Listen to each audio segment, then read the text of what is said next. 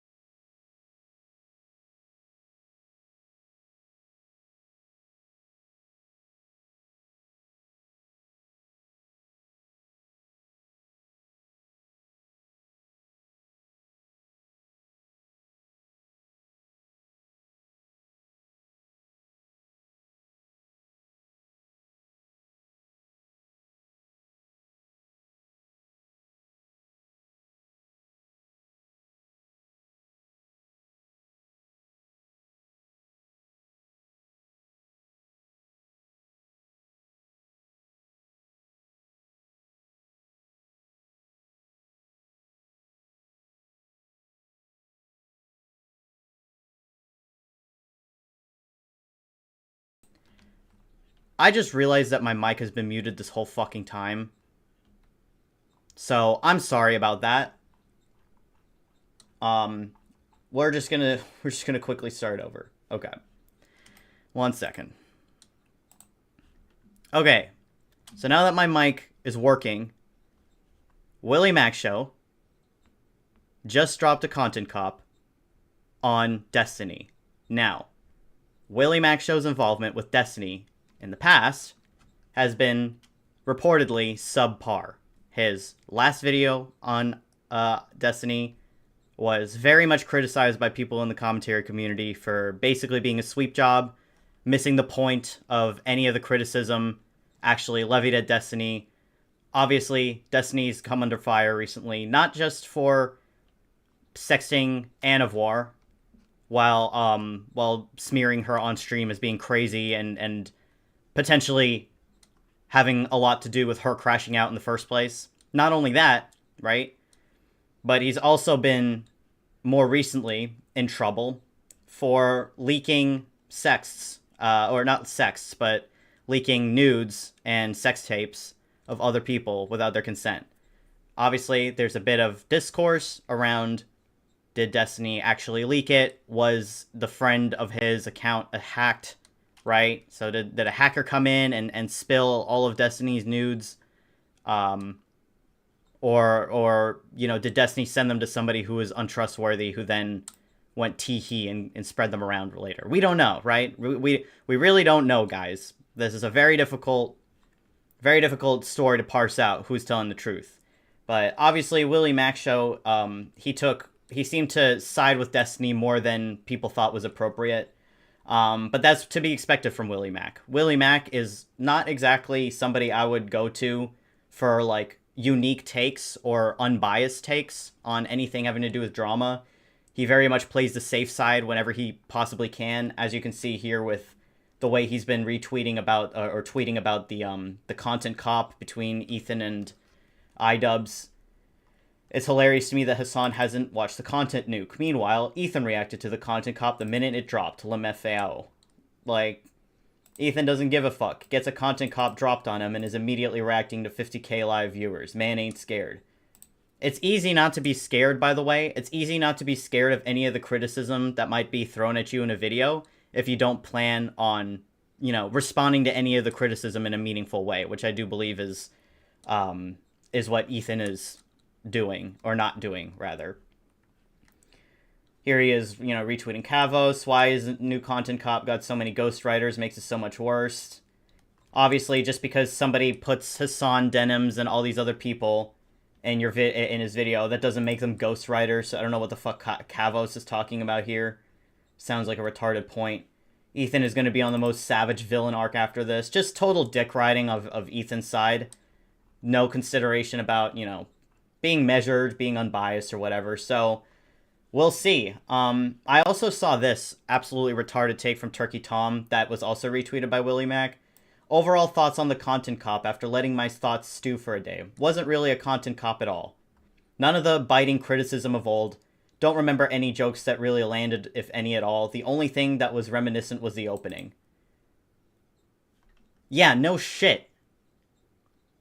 Like, this seems to be pointing out the obvious. This is like, water is wet as well. Yeah, of course the content cop wasn't going to be the same as it used to be. Have you been paying attention to iDubbbz at all? The last fucking 3 years now? However long it's been? If you went into the content cop thinking that it was going to be the same as before, you're retarded. That was never going to be the case. Everybody knew this. At least I thought everybody knew this. I wasn't expecting the old school content cop back. You know? So, very disappointing. Very milquetoast, middle-of-the-road criticisms. Taking the safe route. That's what you can expect, I guess, from these people. I'm not going to judge them too harshly. Not until we see this content cop from Willymacshow. Because this is me now jumping into it a little more. Instead of just consuming other people's content on it. So, let's see.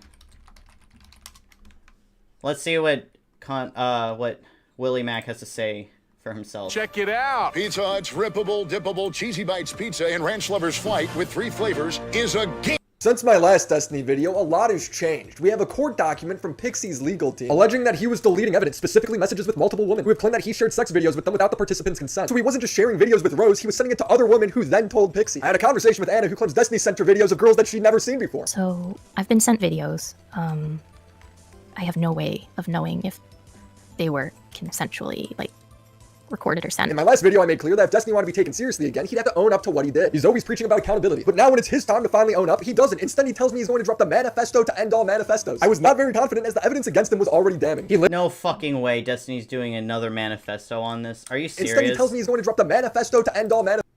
This will be the manifesto to end all manifestos, working my hardest on this to make you proud. So this feels to me like when Trump says he's going to release the Kraken, right? Remember that whole thing? Like he was going to release like all the information that this would be the shit that finally gets people on his side, right? Like this reminds me of that. Manifestos. I was not even hyped for this. Confident as the evidence against him was already damning. He literally admitted fault.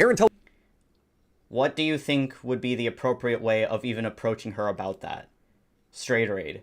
Which is probably extremely difficult to prove in her case. She's not a high-profile micro-celebrity, and you didn't leak it maliciously. You didn't even leak it at all. You distributed it non-consensually. Yeah, I know. Oh! Okay. Yeah, I know. I looked into it for obvious reasons just to be sure, but I don't really care much about the legal side of it or whatever. Obviously, I have severely, at the very least psychologically, damaged her. Covering her therapy or whatever is a minimum. And I have no problem helping out or sending her money for anything as a form of reparation. Repatriation. Oh, repatriation? Is that a word? Or is he just retarded? I just didn't want to come off as like, hey, bitch, lol, I know I violated your consent in the worst way ever, but here's some money, have fun. Okay, so we've seen this before. Tells Destiny, you distributed it non-consensually. And Destiny replies, yeah, I know. I have damaged her severely. He tells Pixie, I'm so sorry, there's literally zero excuse. But he tries to recontextualize this in our interview. When I sent that message to Pixie, I was like, I feel fucking horrible. Like, I'm so sorry. Like, I psychologically damaged you. Like, this is horrible, whatever. I do. Hold on, guys. Hold on. I'm sorry.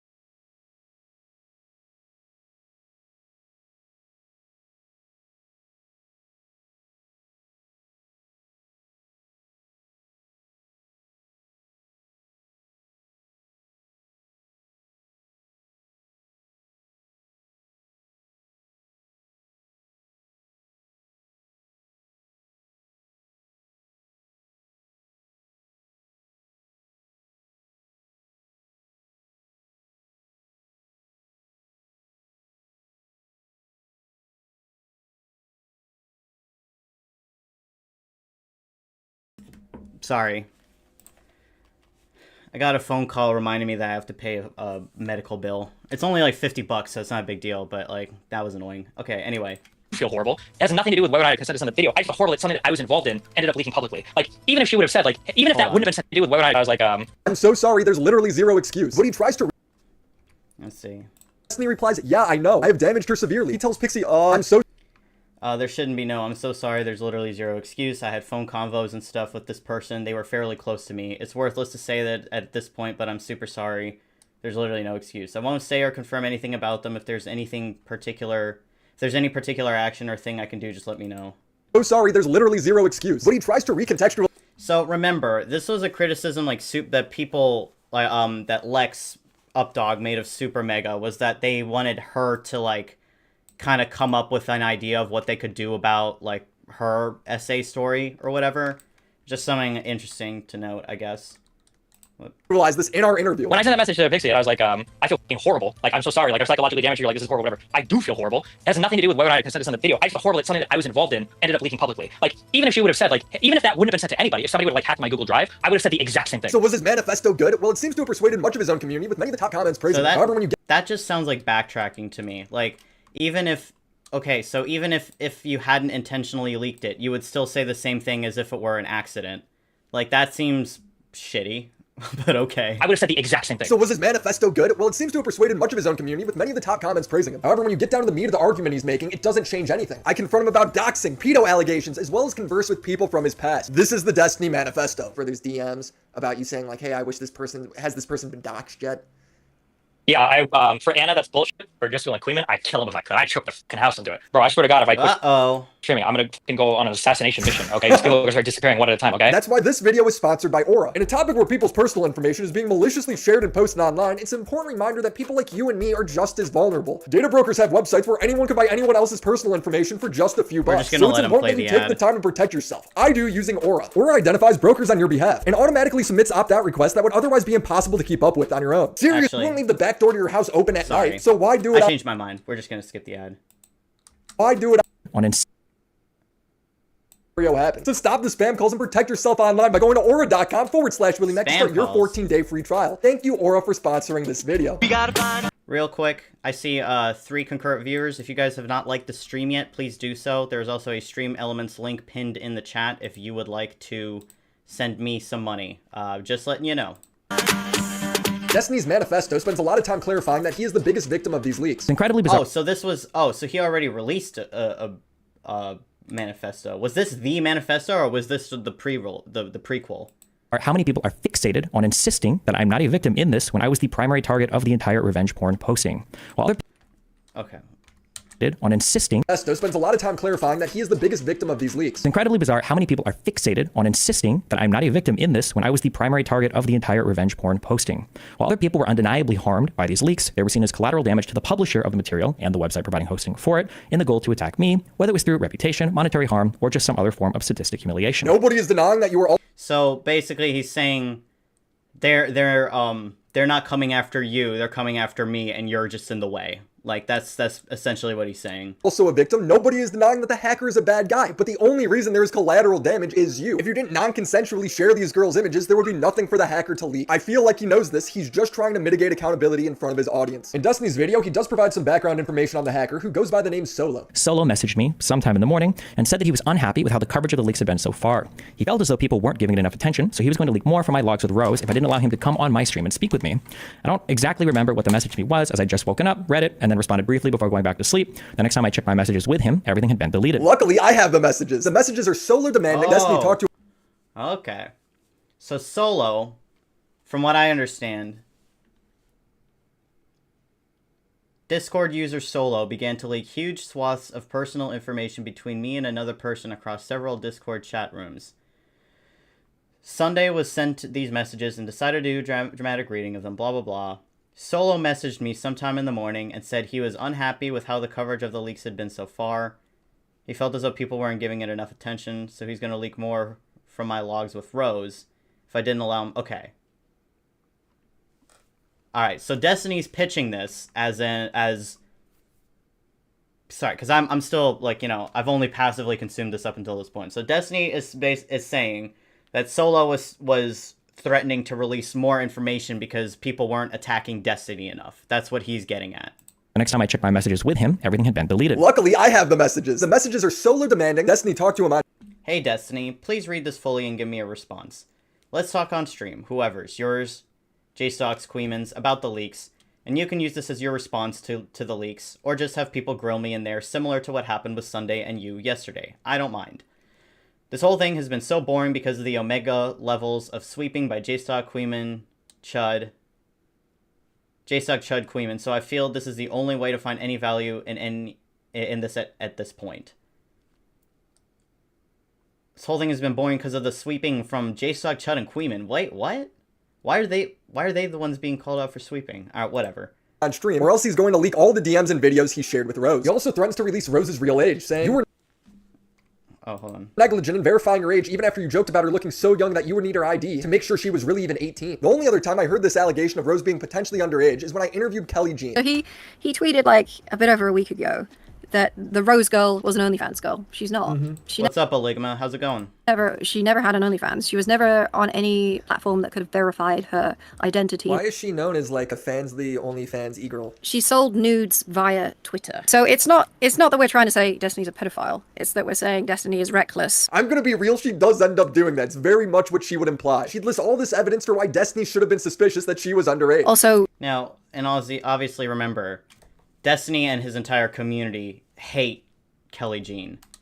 So how Willymac frames her and her interview will be very interesting. I heard this allegation of Rose being potentially underage is when I interviewed Kelly Jean. so he tweeted like a bit over a week ago that the Rose girl was an OnlyFans girl. She's not. She never had an OnlyFans. She was never on any platform that could have verified her identity. Why is she known as like a fansly OnlyFans e-girl? She sold nudes via Twitter. So it's not that we're trying to say Destiny's a pedophile. It's that we're saying Destiny is reckless. I'm gonna be That sounds like he cut her off there. But okay, sure. So Rose wasn't explicitly doing OnlyFans, but she was like soliciting sexual or sending out like selling sexual photos of herself. be real, she does end up doing that. It's very much what she would imply. She'd list all this evidence for why Destiny should have been suspicious that she was underage. Also, didn't bother to check someone's like age, right? It's like a Should she claim she was underage?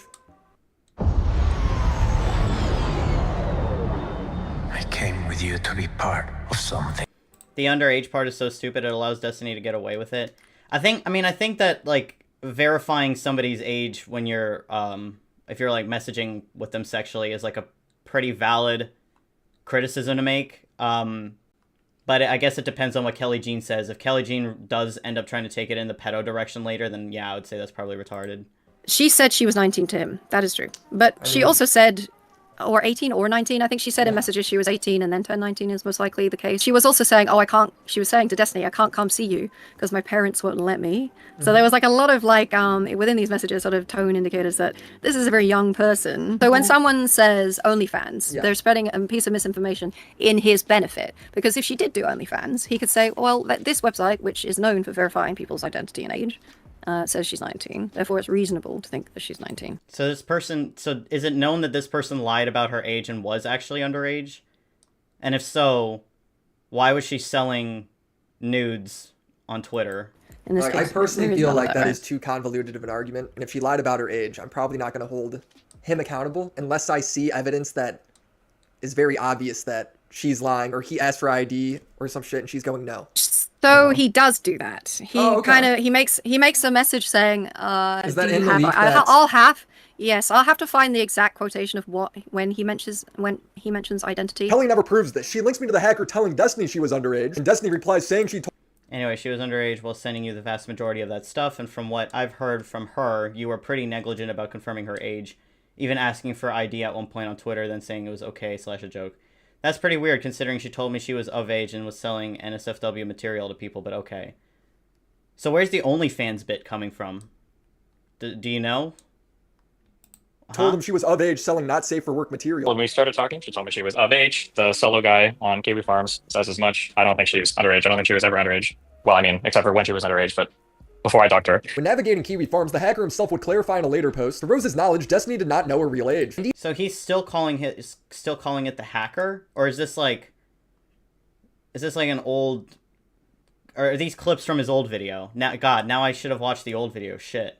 Even if he did not make it known to her. I don't believe Destiny is a pedophile. Now, apparently there are DMs jokingly asking for ID, commenting on how young she looks. If I go to a club and I f someone underage, it doesn't matter that I ask for their age if they turn out to be younger. You're still going to get prosecuted the same way. It's like the onus is age. On how young she looks. If I go to a club and I f someone underage, it doesn't matter that I ask for their age if they turn out to be younger. You're still going to get prosecuted the same way. It's like the onus is on you. You can use that as a defense only to a point, especially if there are other reasons to believe this person could be underage, as there is in this case, or at least you are not sure.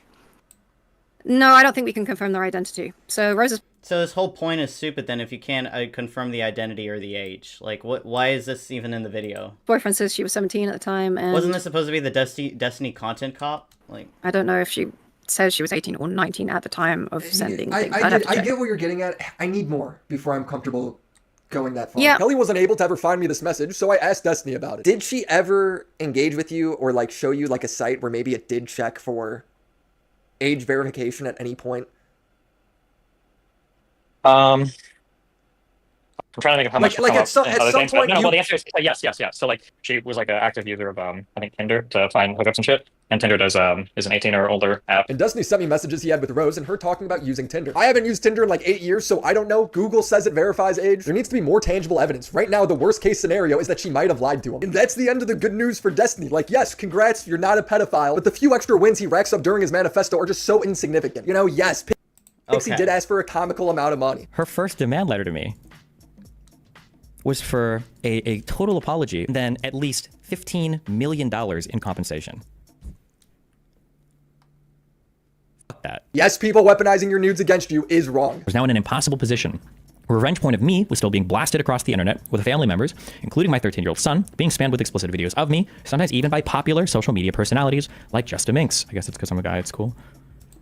It's yeah, okay. So this is he's just going over like the good parts of for Destiny for now.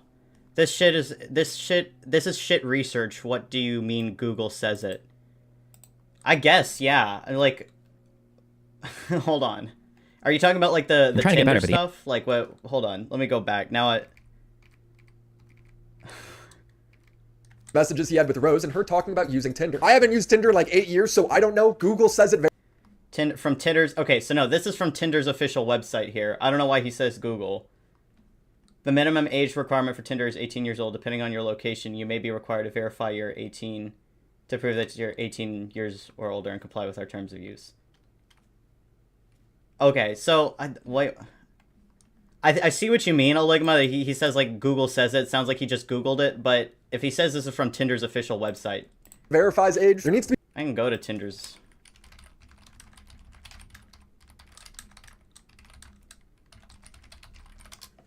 Tinder's official policy and... Okay, let's see.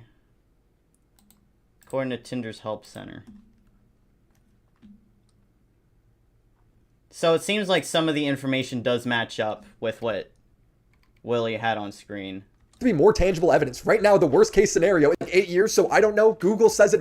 So it looks like, yeah, he did. It seems like he did go a little bit more in depth, but I do see what you mean, Oligma. That he makes it sound weird.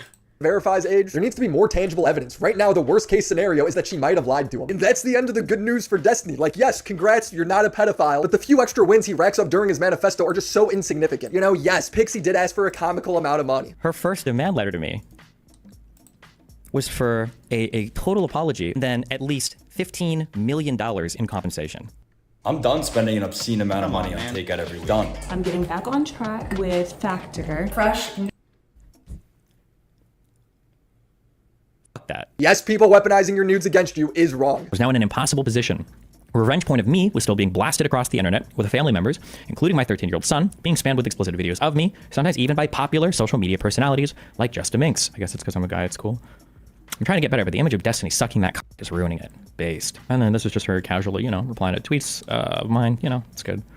Getting some good Twitter engagement here. Not that anybody gives a fuck because she's a girl and I'm a guy, but you know, it's all good. Sue her. Sue all of them. Hold them accountable. But why would this make me view the Pixie situation any differently? What you're complaining about is what Pixie and everyone else you shared videos of has to go through now too. You chose to share videos of yourself with an e-girl. They didn't. You made that decision for them. He acts like this. So this is something that's funny to me about Willie Mac, is that he's in this scenario with Destiny, now that it's safe to criticize him and it's like there's less to be gained from you know, being in Destiny's good graces, now he's willing to admit that, just because people are harassing you about your nudes, right, that doesn't mean what you did was okay. But then if you look at the situation with H3, it's all dick riding, even though H3, you could arguably say the same thing, that he has also worked to spur on his own harassment to a degree. Like, he's engaged with it in a way that would make the harassment worse for H3, right? I don't know if that's like if I'm just hypocrisy hunting too hard there, but that is weird to me. That's like, yeah, okay, we can understand in both cases that the harassment and the negative, like, the boundaries that other people cross when they're attacking you are wrong. Like, that's wrong for people to do. There's certain boundaries you shouldn't cross. You shouldn't call CPS. You shouldn't accuse people of killing their dog, and you shouldn't make fun of people for their nudes when they get leaked, right? At the same time, like, why are we now able to hold him account for his doing in the situation, but we can't do the same thing for Destiny, right? Excuse me, for H3, not for Destiny. This is a risk everybody signed up for, which is not true. Wasn't Destiny's nudes already on KF when he supported them against Keffels? I don't think so. Unless there were nudes that I didn't know about. But like, the KF leaks, like the leaks that are on KF, from what I understand, were there. They were there way after Keffels. Supported them against Keffels. Yeah. I don't think they were already on the website at that point. True. For people who are extremely concerned with their privacy or material possibly leaking, I generally just recommend that we don't record anything at all, as there's always some risk that stuff can leak. What he's not acknowledging is the risk was him. I'm seeing Destiny in his DGG chat saying he's not going to sue the hack. That's a good point from Willie. Stuff can leak. What he's not acknowledging is the risk was him. I'm seeing Destiny in too much. What? How much did you spend so far on this Pep OG? I don't know what the fuck that means. Too much. That's the gross, disgusting part. Anyone responsible for any actual revenge porn will walk, because I'm probably not going to push it further, since it's all just bad publicity for me now. And Pixie is forcing us to both waste tens of thousands of dollars fighting each other now, lol W. It's just retarded. Lauren threw up money in front of her eyes, and Pixie probably realized she has no future in this industry, so she wanted to grab it before dipping. What's the beef with Lauren do? Okay. in his DGG chat saying he's not going to sue the hacker anymore, I'm probably not going to push it any farther since it's just bad publicity for me now. And Pixie is forcing us both to waste tens of thousands of dollars fighting each other now. Lol W. So I'm supposed to care about this sob story with Minx and Kiwi Farms hosting his nudes when he doesn't even want to pursue the culprits anymore. It's incredibly bizarre how many people are fixated on Yeah, fair point. insisting that I'm not even But then I don't know how easy it is to even pursue the culprits, but victim in this when I was the primary target of the entire revenge porn posting. While other people were undeniably harmed by these leaks, they were seen as collateral damage to the publisher of the material and the website providing hosting for it in the goal to attack me, whether it was through reputation, monetary harm, or just some other form of sadistic humiliation. You were the primary target, but the collateral damage is because of you. Destiny never acknowledges this. He has the money to do it all. He's mad at Pixie though because in her story, he's not the victim. He's the bad guy. Now Pixie took him to court, and part of when you do that is you don't get an instant public-facing apology. I understand that, but instead of staying quiet, Destiny claims he had implied consent because Pixie sent a video of herself with another guy before. With that out of the way. Hold on. So instead of like so what I'm hearing is that instead of Pixie like giving like an apology to Pixie, or even just saying, yeah, instead of like giving apology, which he wasn't going to do because of the lawsuit, he could have stayed quiet, but he didn't stay quiet. He instead insisted that he had implied consent. Am I understanding that right? Harm, or just some other form of sadistic humiliation. You were the primary target, but the collateral damage is because of you. Destiny never acknowledges this. He has the money to do it all. He's mad at Pixie though because in her story, he's not the victim. He's the bad guy. Now Pixie took him to court, and part of when you do that is you don't get an instant public-facing apology. I understand that, but instead of staying quiet, Destiny claims he had implied consent because Pixie sent a video of herself with another guy before. With that out of the way, conversations guessing as to whether or not any of the leaked material was consensually shared was a hot topic of discussion following the initial leaks. Pixie would send messages to people to tell them that she had never sent videos of other people to me before, and she portrayed herself in her Substack as though I was the first person to ever suggest this to her, and I was the first person she ever recorded material with. So that's something, like, this is something that Destiny does a lot, is like he'll find these like small inconsistencies. You remember he's said before about like being interrogated by cops, like always ask for a lawyer because they'll anything that you say can and will be used against you, right? And seems like he enjoys those kinds of principles or whatever, because that's kind of what he's doing here. So just because Pixie says she has never ever sent videos to other people, of other people to Steven ever, right? And just because, like, his entire argument here is that she makes him look a certain way, right? Like messages to people to tell them that she had never sent videos of other people to me before, and she portrayed herself. She portrayed herself. Okay, well that's kind of not always. There is some like you can get like some concrete understanding about somebody's framing, you know, and how they want to portray themselves, right? But portraying herself as like, where is it? In the Substack, as though I was the first person to ever suggest this. Like, I don't know. I feel like this is reaching, and he's saying like she's making me look a certain way, but he's able to define what looking a certain way is, right? In her Substack as though I was the first person to ever suggest this to her, and I was the first person she ever recorded material with. I know that she's messaged people with stuff like this. To me, her lying about the nature of their sexting would only make her a hypocrite. It doesn't make sharing other people's nudes without their consent okay. He doesn't even know if she didn't have consent. Yeah, but that's the point, is to make her look like a hypocrite, because, oh, if you're a hypocrite, like, checkmate liberal. That's basically the argument. And that is the argument so many of the times. If you were to say, okay, like, make a rule up in your head that you are never going to listen to hypocrisy arguments again, like, that would eliminate so many arguments that people make on the internet in general, but especially in, like, Destiny and like other libtard communities, right? And I am a libtard, but I'm saying just like there's so much like, oh, well, you did that, so you can't criticize me now. It's like, no. People sending me videos of her and other identifiable men, with them even having saved the videos on their own phones. I take videos of some guy, I can see you later if you're interested. Sure, I'll send them to you when I get them. At no point in any of these conversations did Pixie ever mention having explicit consent from any of these other men to share these videos with me. I have no way of contacting them today to find out if she did. All this to say, consent was being reasonably understood by both sides of the situation. What do you mean? How? He's assuming that she didn't have permission from this guy when he has no reason to believe that. And in what world does this give him consent to share her nudes? This makes no sense. This was the manifestos to end all manifestos. And it's literally the so that was, oh my God. By his own logic in our interview. One of the leaks on Kiwi Farms was a blowjob recording that happened with a guy he met on Grindr. And the recording allegedly starts. He tries to character assassinate Pixie to justify his wrongdoing. Yeah, exactly. And the way that he's trying to do it is like in the super gay way of like reaching for pretty much anything, right? Like there's the character assassination isn't even good. Like it's so shitty. Just the way he goes about it. It's before he walks into the guy's apartment. And if you read the DM of Destiny sharing the video to Rose, he says, "This is just the end. Again, audio scuffed because my phone was in my pocket," implying that the video was secretly recorded. Here is Destiny's defense. Well, why would he have it in his pocket and not record the thing with the video. Mhm. It must be because he's not letting the person know. He's secretly recording them. Yeah, sure. So like, so here, okay, so let me preface this by saying the only reason that recording that you're talking about is leaked is because I think all the girls that started messaging afterwards were like, oh my God, this might be non-consensual, blah, blah, blah. I think that group of people started leaking shit to Kiwi Farms of hookups that nobody is alleging anything wrong has happened. So it's Wait, what? started leaking shit to Kiwi, started messaging. Why is this again? Why does it always come back to, I think a bunch of girls started talking to each other? Like, doesn't that make all the gaslighting thing he's talked about so much weirder? Afterwards, we're like, oh my God, this might be non-consensual, blah, blah, blah. I think that group of people started leaking shit to Kiwi Farms of hookups that nobody is alleging anything wrong has happened. So it's of hookups that nobody is alleging anything wrong has happened.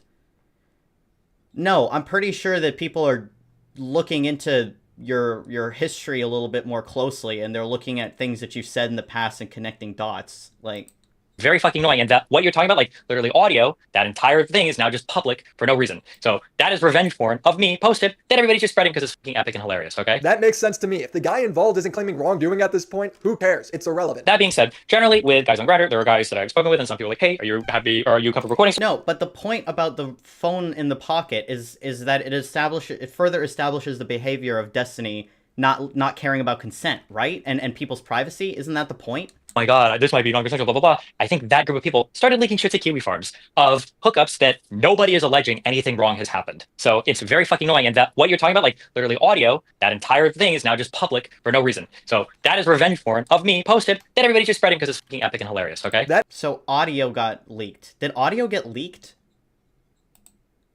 Hold on. I'll just type it in the chat so somebody can tag me and reply when if anybody has an answer.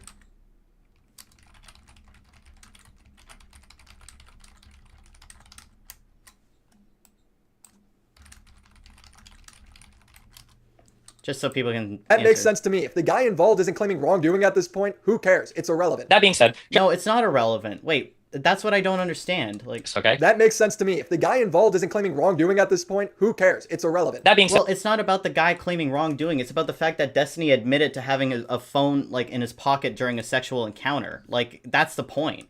generally with guys on Grindr, there are guys that I've spoken with and some people are like, hey, are you happy or are you comfortable recording stuff? Do you want to do video? Most guys aren't comfortable with video. A couple have been, obviously, hence my fucking leaks.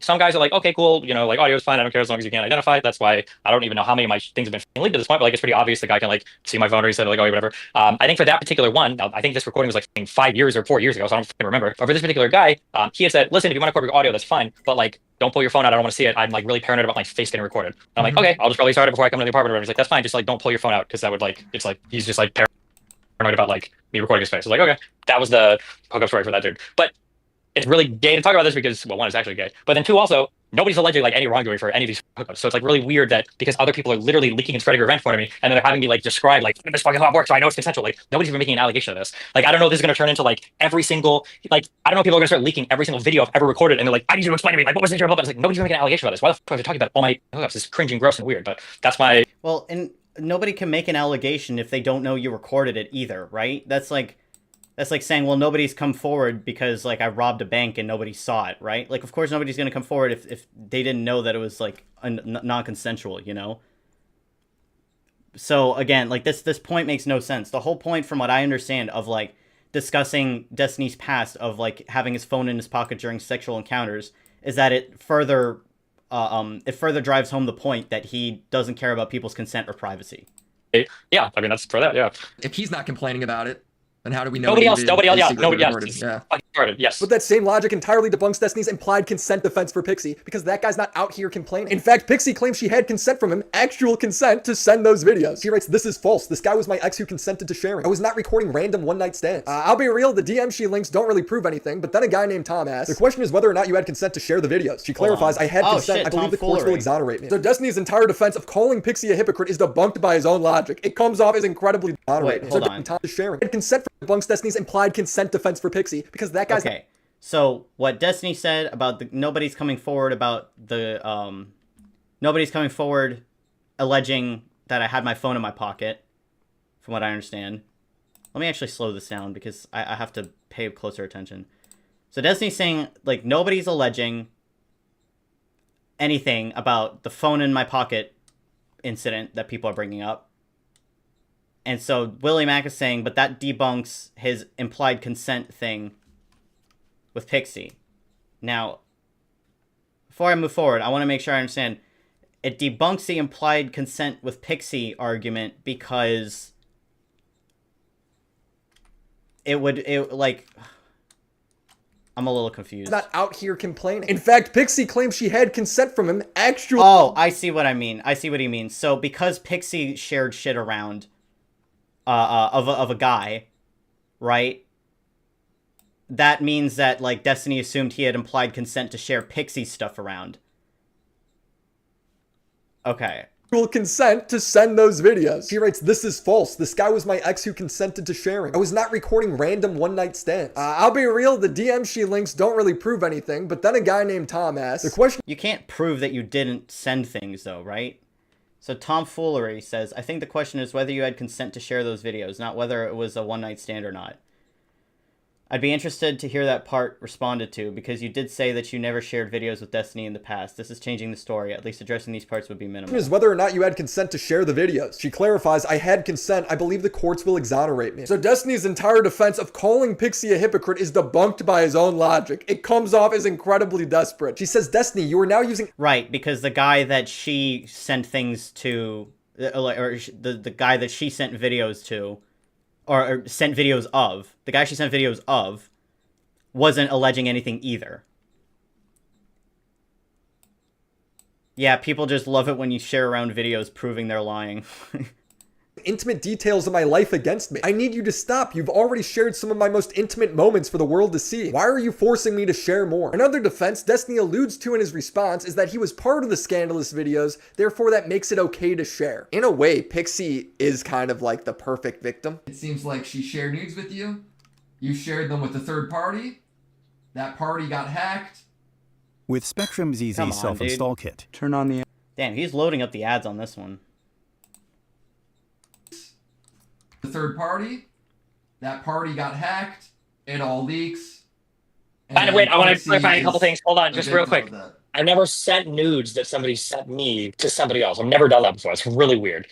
I've only ever sent videos that I'm in. Now, sometimes those videos are with other people, but like in terms of me sending anything to another person, it's like it's because I'm in it, not because somebody else is in it. Just to be super clear on that. To some people, that doesn't. Okay, but what does that have to do with anything, though? Matter. For other people, that's like a really big point, because when that post was written for Pixie, it was written like he wanted to show my body off and blah blah blah. That's not true at all.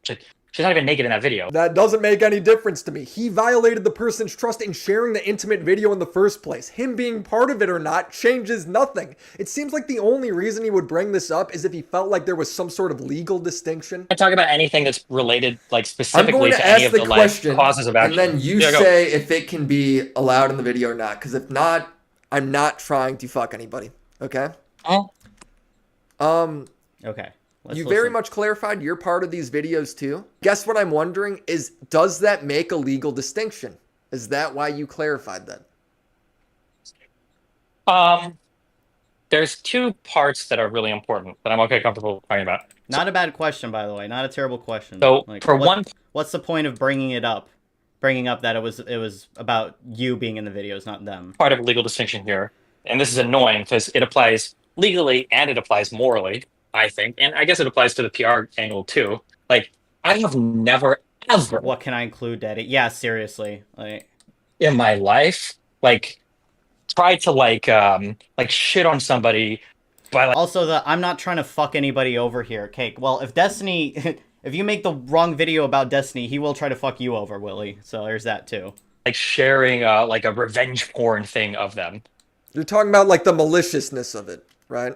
Yeah, because some people are saying like, oh, I was trying to like humiliate, like I'm trying to humiliate. Like, no, I've never in my life have I done that. I don't think people are saying that Destiny is trying to humiliate anybody. He keeps like phrasing or like framing things in a really weird way. It's not that you were trying to humiliate anybody. It's that you humiliated people, whether you were trying to or not.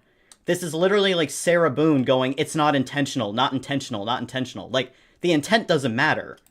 I would never do it. Well, I mean, there was 14 years ago with the one Blue Tea girl. That was shitty behavior of me, for sure. Blue Tea was somebody that Destiny sexted and then shared their nudes with his buddies, at least according to Ryan Beard's video, an old forum post I could find online. Just thought it would be funny to share this woman's private nudes with his friends and joke about how hideous her face is compared to her beautiful body. And he also insulted her, literally me, because he thought she looked like Shrek. So he shared a woman's private nudes without consent for the purpose of degrading her. In response, Blue T hacked Destiny's Twitter and tweeted out pictures of his dick. She didn't deserve any of that. That was me being a retard or whatever. Like, I agree with that. But like, I've never in my life, like, I've never like sending videos or pictures and like, oh yeah, this is gonna humiliate this person, huh? Like, that's just insane. Okay, that claim is insane. Nobody's making that claim though. Oh my god, I fucking hate when he does this. He does it like so much. I saw JStock pointed out, like, I don't know if we watched it on stream, if that was part of the Connor video that we saw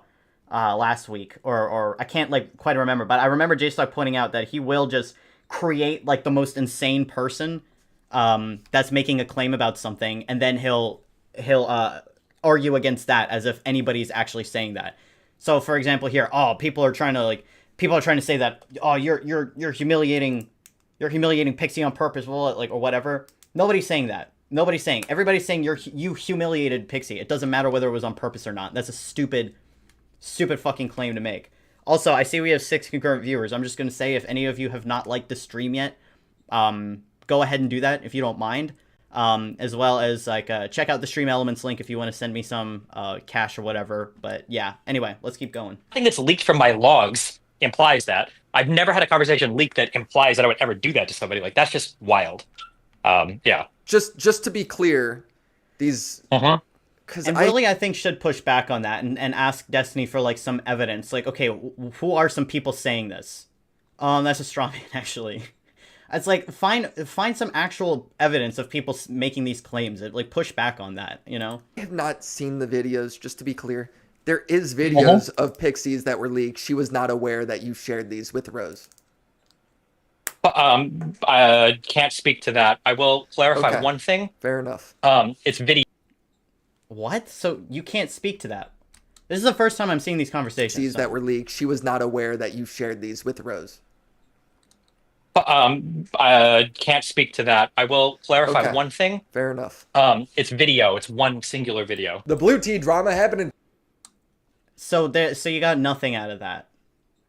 2012, and if he was caught sharing nudes then and he was caught sharing nudes now, that means he was probably sharing nudes in all the years in between. In fact, right after the Pixie drama blew up in January, DMs from a girl named Hannah leaked showing Destiny seemingly still trying to share nudes, saying, oof, I guess now that some stuff is leaked, LMAO, if you want videos of me eating, I got them. She laughs and then says, haha, no, don't show me that. Those are super private. I can't imagine how it feels having something so private be public, even if you were poly. Now, dox him, kill him.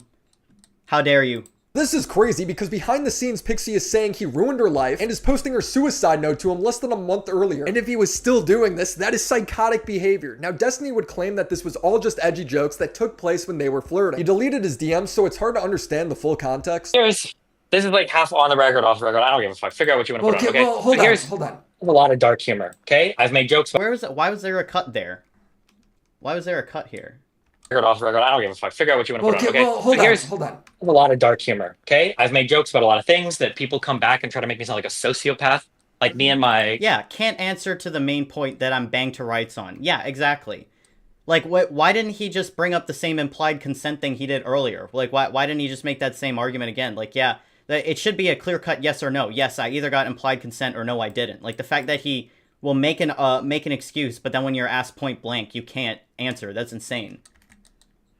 Okay, there was something else. Like half on the record, off the record. I don't give a fuck. Figure out what you want to put on, okay? Well, hold on. A lot of dark humor, okay? I've made jokes about a lot of things that people come back and try to make me sound like a sociopath.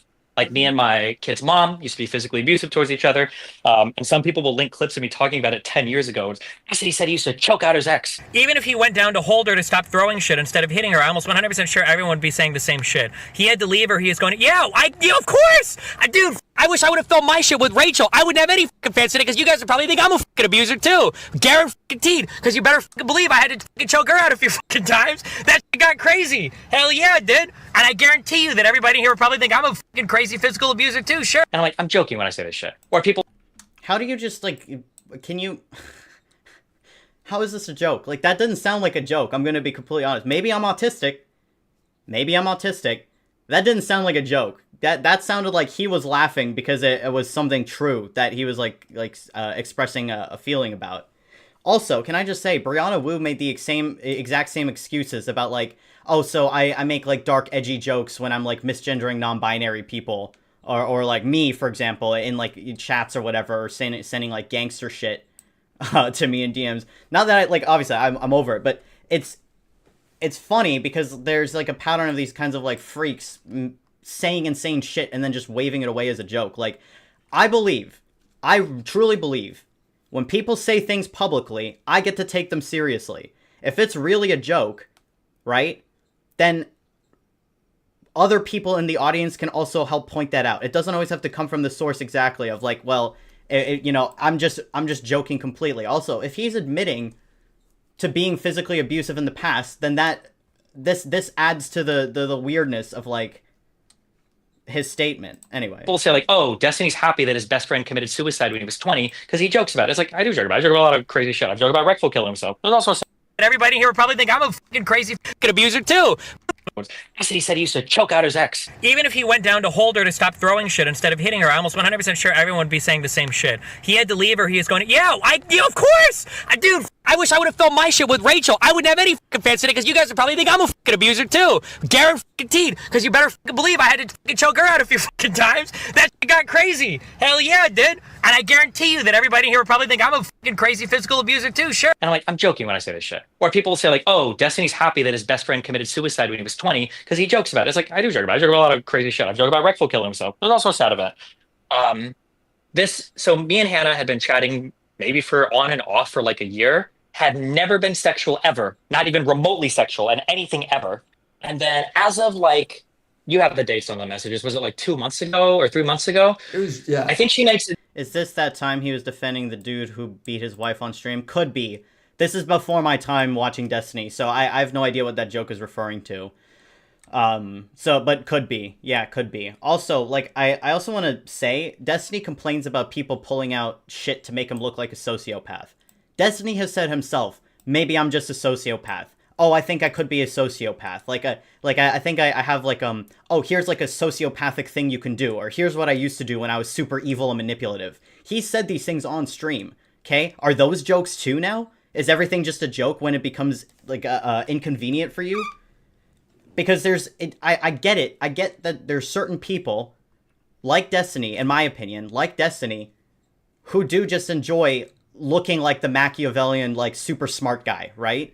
They like looking like L from Death Note, where you have the, you're just the quirky, eccentric, like, sociopathic guy who's, like, super autistic and always makes a logical decision even when it hurts other people. Like, some people like being that guy, right? And some people will, like, what's the word? They'll revel in the perception that they're this cold, calculating sociopath until it's inconvenient, and suddenly you get the bad sides of being seen as a cold, calculating sociopath. And I think, personally, that is what's happening with Destiny. I think he genuinely enjoyed the perception of him being, like, this stone-cold, like, rational guy, and the sociopath label was almost like a compliment to himself, but now that it's becoming an issue, now he's complaining about that same perception. I think she makes a joke. But she threw cardboard at him. Yeah, of course. Because that justifies it. Oh, and she deleted all those messages. Very clever. But she makes a joke about Merc, and she's like, oh my god, I just saw you with that crazy girl Merc arguing with her. And then she's like, just so you know, I would never, ever out any of your advances, LOL. And so when I see a message like that, I'm like, oh, that's a green light to flirt, I guess.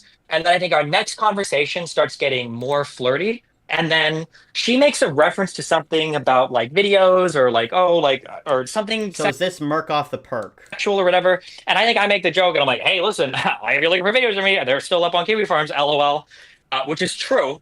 But, like, that was the extent of my message. I can't prove anybody right or wrong here because they both deleted messages. And to be fair to him, he didn't send anything. But if she said yes to the offer, would he have? That's up to you to decide. Would never, I don't want to, I'm not going to drag any of these people, okay? But I will say, like, I don't want to do any, I'm not going to do any of this, okay? But, like, there are so many girls that send me messages. I'm not even sure, but, like, there's so many girls that send me messages like this when everything was leaking, okay? Hold on, you just sent me something? Wait, what? Take a look. Oh, fuck, no! I skipped too far. Beard, right? Fuck. I was not recording random one-night stands. Okay. Number one. Number two, if somebody wants to talk about records for a court case, I think she makes a joke with about Merck. Oh, and she argues. But like that was the extent. He didn't send anything. But if she said yes to the offer, would he have? That's up to you to decide. Would never. I don't want to. I'm not going to drag any of these people. Okay, but I will say, like, I don't want to do any. I'm not going to do any of this. Okay, but like, there are so many girls that send me messages. I'm not even sure, but like, there's so many girls that send me messages like this when everything was leaking. Okay. I don't understand either why Destiny insists on being like, well, I'm going to tell you something, but I can't show it. When you know that not having evidence there when you're making a claim is a retarded idea. Like, why do you say things like this? Hold on, you just sent me something? Let me take a look. Would find the leaked videos if... I'm sure if I looked, for science. Damn, so you're still getting fucking hit up. Even after you've been labeled an abusive piece of shit, they're still trying to get... Yeah, but I'm just saying, just to give more context, like, the environment is like, everybody back here, not everybody, but like... What does any of this have to do with the fact that you broke somebody's consent? I'm sure you could rape a woman, and then there would still be some fat bitch that hits you up being like, hey, can you rape me too? Like, I'm sure that happens. This isn't an argument. Why is Willy not saying anything? Many people, they say shit like this or whatever. It's whatever to me. But like, if a message of mine got leaked like that, or I guess like that Hannah girl tried to, and it even showed up in Pixie's complaint, he's still offering women. It's like, no, bro, people are hitting me up, and they're like flirting with me or whatever, and I'm like, hey, listen, my shit's on Kiwi Farms, LOL. Like, that's not like a sincere offer to send anything, and like, my shit is still publicly hosted, so what the fuck do you want? But her shit is being publicly hosted too at the same time, right? Like, the other people are also, their stuff is also being publicly hosted at the same time. So why would you direct people to that? I'm gonna say, like, yeah, but it's retarded. Like, people take it way too seriously. Like, well, just as a quick example for that Hannah girl, right? This is a person I talked to for a year, no problem. So Destiny here is admitting that people are asking him for more recordings of himself, and he's directing, instead of like sending them new shit or whatever, right? He's directing them to a website where other people's revenge porn is also being hosted. Whatsoever. After she sends me that message, I find out like 2 days later she's also in Jessica's server, and then she starts spamming my DMs with her into that server, like after deleting some of hers, and I'm like, what the fuck? Am I getting like set up by these like random women that I've never had a problem with? So on one hand, other people are hitting him up for this stuff, right? It's not like Pixie says where they're where Destiny's still sending this stuff. No, people are hitting him up. But these same people apparently are baiting him and then sending, posting shit in JStock's server. Do I have that right? This is the same argument rapists make, that I can fuck whoever I want. I don't need to rape. Yeah, like, Drake, I'm too famous for this shit. Like, yeah, because famous people are known for not raping. Okay, like... My entire life? Now, I don't know why any woman would trust... Yeah, but I'm just saying, just to give more context, like, the environment is like, everybody back here, not everybody, but like, there's a lot of horny people, they say shit like this or whatever. It's whatever to me. But like, if a message of mine got leaked like that, or I guess like that Hannah girl tried to, and it even showed up in Pixie's complaint, he's still offering women. It's like, no, bro, people are hitting me up, and they're like flirting with me or whatever, and I'm like, hey, listen, my shit's on Kiwi Farms, LOL. Like, that's... So people are hitting him up. He's still flirting. No, I'm not. I'm just, like, people are just hitting me up. But... not like a sincere offer to send anything, and like, my still publicly hosted, so what the fuck do you want me to say? Like, yeah, but it's retarded. Like, people take it way too seriously. Like, well, just as a quick example for that Hannah girl, right? This is a person I talked to for a year, no problems whatsoever. After she sends me that message, I find out like 2 days later she's also in Jessica's server, and then she starts spamming my DMs with her into that server, like after deleting some of hers, and I'm like, what the fuck? Am I getting like set up by these like random women that okay, oh my fucking god, I'm gonna lose my mind. So what he's literally saying is, everybody's still hitting me up, so it's fine. But also, if it ends up not being fine, those people are also crazy because they're also, like, in JStock's server, stalking me or whatever. And nobody picks up on this in DGG. Nobody picks up on this. I've never had a problem with them. I don't think Willy's even picking up on it. I don't even know if I would pick up on it if I didn't have the ability to pause. My entire life? Now, I don't know why any woman would trust Destiny enough to try and hook up with him still after all this, but that is happening. Now, Destiny deleting DMs is interesting because Pixie's legal team has cited him doing... So nothing. You realize you edited this video, right? You didn't pick up on any of this?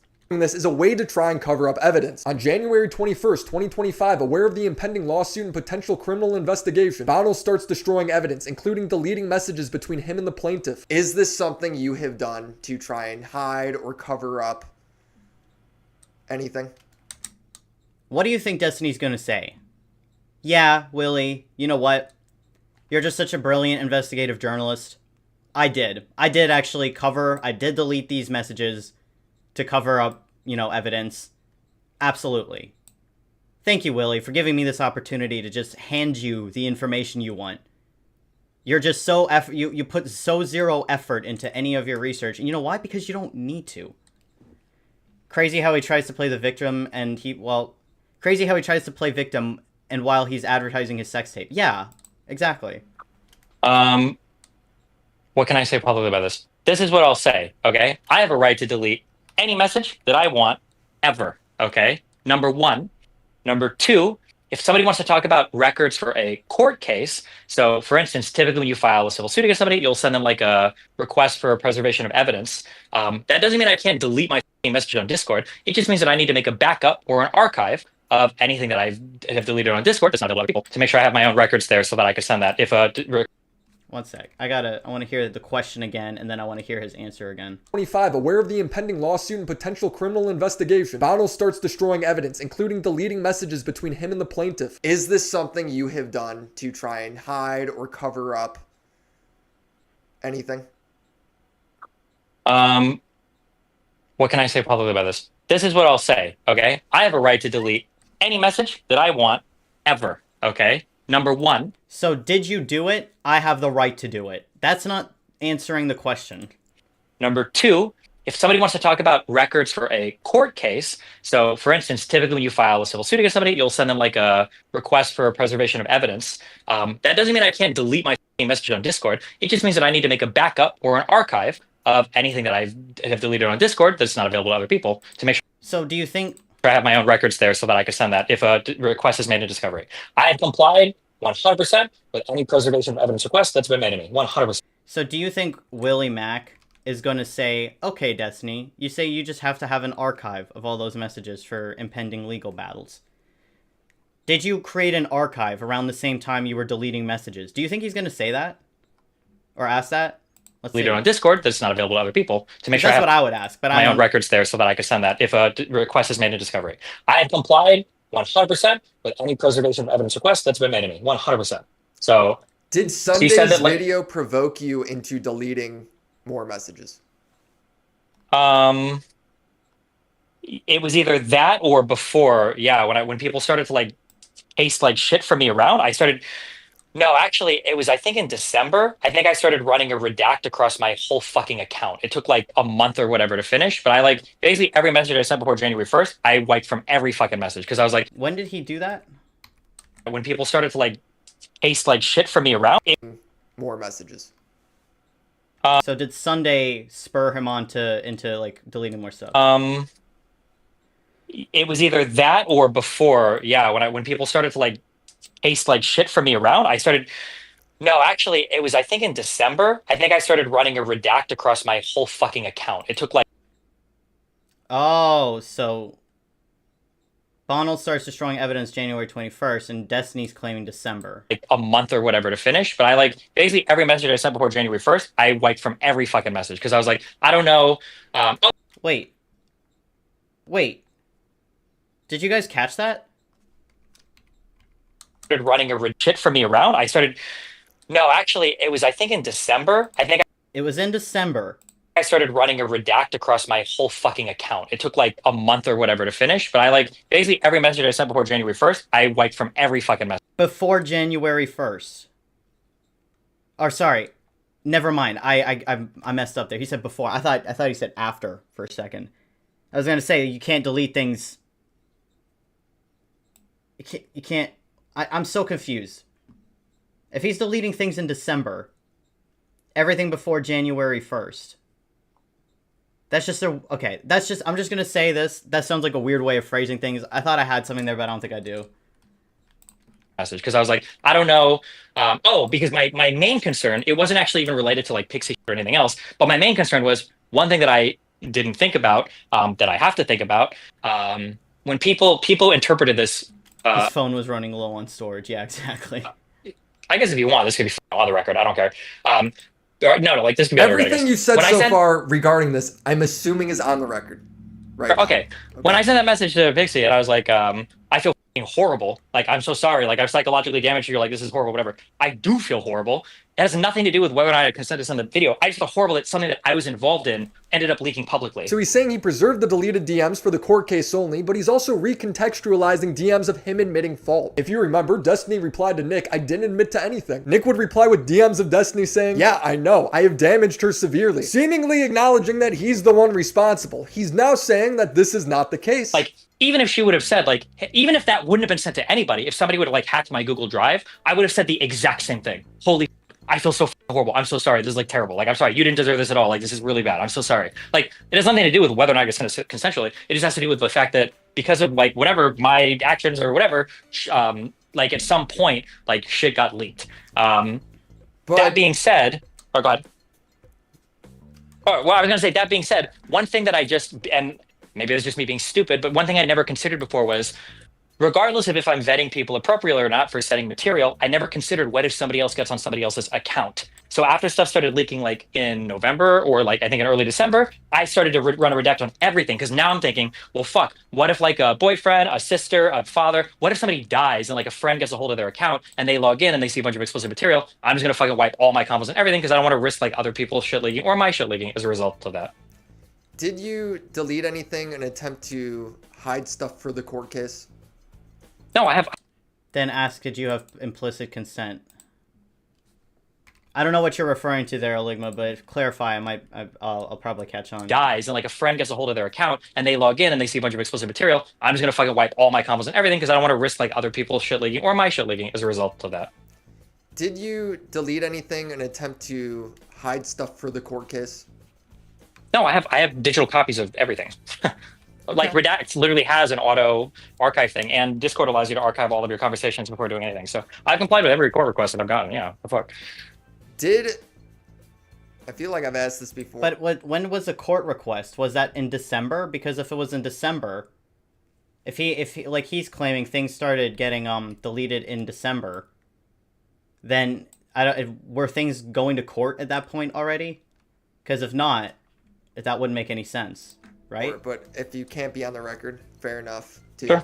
But I just want to reiterate, since we brought it up again. Did Pixie ever know you were sharing stuff with Rose? That involved her. It's both of you, I understand, but that involved her as well. Yeah. For claims that are like, these are like the hyper-specific claims that this court case is going to deal with, I can't, on advice of counsel, I can't talk about those things in particular. Okay. Okay. Fair enough, then. I will say that when we recorded stuff, I was either married to or I was engaged with Melina at the time. And so, I mean, at the very least, like that's one person that I'd be sharing stuff with that she would know, obviously, right? But what is he on about? He's already said it. He's taking responsibility without taking responsibility. It's hilarious. If you're still defending Destiny over this Pixie stuff, why? Like, this is really bad. I'm so sorry. Like, it has nothing to do with whether or not I consented consensually. It just has to do with the fact that because of like whatever my actions or whatever, like at some point, like shit got leaked. I find it absurd. So he's not even sorry that he violated consent. He's just sorry that he got caught, essentially. That he's apologizing not for sharing the videos non-consensually, but for the hacker leaking them. Bro, the girls didn't want him shared in the first place. I can't get into it in the interview because he wanted all of that off the record. But it all comes back. I'm gonna. Maybe this is just me, but maybe couldn't Willie Mac possibly make the argument that Destiny had was implying consent too? And then you could just share everything, even the off the records. I don't know. I'm not gonna share the material. I'm not gonna violate the consent of a man who has like repeatedly violated consent. Oh, whatever. Back to this implied consent argument, which we've already determined is ridiculous. Now, I don't know what the result of their court case will be. If what he did was illegal, I'm not a lawyer, I don't know. But I do know that what he did was wrong, and that should be obvious to everyone. I don't wanna set the world on fire. The biggest video to come out on Destiny was the content nuke by Ryan Beard, and I wanted to touch on the pattern of abuse he builds up in it. At some point, if you date enough girls that are crazy, at some point do you feel like you are the only consistent factor there? Okay. Yeah, for sure. But I mean, there's a lot of things about my life that's like super atypical. So now Destiny's going back to the I'm just built different thing. That would draw those types of people and would induce that type of behavior as well. The issue with the video, like Ryan Beard's, it's Ryan Beard, right? Have you watched it before we comment on it? And I thought about, I watched it because I thought about like, do I want to do like a long-term response and go through like every single claim? The problem is that like one, you're working with a full like 15 years of me having one of the most public lives on the internet. So basically anything I've been in. Skill issue. That's just your problem. You fucked up. You put everything on, like you put years of your life on the internet. That's your problem. Involved in is going to be out there for better or for worse.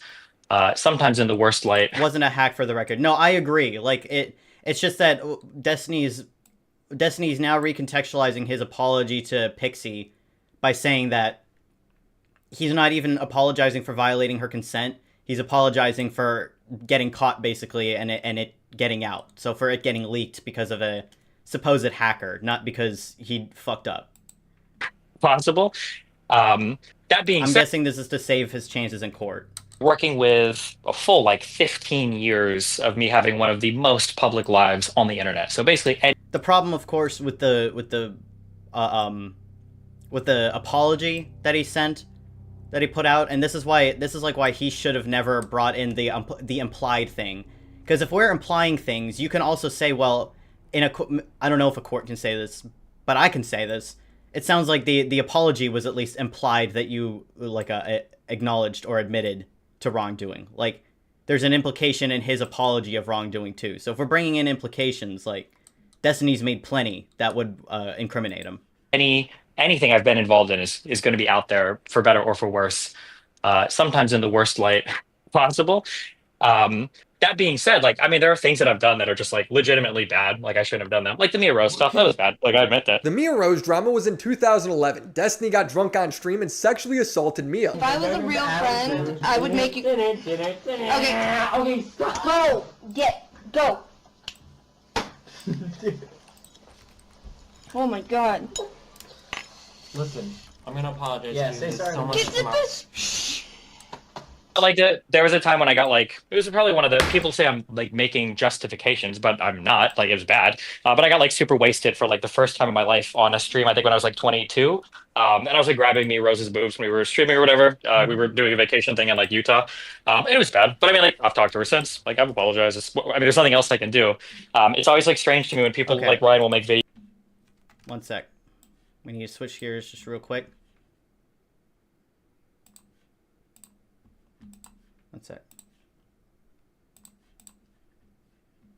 That when I gave my YouTube editor a lot of this footage so that we could go through and start to compile things, even he was saying shit like, dude, I know what's happened in this story, and even I'm getting mind-fucked listening to Bob 7 recollect it, because he is so snaky and so slimy with how he will just lie, move to another story, lie, own a lie, reflect, deflect, like talk around something, speak nonsense, like, well, I'm the most honest person because I'm leaking logs about you to other people that I'm just not honest with you, but I'm most, and sometimes I lie, but I'm like, he's so good at talking around everything. Just one. This whole thing of like owning a lie and then moving on to a next one is something I explicitly remember from the Bob 7 manifesto. I think this is like a good example of him pointing that out.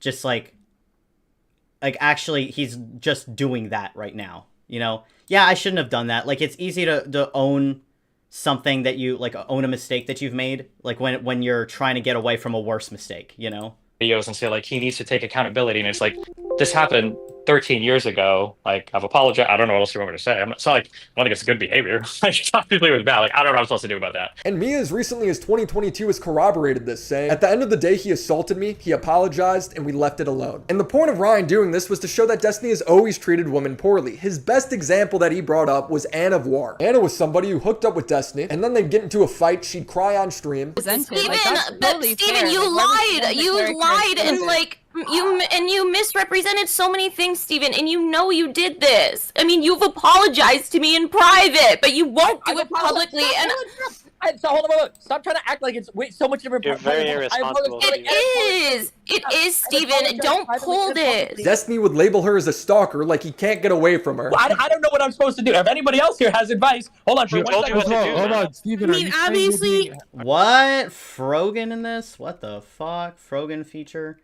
Okay, one sec. I want to go back here a little bit of the Anna Rose thing, or Anna Vor thing. It didn't quite catch all of that. On stream. Steven, you lied. You lied and you misrepresented so many things, Steven, and you know you did this. I mean, you've apologized to me in private, but you won't do it publicly. So hold on. Stop trying to act like it's so much different. You're very irresponsible. It is, Steven. Don't pull this. Destiny would label her as a stalker, like he can't get away from her. Well, I don't know what I'm supposed to do. If anybody else here has advice, hold on. Hold on, Steven. I mean, obviously. Are you saying you're being held hostage? She told you what to do, bro. John, I'm being harassed by an undefeatable opponent, right? You understand? She has nothing to lose. She can carry this out for the rest of her life, and there's nothing I can do about it. But then in the meantime, he'd be sexting her. He did stalk me. That she locked. Okay, then why are you sexting with her still? We're cool. We've been cool for a year, Max. This was insane, dude. I can't believe this flew over my head because I know why. It's because I hadn't seen any of the Anna stuff because he had like deleted everything, I think. So you acknowledge that you've been sexting with her for a year? Yeah, we've had on and off, sure. Max. All right, like I saw clips here and there, but I didn't see very much of the Anna stuff. Like I wasn't there to watch it all unfold. Can you acknowledge that I haven't said anything bad about her for a year? I've said we've been fine. I've said that over and over. The last time I talked to you about her, like 2 weeks ago or 16 days ago or something, you said that she locked you in the basement of her mind and it was a traumatic experience for you. Locked you in the basement of her mind. The past. In the past, Max. Oh, okay. Why? Tell me, Max, why hasn't Anna come forward with any of this information now? Can you tell me, or do you want me to tell everybody why? I don't want to speak on her behalf. Okay, I will. It's because she said she literally wants to remain friends with me. And after seeing this, it makes me feel terrible for Anna, who was crying about this very thing for years. I've told you multiple times, if you don't want to be friends with me, then stop. But, like, you don't do that. I've told you multiple times. Stop this narrative, Steven, of, like, oh, stalker and stuff. You're the one f***ing calling me princess. Oh, my goodness. Thank you for the raid, Terry. Very kind of you. Oh, my God. Stardust, shut the fuck up. The more he convinces me she's crazy, the more he convinces me she can't consent. Yeah. Basically. Huh? Very kind of you. Hello. Number two, I'm pretty sure. Hello, Cherry. Welcome. This panel is insane. Everyone's here to just suck up clout from this poor girl's mental breakdown. Now, Destiny claims the reality of this situation was different. It's one of those things where, like, when you dive into the details, it becomes a lot kind of more murky and dumb. So, like, I think that the Anne of War story is it's actually really complicated. Interesting to look at. Like, people will make claims like, oh, like he was sexting her and then he was calling her crazy at the same time. People will compress time spans of like months into single days where it'll be like, yeah, we might have had like a sexual conversation like in November, and then in like December she is like tweeting or streaming about me again on something that I consider like unhinged. I'm like, Jesus, this person's like unhinged. I don't know what to do. And we went back and forth like that, probably for, I don't know, man, maybe a year or something. Well, I don't know. Here, this is my take on this. Okay, so if you want to push it after, maybe, I guess. But like, this is my thing. Anne of War was like 30 years old maybe, and I think I was 32 or 33. Like, we're both adults. Like, when people start applying terms like gaslight and crazy making and abuser, like, I think she had really unhinged behavior. She admits that she has OCD. She got medicated for it. It was better. Maybe there was like better ways that I could have handled the situation for sure. Like, I think especially in retrospect, and even prospectively, maybe there are better things I could have done. But it's like, it's two adults. The worst thing that ever happened here was, I don't even know what the worst thing is. I guess like she became like obsessively streaming about me, and then I said she was crazy online. Like, that's it. I don't know how people have found a way to make this. This is like one of the most abusive situations of the universe. It's like retarded. Bro, okay. Once again, sorry, but mindfucked listening to Bob Seven recollect it because he is so snaky and so slimy with how he will just lie, move to another story, lie, own a lie, reflect, deflect, like talk around something, speak nonsense. Like, well, I'm the most honest person because I'm like this is exactly what he's doing. Again, I'm sorry, but that's how I feel right now. Is like I feel like I'm being made to feel crazy. Like, what do you mean they compressed time span? Like they compressed a month's worth of interactions into like days. Nobody's shortened the time span. Nobody, like, the time span has absolutely nothing to do with this entire Anavor situation. You can be talking about talking to each other behind the scenes for months, and that wouldn't change anything that you said about her publicly. Like,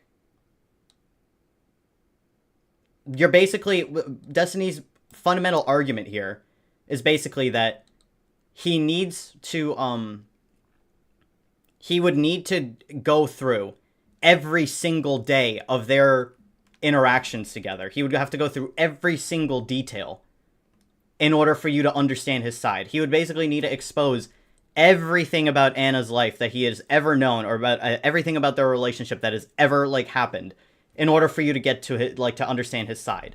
And because he's a good guy, he won't do that, because he's such a good guy and he'd never release that kind of information, right? Like, that's fundamentally what he's getting at here. Harder to me. You're calling her a stalker, at the same time you're sexting her. I don't know if I want to say abusive, but you can see the emotional confusion. I understand what I'm going to say, but like this is, and I'm so sorry, like I've been so gentle with all these online communities, but all of us are adults. We're 30 plus years old, okay? Turn off the computer. Like, this is, I think this is so unbelievably overblown. Like, if you don't want to talk to me, or if you don't want to do anything to me, then just stop broadcasting about me and stop talking about me constantly. Like, that's it. So I interviewed... Why does that apply to everybody except him?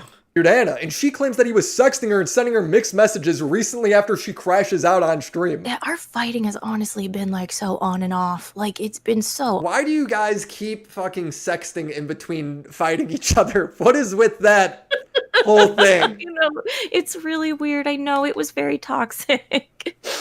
So was there anything abusive going on there?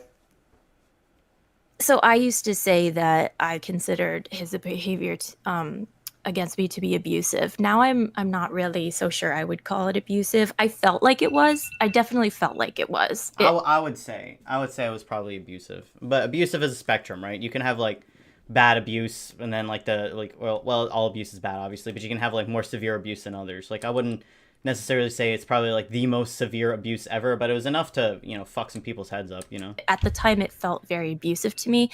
I would say that he definitely mistreated me, but I don't know if I would go as far as to call it abuse anymore. Was there times where you guys were sexting and it was cool as he's talking just mad shit Yeah, I do.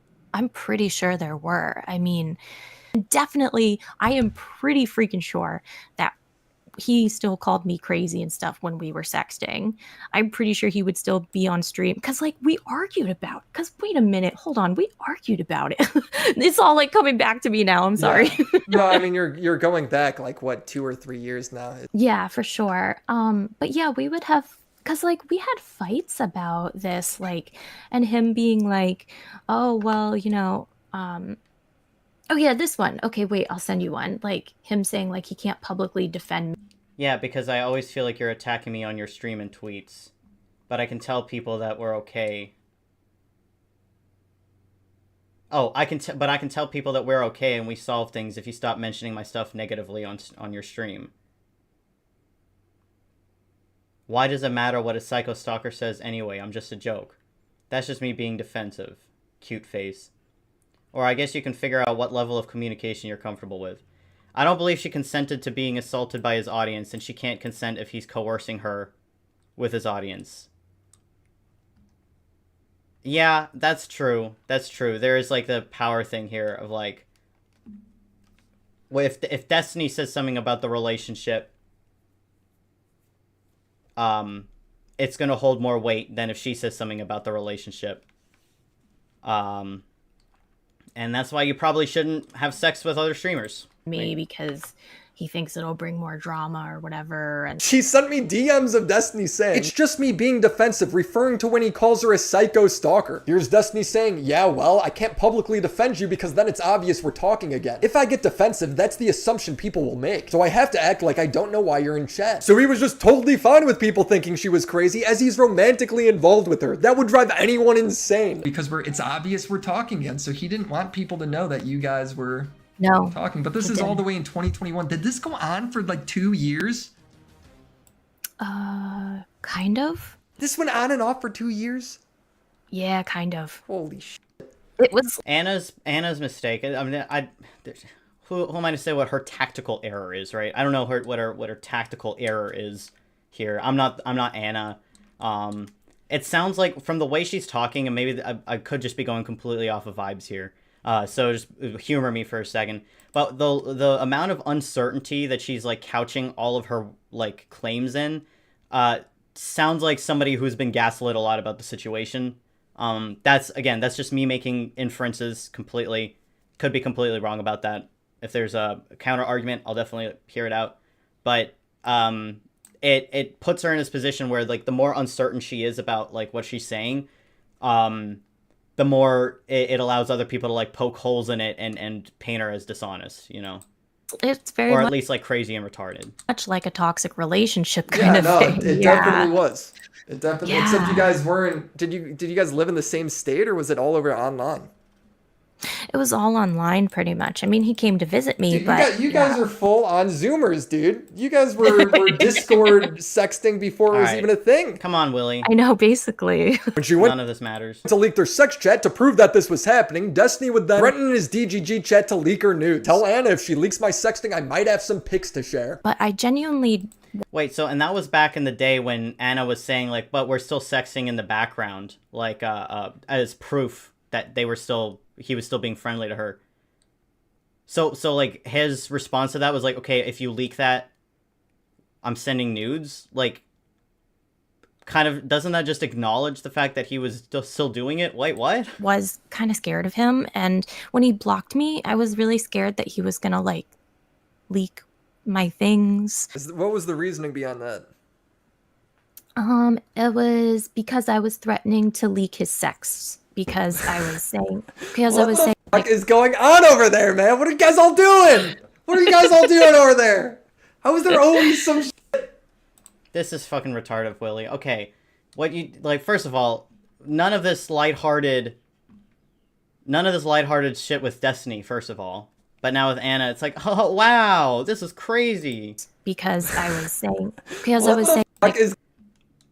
She's trying to say something. She's trying to explain, and he's cutting her off. Going on over there, man? What are you guys all doing?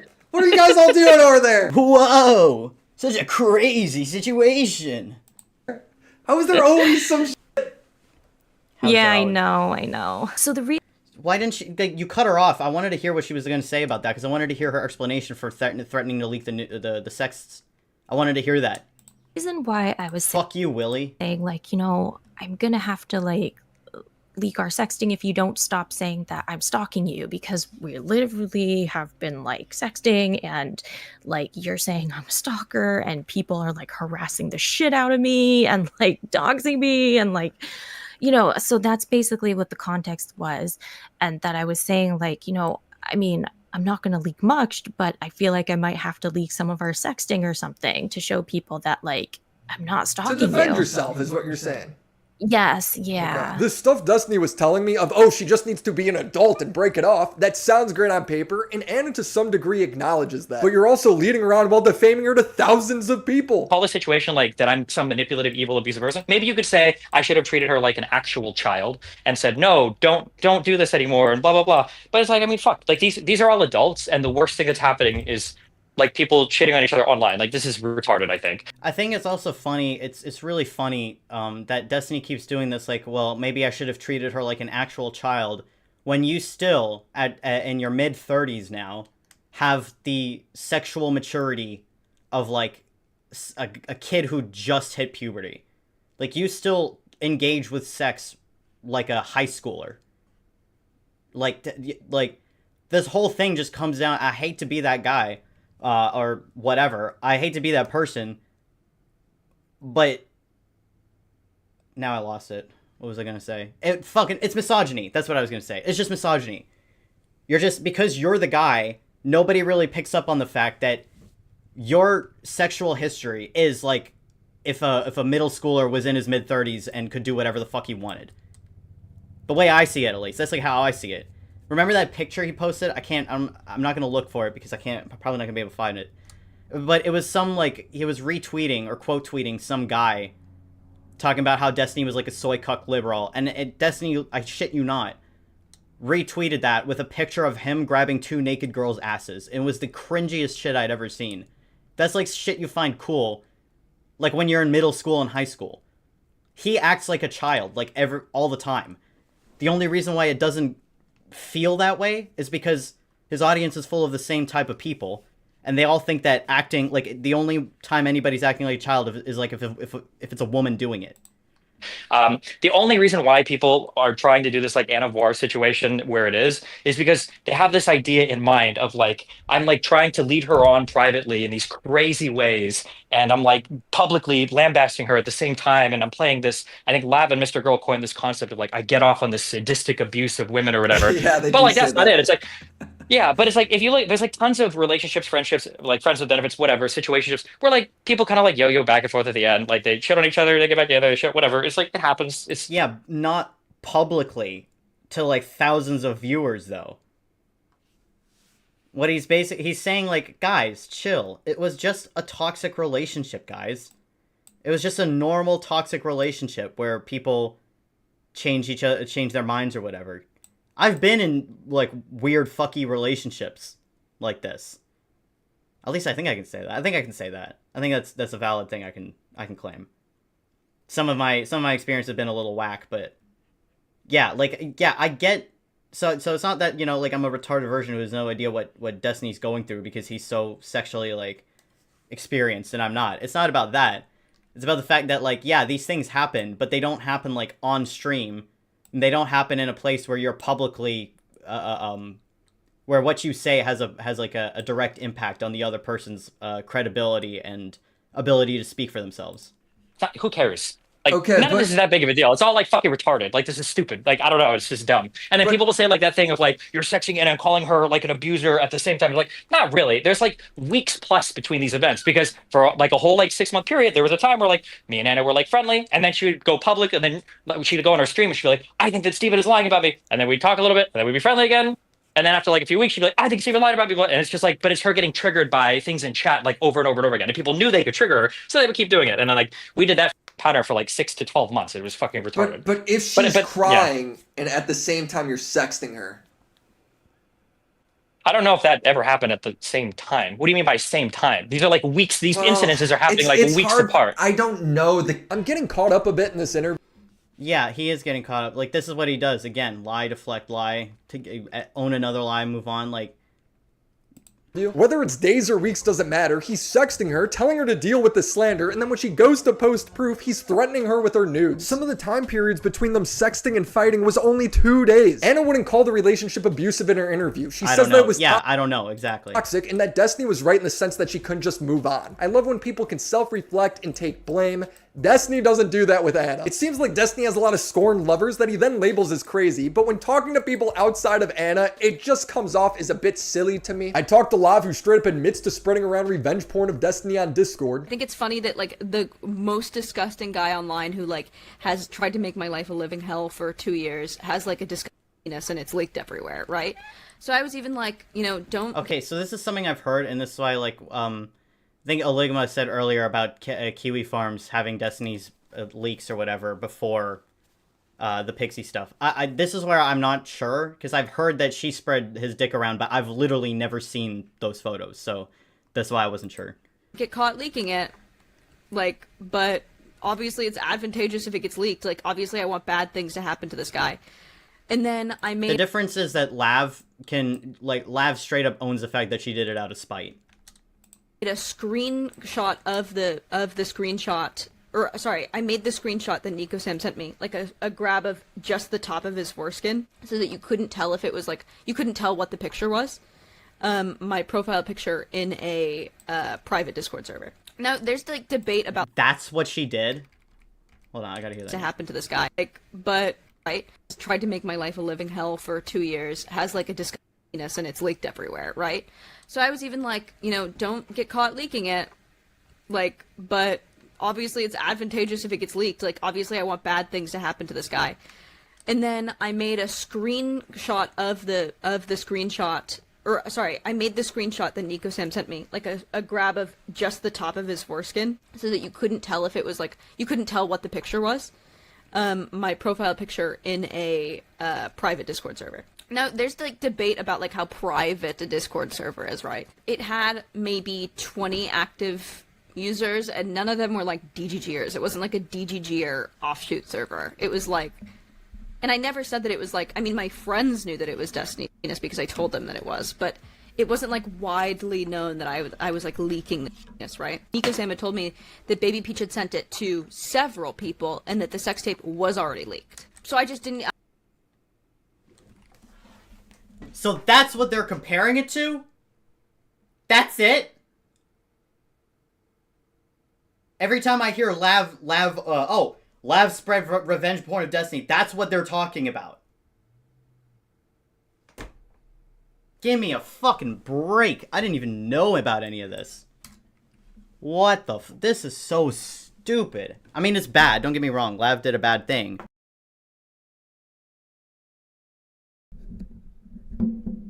Hold on. My mic disconnected there for a second. Don't get me wrong, Lav did a bad thing there. Like, don't do that, right? That is that is nowhere near what Destiny did, though. I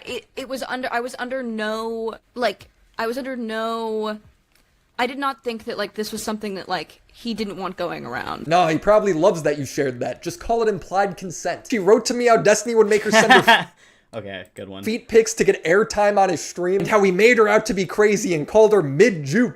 I've heard from multiple sources this Lav story. The only one on the record was Destiny, though. But he tells pretty much the same story, and it's hard for me to tell if this is a story of abuse or just two scorned ex-lovers. Kelly Jean is somebody that I've talked to, and she was very upset because you, in statements I asked about in my first video, you kind of like brought her in with Lav as somebody who was part of a Discord that shared your nudes. And now Kelly claims she wasn't ever part of this Discord, but Lav has very much admitted that she did engage with revenge porn of you. It is undeniable because she has bragged about it many times on camera. Even when I messaged Lav on my own, she was very upfront about it. Kelly says she wasn't. And Kelly might have said she wasn't, but she knew about it for sure. She knew about all of it. And she remained friends with Lav and continued to chat with her throughout all of it. But, you know, just saying. So I asked Kelly about this. Wasn't in the Discord, so I don't... Yeah, you're saying you weren't a part of any of that. No, not even slightly. And the first time Destiny has alleged this was about 2 weeks ago, around the same time that he messaged you by the looks of it. He followed up with him clarifying what he said about you. And he sort of changed his statement to be more of a guilt by association thing, claiming that you hung out with Lav a lot, who absolutely maliciously did do this. So that's not true. Okay. This is stupid. This is stupid to include in here. I will say so far, we're 41 minutes in. It's an hour and 18 minutes long. So far, I think Willy's done a terrible job. This is supposed to be a content cop, and then it feels like he just did a bunch of interviews, and won't even share the entire thing of him and Destiny talking because Destiny wanted some stuff off the record, right? Like if you were doing you're doing a content cop, right? You're trying to go after Destiny here, and it seems like all you're doing is you're getting his side of the story, sure, but I don't think there's any point to including his side of the story if you're not going to give him pushback, which Willy really has not given him any pushback in any of the questions he's asked him. What's the point of keeping Destiny's story in here? If you're just giving Destiny a platform to say what he's saying, right? What you say afterwards, following in like your commentary clips, isn't going to mean very much because everybody's going to be focusing on what Destiny's saying, and that's what they're going to latch onto. So if you're not giving a pushback to what Destiny's saying, you're fucking up. The only place that I ever interacted with her is in Gisticle's Discord. So you're not really friends with Lav, he's grouping you in unfairly. No, I'm not. What I did say publicly quite a few times, and even recently probably, is I think Lav is great content, right? So I'll say like, I miss Lav, or I want Lav to be around, because she's funny, and she's not boring. But that... So here Destiny's claiming that Kelly, Jean, and Lav were close, so Kelly Jean must have known about the cock profile picture, and I guess that means she spread it around too. It has no indication on our closeness or friendship, right? Even if I was, like, what difference does that make? A lot of people are friends with Lav on Discord, including, like, a bunch of other orbiters, and, like, who cares? It's like... Well, I think the point he's trying to make is just some hypocrisy note, because there is a video that I see that is uploaded by a channel called Ryle Kittenhouse. where it's Lav bragging about sharing Ryle Kittenhouse mentioned. Okay. Destiny's penis around. Kelly never truly responded to me pointing out the hypocrisy of it. She just says Lav was banned and unbanned and it became content. I know that she got banned from Justicle's Discord, and then there was like a rule in place. She came back, but it was under like the preface of you're not allowed to talk about this banned topic. And then, yeah, I think this is also on Ryle's YouTube. I don't know if you've seen it, but she was in like a bunch of calls like towards like the early part of last year where it did get brought up, and then they had this debate back and forth about whether his dick is ugly or not. I have not watched that. This is such weirdo territory. Like, what's my take supposed to be? Lav's a hypocrite? Is Kelly supposed to be more mad at Lav? Am I supposed to say none of this fucking matters if you're doing a content cop on Destiny, you fucking idiot? Destiny, how dare you call Lav mid-Jew pussy? Did you call Lav mid-Jew pussy? Yeah, I did. Fuck yeah, I did. Oh, tee. Okay, we've got way other important things. What is this? What is this video? Okay. I'm getting kind of annoyed now, because I've given it 43 minutes, and it's just a compilation of interviews that Willymacshow did. Okay. Actually killed herself. Is there? And the only thing he's been able to do is like point out the bare criticisms after everybody else has already made them for him. A thing where Lav wouldn't sleep with you, so you decided to start like a crusade against her where you talk shit about her and are negative towards her? No. Is that a yes? I said no. Okay, but then he tells their story of them hooking up and they're falling out, which I end up hearing from like 3 other people. I just don't think any of this is that important. And we just like chatted a bit on Instagram. Then why is it included? You're the video maker here. You're the one making the video. Why are you including any of this? This is supposed to be a content cop on Destiny.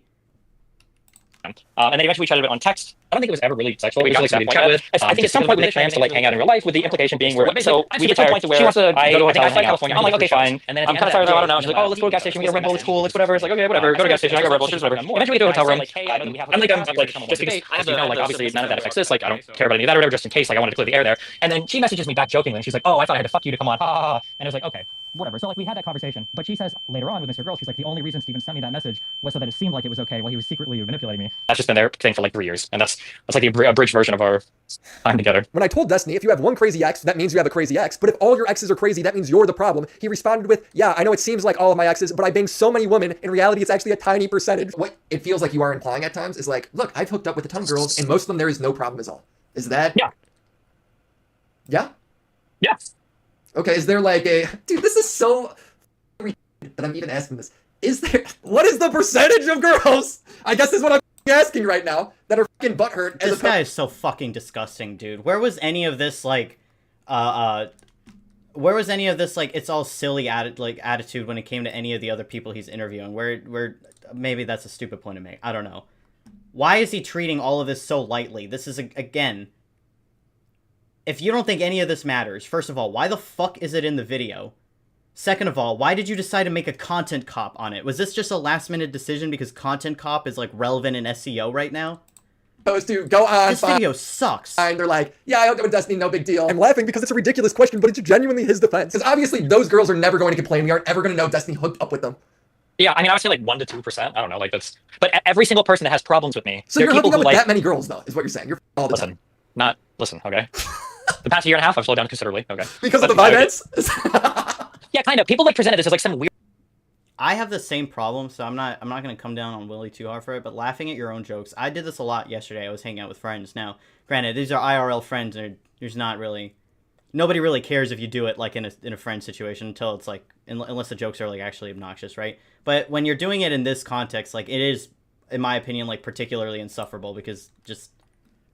You're supposed to be doing an interview here. You're supposed.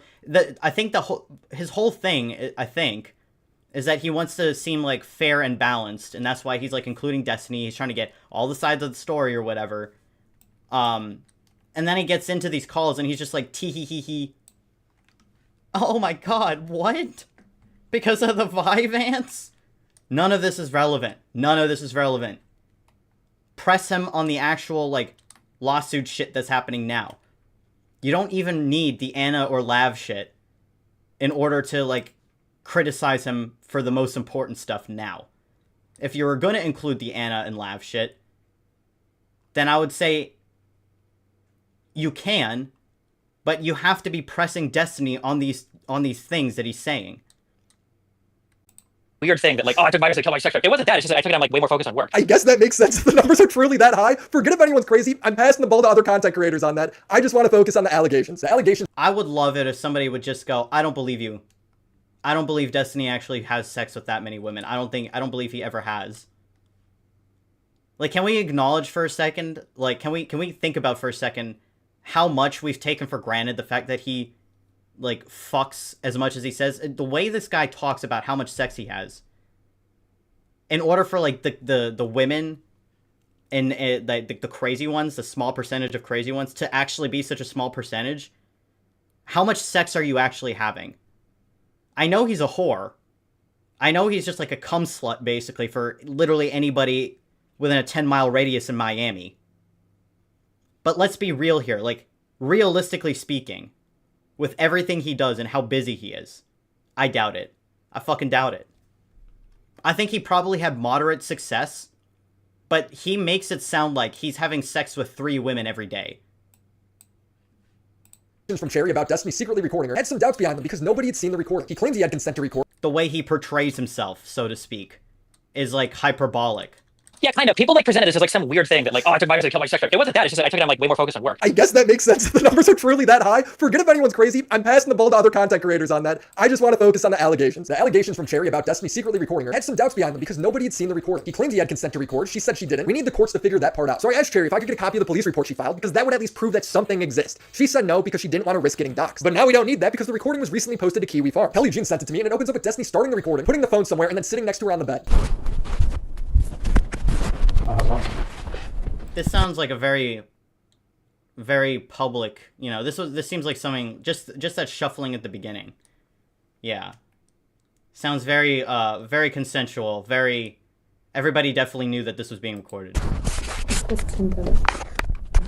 Bro, this does not sound like she would be aware of this, but I guess we don't know for Thank sure. you. Now, during our interview, he kept the Cherry. I guess we don't know for sure. Why do you have to couch everything?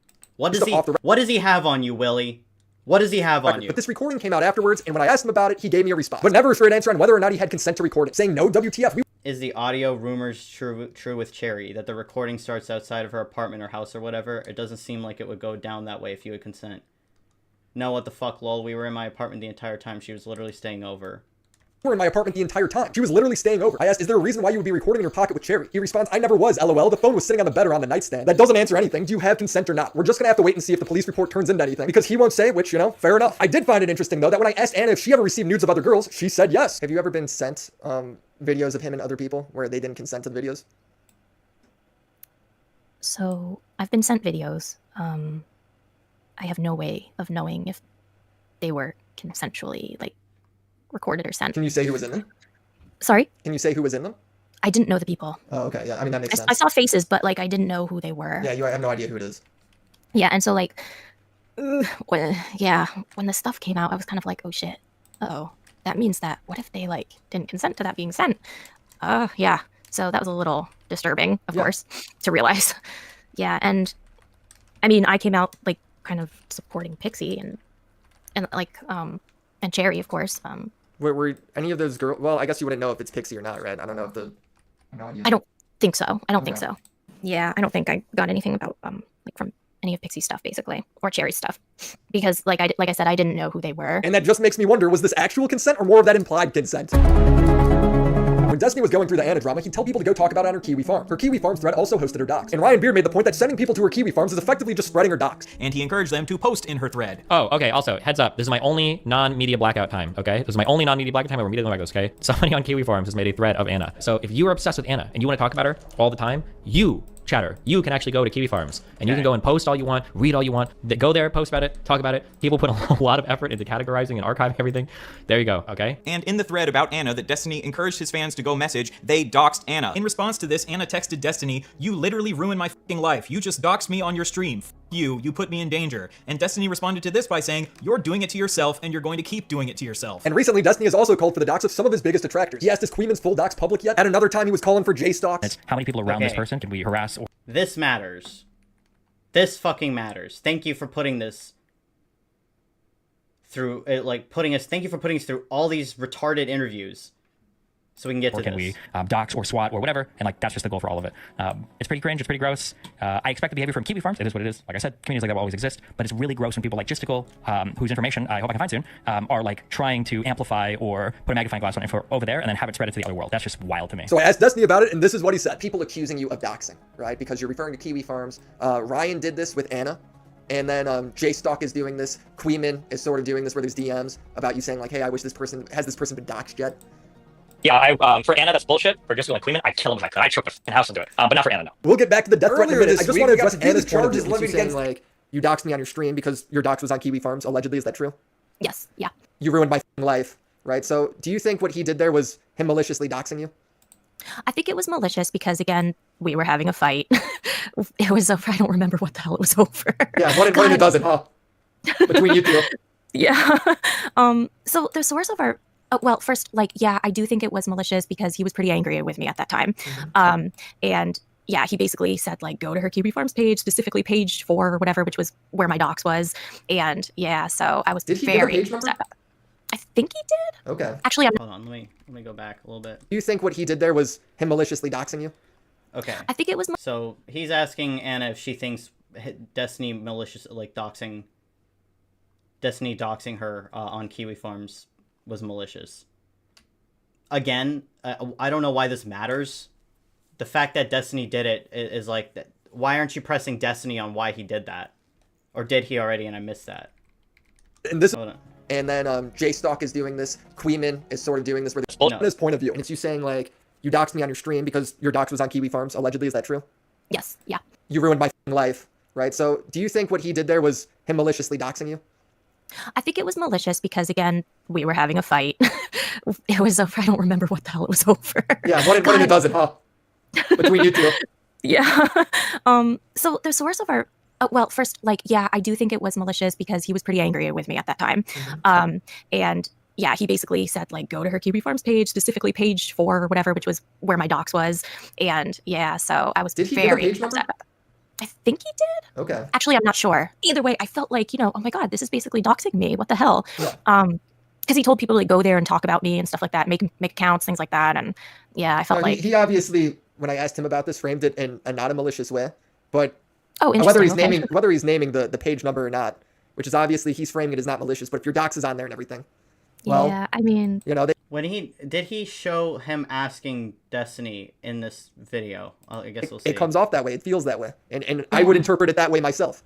Yeah, especially since we were literally still sexting at that time. Did you tell Destiny this when you were interviewing him about that? According to alleged text messages, only 2 days before, and it's not just me who interprets it that way. Destiny. Wait, fuck, he did ask about Anna. Okay, and that's what Destiny was like. For Anna, no, but for Destiny and J-Stock, yeah. Okay. Interprets it that way. J-Stock and Queeman sending people to his Kiwi Farms is why he wants them dead. I'd kill him if I could. I'd choke the fucking house into it. I shared that clip of the interview at the end of my I'm Alex video, and this is how Destiny justified it when he was asked about it on stream. If you were like obsessively posting and directing people towards doxes of me, my family members, and all this shit, I have no care in the world for you. I will never have any care in the world for you.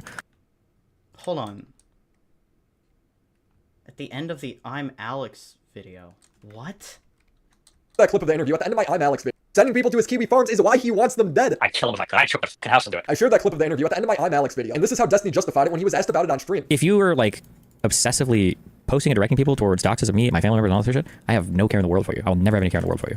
And I will gladly and fully admit that.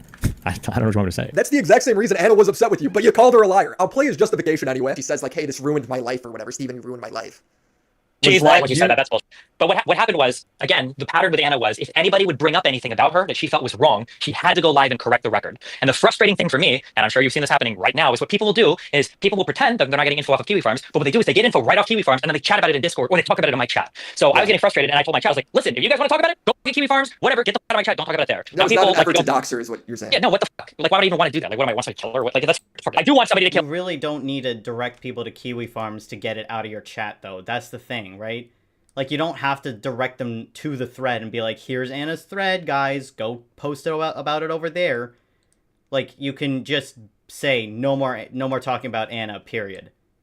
Like, where was that as an option? Kill just... Do you think Willy will say so? Though, or Lav, or Mr. Girl, or Queeman. Those people can all die. But not Anna, no. Since you do want these fucking people to die and they fucking suck or whatever, according to you. I mean, I think they're fucking annoying, too. When you're saying these things, it is with malicious intent. You just genuinely don't care. Like, fuck them. Yeah, not for Anna. That wasn't the Not case for for Anna. Anna. People were already going to her thread and they were bringing stuff from her thread into my chat. And I was like, listen, if you want to talk about it, like, it's not like her thread was unknown and then I all of a sudden publicized it. It was that people were going to that thread and then talking about it in my chat. Like, listen. Well, it's not like your thread is unknown either. You've brought up your own thread on stream on Kiwi Farms. Like, you've brought up your own Kiwi Farms thread. What the fuck are you talking about? Go to Kiwi Farms. Don't talk about it in my chat. Because if you say it in my chat, she's going to see it and then she's going to want to correct the record on it. And I don't want to be part of this bullshit. It's driving me crazy, yeah. But with J-Stock and Queeman. The reason why I hate these people is because they're taking part in this thing. Bro, I swear to God, if I quit streaming, I'm going to fucking go on an assassination mission, okay? People are disappearing one at a time, okay? The thing that is disgusting to me is that because they don't get a rise out of me and they don't get a reaction out of me, they start targeting every single person around me. Blouse, if you go onto my Kiwi Farms thread and you look at, there's like 15 different sock puppet accounts for all this guy. He is saying it explicitly. He will say, I am doxing this girl because she's still with Destiny. I'm doxing this person because he's nice citizen. They did it with Tom. Did you ever see? I saw a screenshot where they did it with Tom. They're like, oh, why is Tom saying this? Does anybody have Tom? No, Tom is in Tomfoolery? Tomfoolery. Yeah. I don't know. I'm not. I don't know. He tweeted one critical question one time about like that rape narrative about me or the crazy narrative. This Stranger Me guy, that's Stranger Me is a Blav. Like, look at that response because he tweeted one thing where he was asking a question, right? And then look at what his response is. That guy, that Stranger Me guy, that's Blav. He's doxed like 20 people in my life. Yes, he doxed Zoe and Jacob. They know it. I got DMs from Zoe where her and Jacob quit the whole internet because they were so terrified of him. He's doxed my girlfriend. Probably like in the past like 20 pages, he'll like redox her like every few weeks when he's bored. Bro, this guy's saying. So because of this guy, now you're gonna dox Queeman and J-Stock. How the fuck does that make any sense? I mean, like, a competition for biggest footsie retard. Come on, dog. Yes, but he's saying that because you won't come out and post a video like unequivocally calling me like a mass. This is what they do. So whatever like you're working on right now is a waste of time because if you post this, you're gonna have Hassan's community, you're gonna have these people. That's fine. I was gonna type that out, but got scared. But you say that now, but it'll turn into them going after you, and then they'll try to dox you or your girlfriend, or they'll go after your family, or they'll go after friends of yours, or they'll go after other people in the commentary community until they make videos about you. Like this is what they do. Queeman and J-Stock don't go after random people in your community. Who have they gone after? They've gone after Connor. They've gone after like Not So Erudite. They've literally just gone after people like Nicholas Diorio and sometimes like Turkey Tom as well. They've literally only gone after public people who have swept for you. That's literally it. This has nothing to do with them.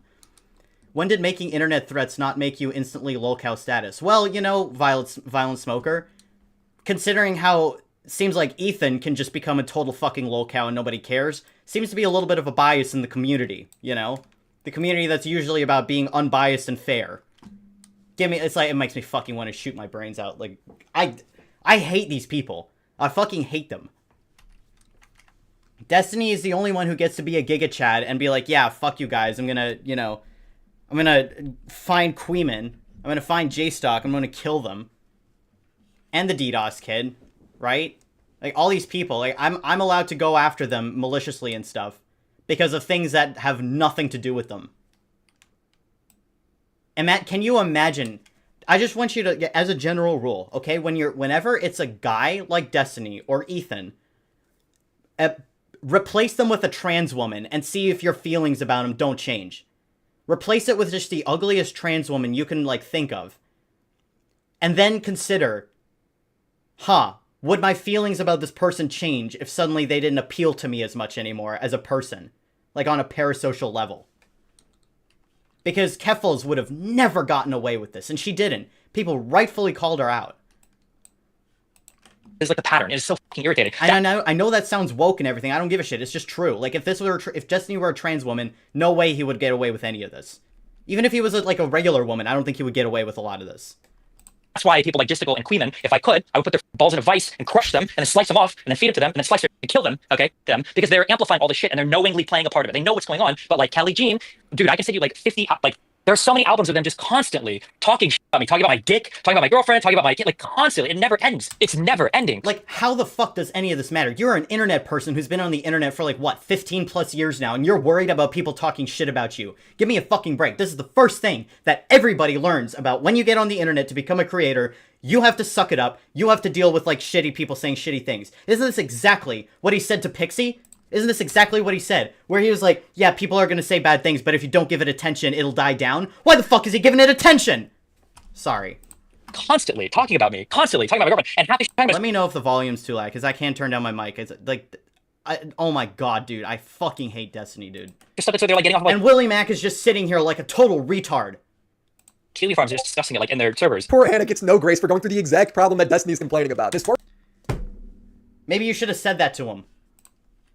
The messages Destiny sent me, yeah, people are talking about him a lot. I'm sure it's annoying, but so what? This is how the internet works. I hate doxing on the internet. It's the worst part of Kiwi Farms because doxing is when online hate becomes offline hate. It starts affecting people's real life, allowing unhinged individuals to then swat them. People have died from this, but he is being completely unsympathetic towards Anna, who had the same complaints about him, and now he wants to be the doxer. Breaking. It's Saturday. I'm in the middle of editing, but I've just been made aware of Destiny addressing this exact argument I make, and I think it's important to let you hear. Destiny's mad because people are linking to his Kiwi Farms. Destiny's mad about that, but he links to Anna's Kiwi Farms, right? Well, if you look at the two differences in context here, it's not even remotely the same. There was a Kiwi Farms thread that was posted. And correct. It isn't remotely the same because Queeman or JStock amplifying your Kiwi Farms thread is way less effective than you amplifying Anna's. First of all, okay?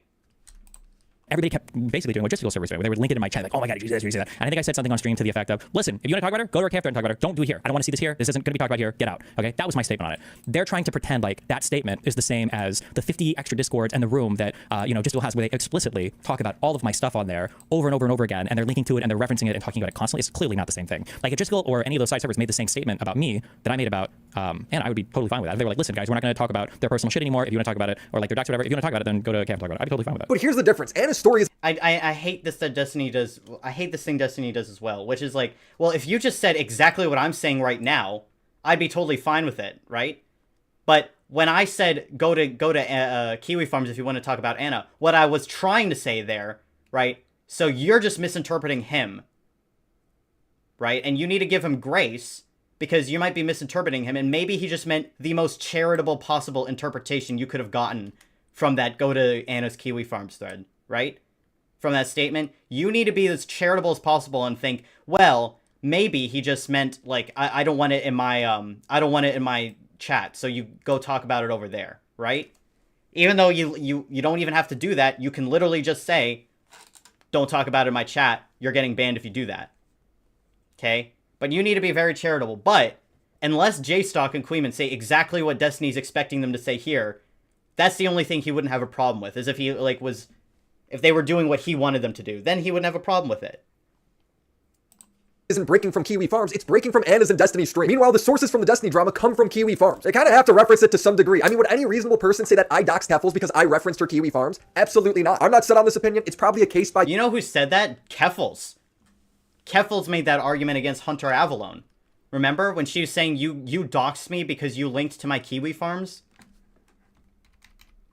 Or like your docs or whatever. If you want to talk about it, then go to camp talk about it. I'd be totally fine with that. But here's the difference. Anna's story isn't breaking from Kiwi Farms, it's breaking from Anna's and Destiny stream. Meanwhile, the sources from the Destiny drama come from Kiwi Farms. They kind of have to reference it to some degree. I mean, would any reasonable person say that I doxed Keffels because I referenced her Kiwi Farms? Absolutely not. I'm not set on this opinion. It's probably a case-by-case basis, and I don't know everything JStock or Queeman have said, so I could probably be persuaded depending on the circumstances. Let me... I don't think I could. I mean, but then again, I've seen a lot of Queeman's content on the topic, so like, I haven't watched JStock as much, but I think I would assume JStock would be extra careful with everything he does.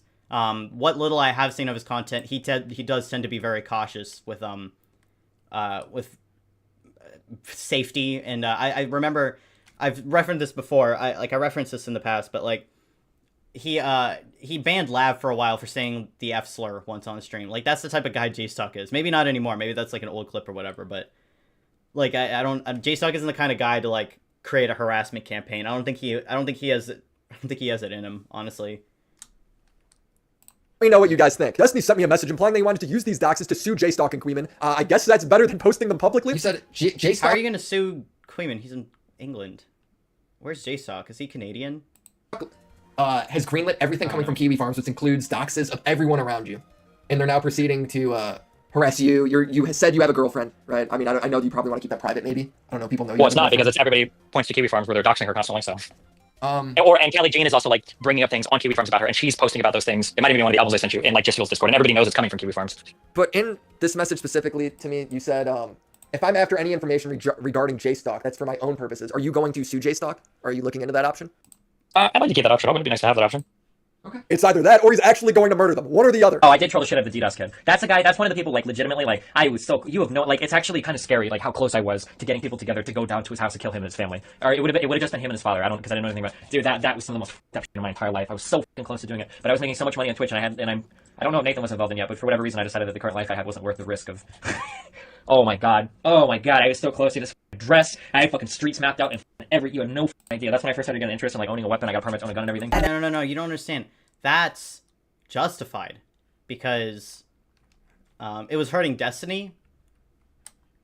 So it's justified. But if it's not, if it's you know, not hurting Destiny or whatever, if whatever, you get one. Retarded point. The bad bitches, the bad times will pass by. These are just some other things from my journey that I found interesting. Denims threw herself in as one of the victims who was secretly recorded. Like he has so literally doesn't fucking matter. many victims, and he has done this same shtick over and over and over again, where he reaches out, or other women reach out to him who are 18 or 19 or 20. And he does the same song and dance where he tries to use and abuse them and then discard them when it's no longer relevant or useful for him. Unfortunately, I made the mistake of not having had sex with him. And after that point, he decided to just do a full smear campaign on me and threatened to leak non-sexual, in this case, I feel like it's important to recognize that, illegal recordings of me. We had a conversation and he recorded it in California, which is a two-party consent state, which you cannot record people without their consent. Since that moment, I basically didn't talk about him at all because, like I said, he is a black hole. He's a cynical piece of shit black hole whose only goal is to sexually abuse women. I saw this and was like, man, Destiny must have really victimized her in some way if she's talking like this. So I asked Destiny, and he says that Denim stayed in his apartment for 2 days banging a dude without his knowledge. However, what other function does this serve in the story other than to give cover to Destiny? Where is the content cop aspect of this video? Why? How is this? What are you taking call-ins about? H3 fans were kind of complaining in my comment section for like my iDubbbz video. So I guess they think that H3 I was too hard on H3 or some shit like that. That's why I was saying taking call-ins for that, Perry. But yeah. Just going over the video first. One weird thing happened where I'm not expecting a lot of people to show up, obviously. Small channel and all that. But just figured I'd put it in the title just in case. 2 days before TwitchCon ends, okay, Denims, all right, she said that she had to catch a ride back to LA early, and only one guy could give her a ride back, okay? Are you following me? Yeah. Okay. Now, to be polite, and because I'm mindful of, like, I don't want some girl getting, like, trapped or whatever, I told That's funny, I got the iDubbbz fans in my vid. I'll have to check that out. But yeah, I got some iDubbbz fans too that were like, oh, iDubbbz is king, blah, blah, blah. I was just like, I don't know, I think they're both retarded. So. I was like, okay, yeah, no problem, that's fine or whatever. However, like, if you... I just think iDubbbz had some good points in, I just think iDubbbz had a few good points in the beginning of his video, and that's about it. Apartment for 2 days banging a dude without his knowledge. However, one weird thing happened where 2 days before TwitchCon ends, okay, Denims, all right, she said that she had to catch a ride back to LA early, and only one guy could give her a ride back, okay? Are you following me? Yeah. Okay. Now, to be polite, and because I'm mindful of, like, I don't want some girl getting, like, trapped or whatever, I told Denims, like, okay, yeah, no problem, that's fine or whatever. However, like, if you need to, like, use my apartment because you need, like, a place to stay, so you're not, like, trapped with some random dude or whatever, like, here's how you get into my apartment, just so you know. She's like, okay, thanks. 2 days later, me, Melina, and I think Katerino or whatever, we end up, like, driving back to LA, pull into my apartment, it's in Glendale, go upstairs, open my apartment door, and then in my loft, up pops Denim's head and the guy. And I realized that Denims and the guy had just spent the last 2 days in my fucking apartment with my computer on, like, all my shit. I'm like, what the this was incredibly weird to me. I don't know why. Honestly, and listen, I know this is an unpopular take. But everything I've learned about Destiny now so far, I'm sure there's even more. Denims W. I'm sorry, Denims W. Fucking a random guy in some other guy's apartment, especially if it's Destiny, just fucking a random guy in Destiny's apartment. I'm okay with that. I have no problem with that. This retelling is such cap. He wanted to penetrate her and she said no, so he's salty. Yeah, no, I 100% believe that. Like when Denims was earlier, like Willy played Denims as recounting earlier, and she even mentioned that she felt like it might have been because she said no to having sex. 100% believe that. She thought I would have been okay with that. It was so dramatic. I sat up both times like, listen, okay, this is all too much, too dramatic, too weird. Like, I don't want anything to do with either of you guys. This is like crazy shit. This has gotten like way too wacky. They both acknowledged that they had both been like unhinged and crazy, and they understood and blah, blah, blah. And then after that, like we like all kind of went our separate ways. Now, I did record that conversation because the big fear I had, and this happened 2 days later, Denims goes online with her new guy friend, and she's like, Steven kicked me out because I went and fucked him. And that's pretty much what she's claiming now. So when Destiny offered me the recording, I took it, I listened to it, and he's right. She's just lying about the whole thing. Is Alden not allowed to be in the apartment? Fuck no. Really? Yeah, of course. Okay. This triggers me because the content cop framing of this entire video makes so much more sense now when you realize that towards the end of this video, he realized he could get some extra clout by, like, adding a denim segment. Because he wants to get in with, like, the H3 fans. He wants to get in with, like, you know, he still wants to be good enough in with Destiny, where he can get some of the Destiny iDubbbz haters and all that. He just wants to get in on this crowd. I fucking hate that. Heh, I sat them down, taught them a valuable lesson, and then licked up every single drop. Exactly. God, I fucking hate Willy Mac, dude. Fuck no. Why was I not told that he was not allowed to be in the apartment? I wouldn't assume you would bring a stranger into my apartment without asking me. Well, I don't know. I don't know, Destiny. It sounds like she got implied consent to bring the other guy over to fuck him in your apartment. Okay? I just want to know if he watched, you know? Tears grab you back. I don't know how you feel 100% because you don't talk about any of this stuff, which is fine. So like, if you're like in an awkward situation, right? I'm trying to be a good guy and give you away out like, hey, well, my apartment is open if you want to go in. So that gives you the ability to either say like, oh no, it's okay, I'll go, or okay, thanks for offering, I'll go to your apartment. That wasn't like bring into my apartment for him to have free reign in here for a day. Okay, holy shit, that is so fucking weird. And not only that, but you couldn't even lie about it correctly. You told 3 different lies to different people. You told Melina, ew, I would never and I got into I'm so much smarter. I'm so much smarter, Denims. If I were the sociopath in this situation, you know, because I'm just such a logical psychopath, you know, I would have at least lied about it better.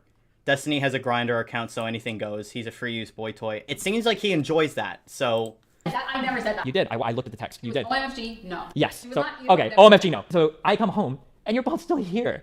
Why? Why would you put me in this weird spot where I have to come home and see an incredibly creepy fucking guy that is such a weird position in my community that's been trying to get me to stop talking to my ex-girlfriend because he's trying so hard to— Oh wait, was it Mike from PA?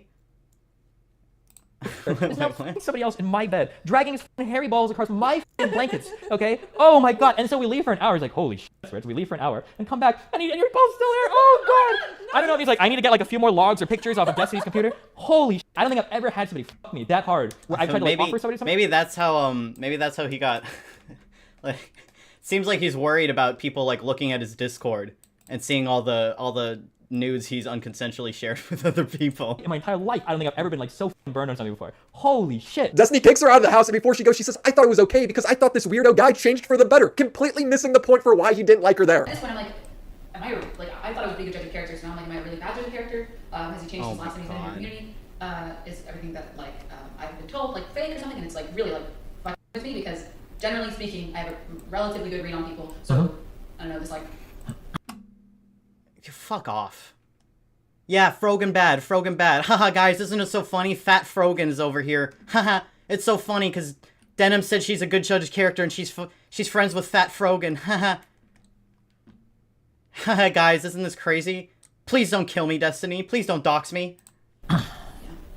Denim's trying to throw herself in with these victims is so disgusting. She sees all these alleged victims and she goes, I want to be one of them. Let me hide behind California law so he can't prove me wrong. It had nothing to do with hooking up with Destiny. She lies with a smile. I also want to address one particular guy who's determined that I can't upload this video until I respond to him. Well, I worked hard on this video, so I better get to it. It's called Willy Mac, PR for a predator. He's mad at me for interviewing Destiny as if I'm somehow giving Destiny clout. So Willy Mac is choosing to platform a violent psychopathic criminal who wants other creators doxed and murdered and is laughing about it on Twitter. These two are so unlikable, referring to the people Destiny doxed and wants dead, even when they're being threatened with their dox. Notice how he doesn't mention the death threats. I can't help but notice how big off losers they are. He wants me to pearl clutch over Destiny's violent remarks, where in the tweet I'm quoting, Queenman is making violent remarks towards another Twitter account who simply posted my content. Seriously, so this guy's like a pathetic, cocksucking hack loser, right? He needs to be like absolutely kicked into the dirt. I think he just hates Hassan. But this guy needs to be stomped into the fucking dirt. This guy. If you want to say that, filth. These guys say violent things just like Destiny. They were huge fans of him up until recently. I don't feel like anyone's in any actual danger, but if they feel like they are, they should. The problem with Destiny isn't Destiny saying violent things. The problem with Destiny is that he was threatening violence in the sense of implying that he wanted to commit actual violence against J-Stock and Queeman, and he had a backup statement to that, which is he was actively looking for their docs. Queeman just saying this dude needs to be stomped into the dirt is not the same thing as Destiny saying, I want to find these guys' addresses, I want to find their personal information, and if I ever see them in real life, I'm gonna fucking kill them. Those are not the same thing. I hate this man. I genuinely hate this man. thank me for giving them the warning and call the cops. He says I'm downplaying Destiny's crimes for predicting that his career won't end over this. You're totally right, but I've never seen someone's career end over some shit like this. There's Willy Mac downplaying Destiny's crimes, who gets interrupted by Nicholas Diorio, commentary's top janitor. Diorio downplays Willy's downplaying of Destiny's crimes, then makes sure that optically they're shitting on Destiny hard enough. Destiny's videos are getting hundreds of thousands of views. He's streaming live to over 30,000 people. Why is me being factually correct about how this will affect his career, downplaying what he did? I think the bigger problem is when people like this guy... Yeah, that's a stupid point. Everybody kind of knows that this probably won't affect Destiny's career. What Destiny did to Jeffrey Epstein. Especially when we're talking about a guy with the nickname... I'm assuming Queen was speaking metaphorically, but shouldn't have said it anyway. He could have been... Yeah, he's not... Queen's saying this guy needs to be stomped into the dirt is like me... Is like anybody saying, like, this guy should be punched in the face. This guy should... Whatever. You're just saying something. It's more like a hyperbolic statement, right? That's different than somebody lashing out at you and actively asking for personal information because you criticize them, you know? Epstein. Or when J-Stock says Destiny has created a rape machine. I think one of the... Like, nobody has an issue with any of the violent shit Destiny has said. Mowing down dipshit protesters. Well, people have an issue with that, right? But there's an argument to be made for why he should say it. Nobody's saying that, like, you can't say violent things. Everybody's... Like, the only criticism is that Destiny has a massive platform, and he's kind of been shown to, like, plan killing people before. If he thinks you're getting in the way of his career bad enough, he thinks it's justified to kill you. So yeah, it means a little more when he goes and he says, I'm looking for these people's personal information and I want to kill them. Like, it just, there's a different implication there, and it's because of Destiny's own doing. It's Destiny's own actions in the past that has put him in this situation.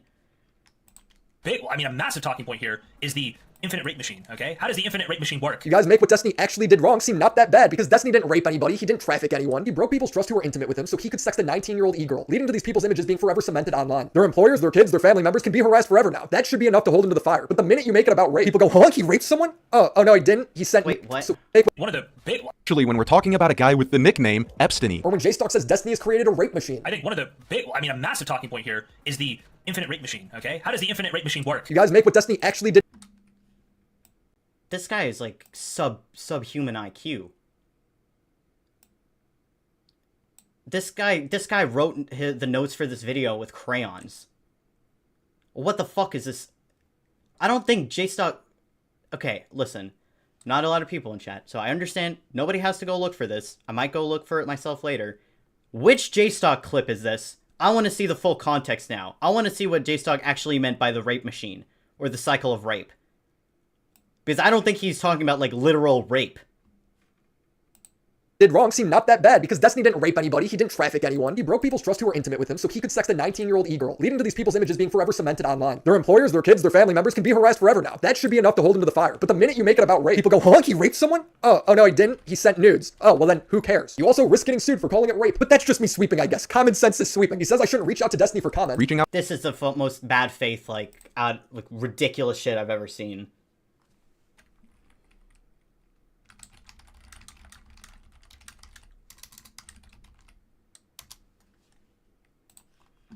For comment can be helpful sometimes. I'd argue it. Yeah, I guess, if you want to argue that Queen shouldn't have said that, like, you can argue that. I just would disagree, because the people saying violent shit on stream is just not, like, the main problem that people have with anything that Destiny said. I want to know, like, I want to see if I can find that J-Stock video, because I really am curious about what was actually being said. However, here. it is... Hold on. If I can't find it real quickly, like, I won't.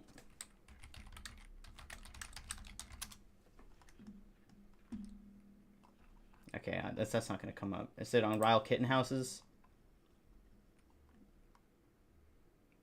Maybe this is it. It's 4 weeks ago. I'm just going to search the transcript, if there is one. Here. No, I meant the machine. How much does this community mean to a random fan? And do they not know he'll use his audience to do if they don't?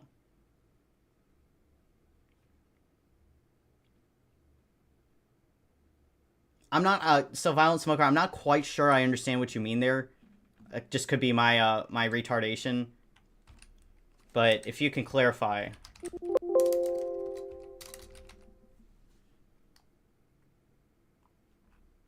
Okay, so only one mention of rape. Only one mention of rape in a J-Stock stream. This is wokeness is taking over. Let's see. Kelly Jean. I'm trying to avoid the filter, sorry. Ah, shit. I gotta get rid of that filter. Hold on. Let me make a note for myself today to get rid of the filters. I'm not sure what... Hold on.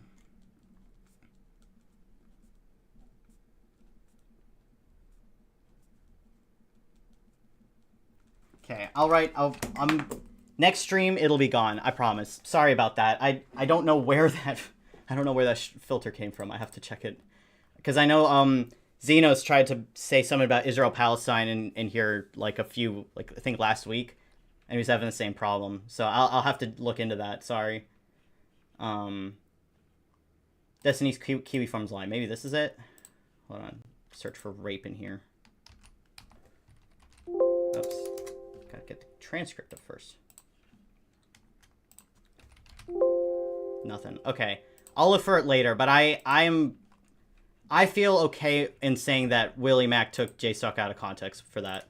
It's not the ultimate journalistic tool, especially when we're talking about a guy with the nickname Epsteiny. You shouldn't reach out to Destiny for interview on his crimes for the same reason you shouldn't platform and befriend someone like Mr. Girl. It doesn't really matter if you speak out against touching kids and violence if you befriend and platform people who advocate for such things. You are giving them an opportunity to downplay it. Retarded point. I don't think Mr. Girl advocates for touching kids or sexual violence against children. And normalize their behavior, maybe even make it look cool. I am investigating a story. Reaching out to people to get more information, again, is common sense. If I didn't do that, I'd be no better than President Sunday and Beckett, who didn't reach out to Pixie. Sunday proceeded to slander her horribly because he fundamentally misunderstood the story. Both wound up getting their videos cited in her court document. Quote, the videos include screenshots of private messages of Pixie discussing the situation with friends, and claims that Pixie took hush money, only cares about money, and doesn't care about the other victims of the defendant. All of this is false. That's why it's important to reach out. You saying that I'm irresponsibly platforming Destiny is ridiculous because this video isn't even out yet. You don't even know how it's gonna end up. You know who's not mad at me? Any of the victims or Pixie. I've been talking to her side as well. I'm going to have an on-the-record conversation with her and her legal team in the future. There are people that are so obsessively mad at Destiny, they'd rather me not. Don't bother with any of these fucking conversations if you're not gonna, like, actually do your job right.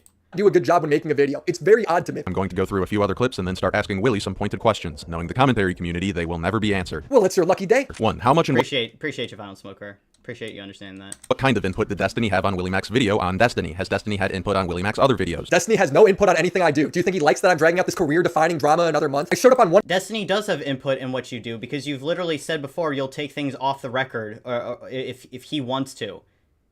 He does have an influence over what you do. You've mentioned it in this video. Also, real quick, I don't know who's watching still or who isn't. If you have not liked the stream, I would definitely do so. And if you want to send me some cash, there's a Stream Elements link pinned in the chat. Thank you.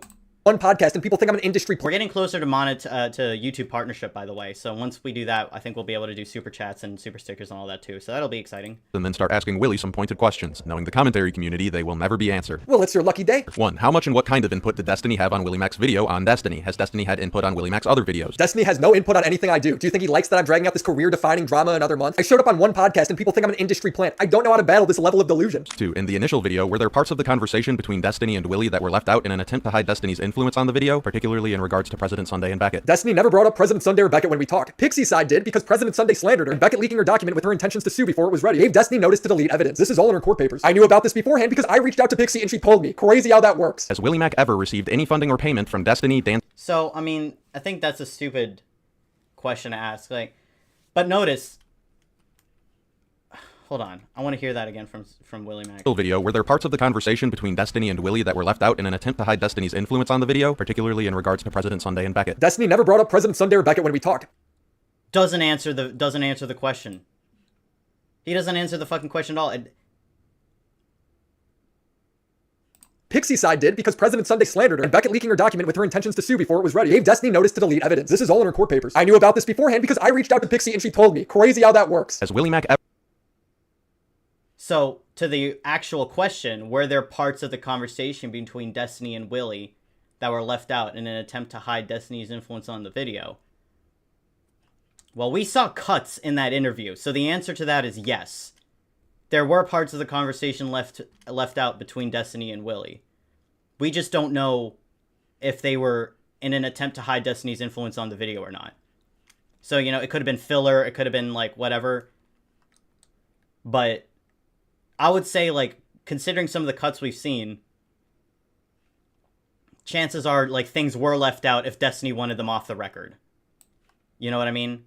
Anyway, question 3. ever received any funding or payment from Destiny, Dan Saltman, or anyone else associated with OmniLiberal Studios. That's Destiny's media company. Not a single Okay, that's a stupid question. dollar. Again, why would he pay me to make him look bad? These people are so stupid. 4. Since Nicholas You're not making him look bad, though. You're actually making him look, like, less bad. Diorio has given Dan Saltman optical advice. But I spoke to him and I'm like, listen, the problem with you and Erudite is you guys knew for months, so you've come to terms with this and you've engaged with it. That's not what the public wants to hear a day after they find out. When you start the initial statement being like, guys, rehabilitation is the answer before anybody gets their licks in, people are gonna fucking hate you. And considering some of the other behind-the-scenes conversations that the commentary community has had with Dan Saltman regarding his lawfare against Twitch, among other details alluding to collusion, can Willymac speak to the collusion between the commentary community, Ethan Klein, Destiny, Dan Saltman, and OmniLib? Hold on, I gotta... Some of the other being like, guys, rehabilitation is the answer before anybody gets their licks in, people are gonna fucking hate you. And considering some of the other behind-the-scenes conversations that the commentary community has had with Dan Saltman regarding his lawfare against Twitch, among other details alluding to collusion, can Willymac speak to the collusion between the commentary community, Ethan Klein, Destiny, Dan Saltman, and OmniLiberal Studios? I'm guessing this guy also thinks a cabal of Jews secretly run the world, because that's the Okay, one sec. same logic. I've never even spoken to Ethan. I think Nick talked to Destiny once on a panel. Does this mean I can never go on someone else's podcast or show again because if the person ever gets in a scandal, that means I'm best friends with them? You're all way too parasocial. 5. How much is the commentary?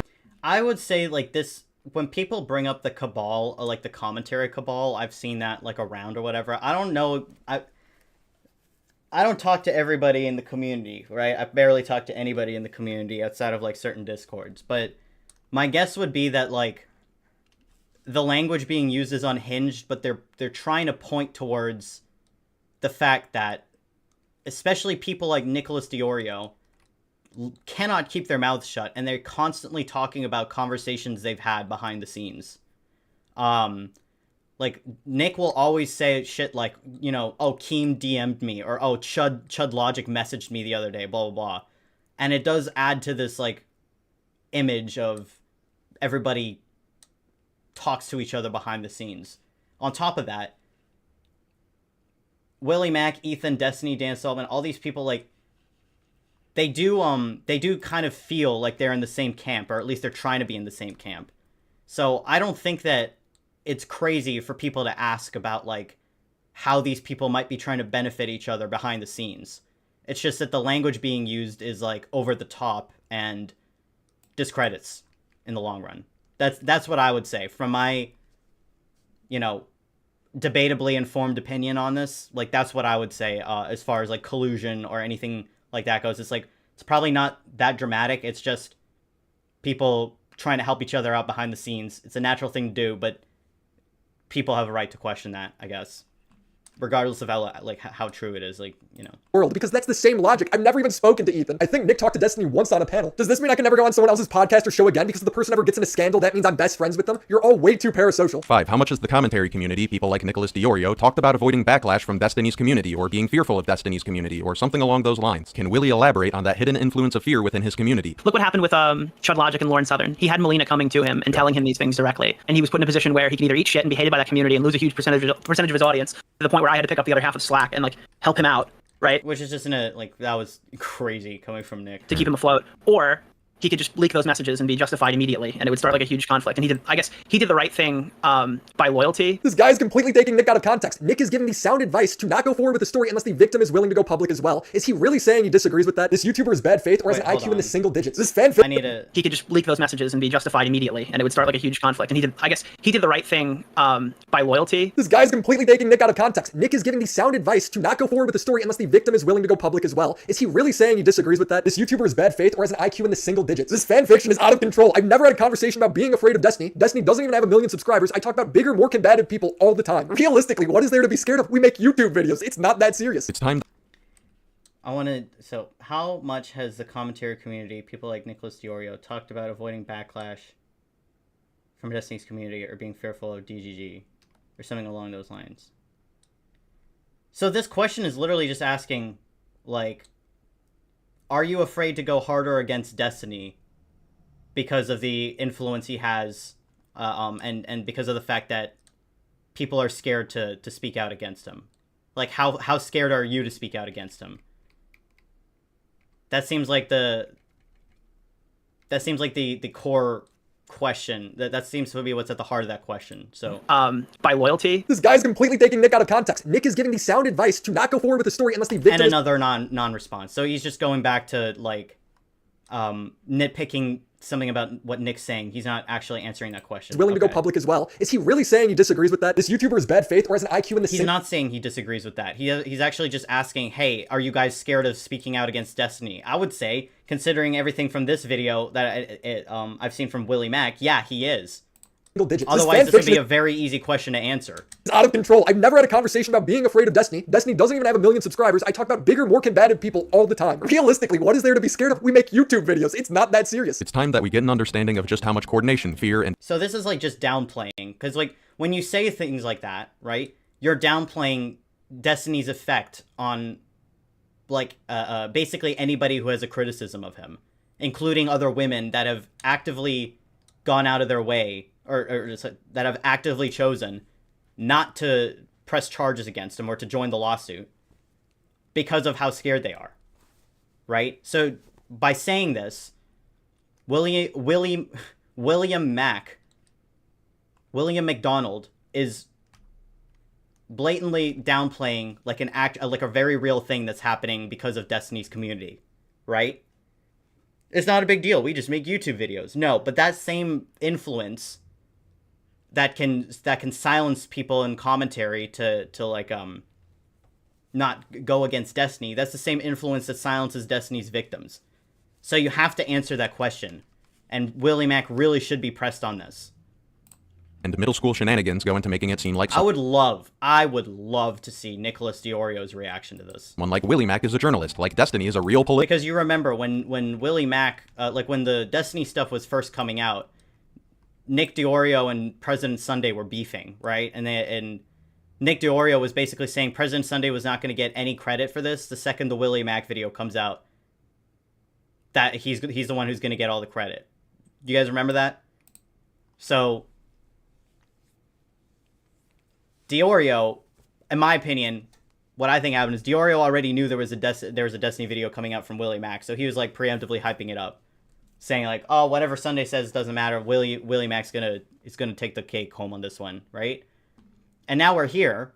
Now it's been like a couple months. Now we're here, and it seems like Willy Mac like has absolutely zero intention, or has zero intent of actually pressing any of the wrongdoers. He just wants to get as many names into the video as possible and make the mildest critiques of Destiny he possibly can get away with. I've never had a conversation about being afraid of Destiny. Destiny doesn't even have 1 million subscribers. I talk about bigger, more combative people all the time. Realistically, what is there to be scared of? We make YouTube videos. It's not that serious. It's time that we get an understanding of just how much coordination, fear, and middle school shenanigans go into making it seem like someone like Willy Mac is a journalist, like Destiny is a real political pundit, like Diorio is a media expert. They're not. Other people call me a journalist because I aim for the incredibly low bar of reaching out, which you don't even want me to do. Destiny No.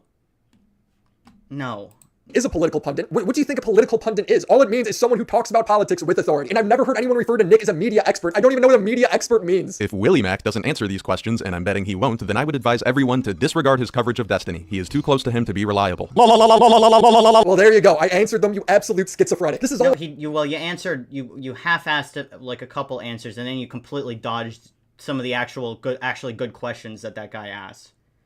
So no, L. It's like when J-Stock was asking me why I didn't cover Cherry in my video. I don't think you worked very hard on this video. And like, for example, you didn't really include much of the Cherry stuff, which is required, which is what really shook this whole situation up. When I point out that I did include the Cherry stuff, he says I missed important tweets, so I asked him to link me them. She tells you explicitly, apparently, that she didn't tell me explicitly anything. What I posted publicly is all I would have to contribute. So she's basically saying, go, like, if there's anything you want from me, I will post it publicly. And she had. And I did look at her tweets. All right, link me her tweet right now. That's the big thing with all the information. I don't know if there's like an archival tweet for this, but there were tweets about it, right? But you can't link one tweet. Can you find it now? He couldn't link me a tweet because I didn't miss anything. He then says I should have reached out to him about Cherry. There are a ton of people around Cherry who could have given you information. Me specifically, I was like, I don't know who the fucking people are, bro. Why would I go to a secondhand source about Cherry's allegations? That's literally how Sunday screwed up his video. But then I realized J-Stock only had this opinion because he didn't watch my video. Like, I didn't like prepare that in any way. And like I said, I didn't even watch the full video yet. I did my like click through, like my little quick skimming.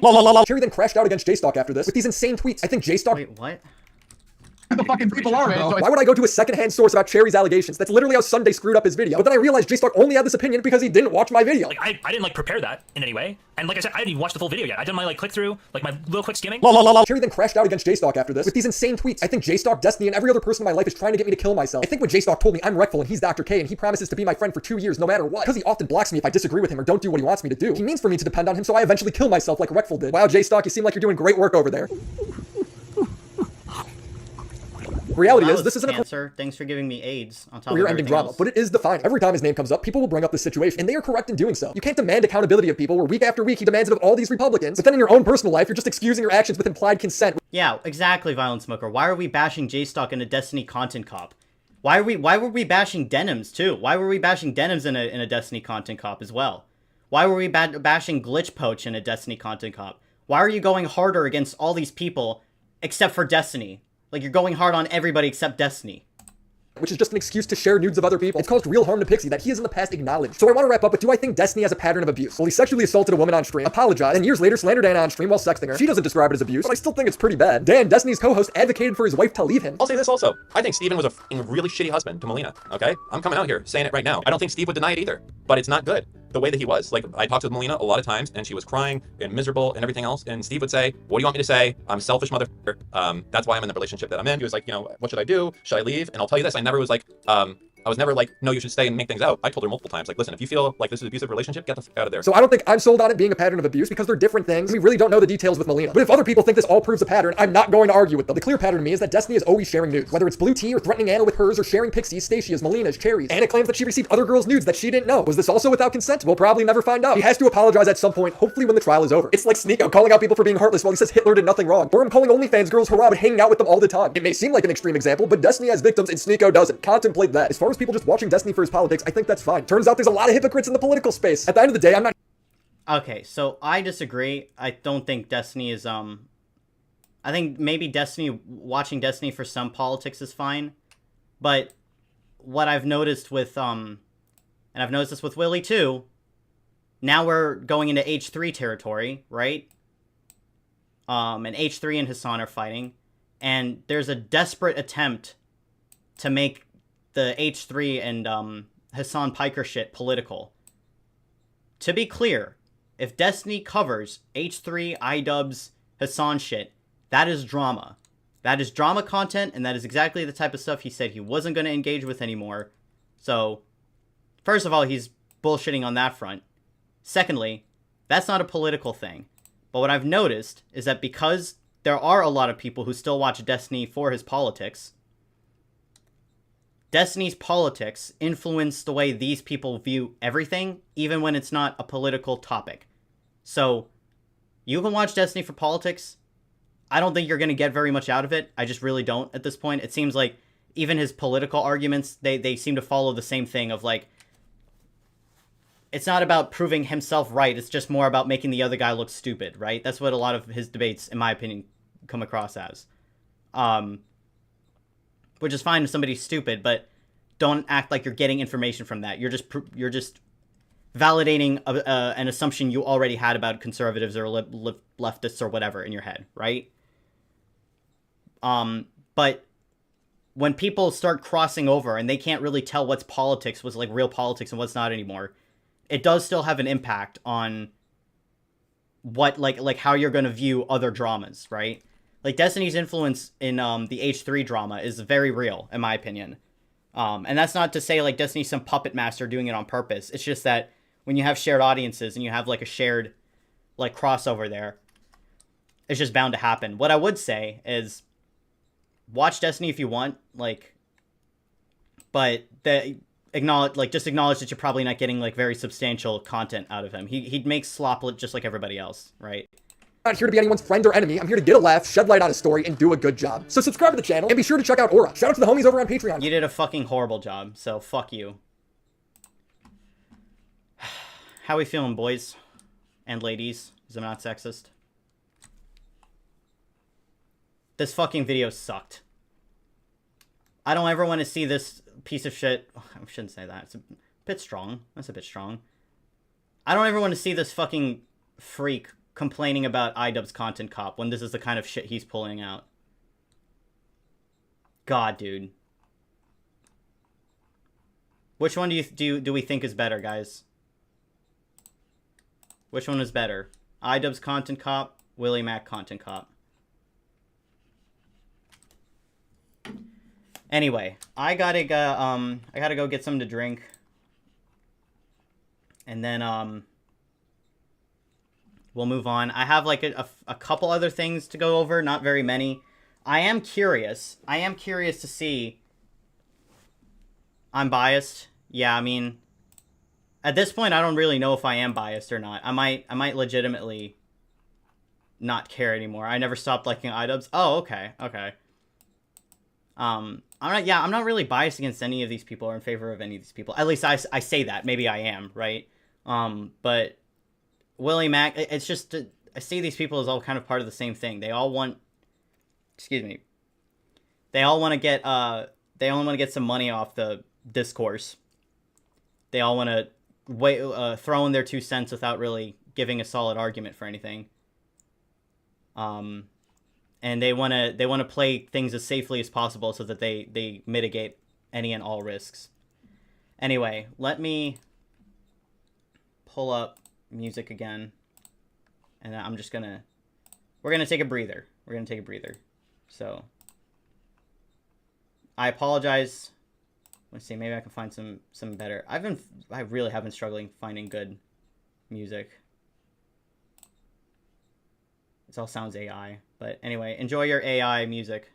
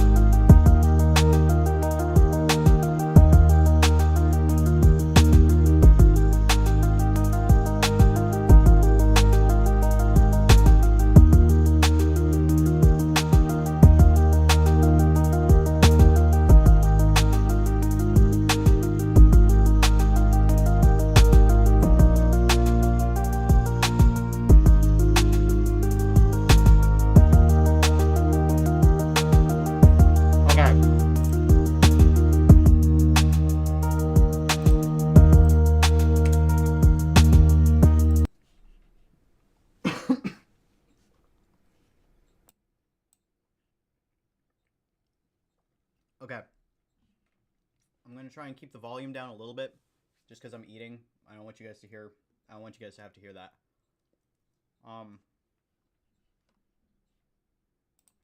So.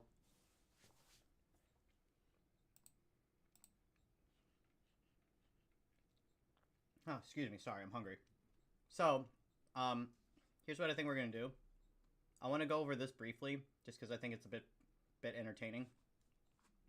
Could be fun. I don't think there's much to it, but it was sent to me. So, I want to make sure we honor requests, at least until there's too many of y'all, you know, and then I can start ignoring the ones I don't like. Then, after we go over this, I think what we might do, I'm still down for call-ins, obviously. If at any point somebody wants to call in, obviously, we'll stop what we're doing, we'll do that. But I'm not going to expect very many people either.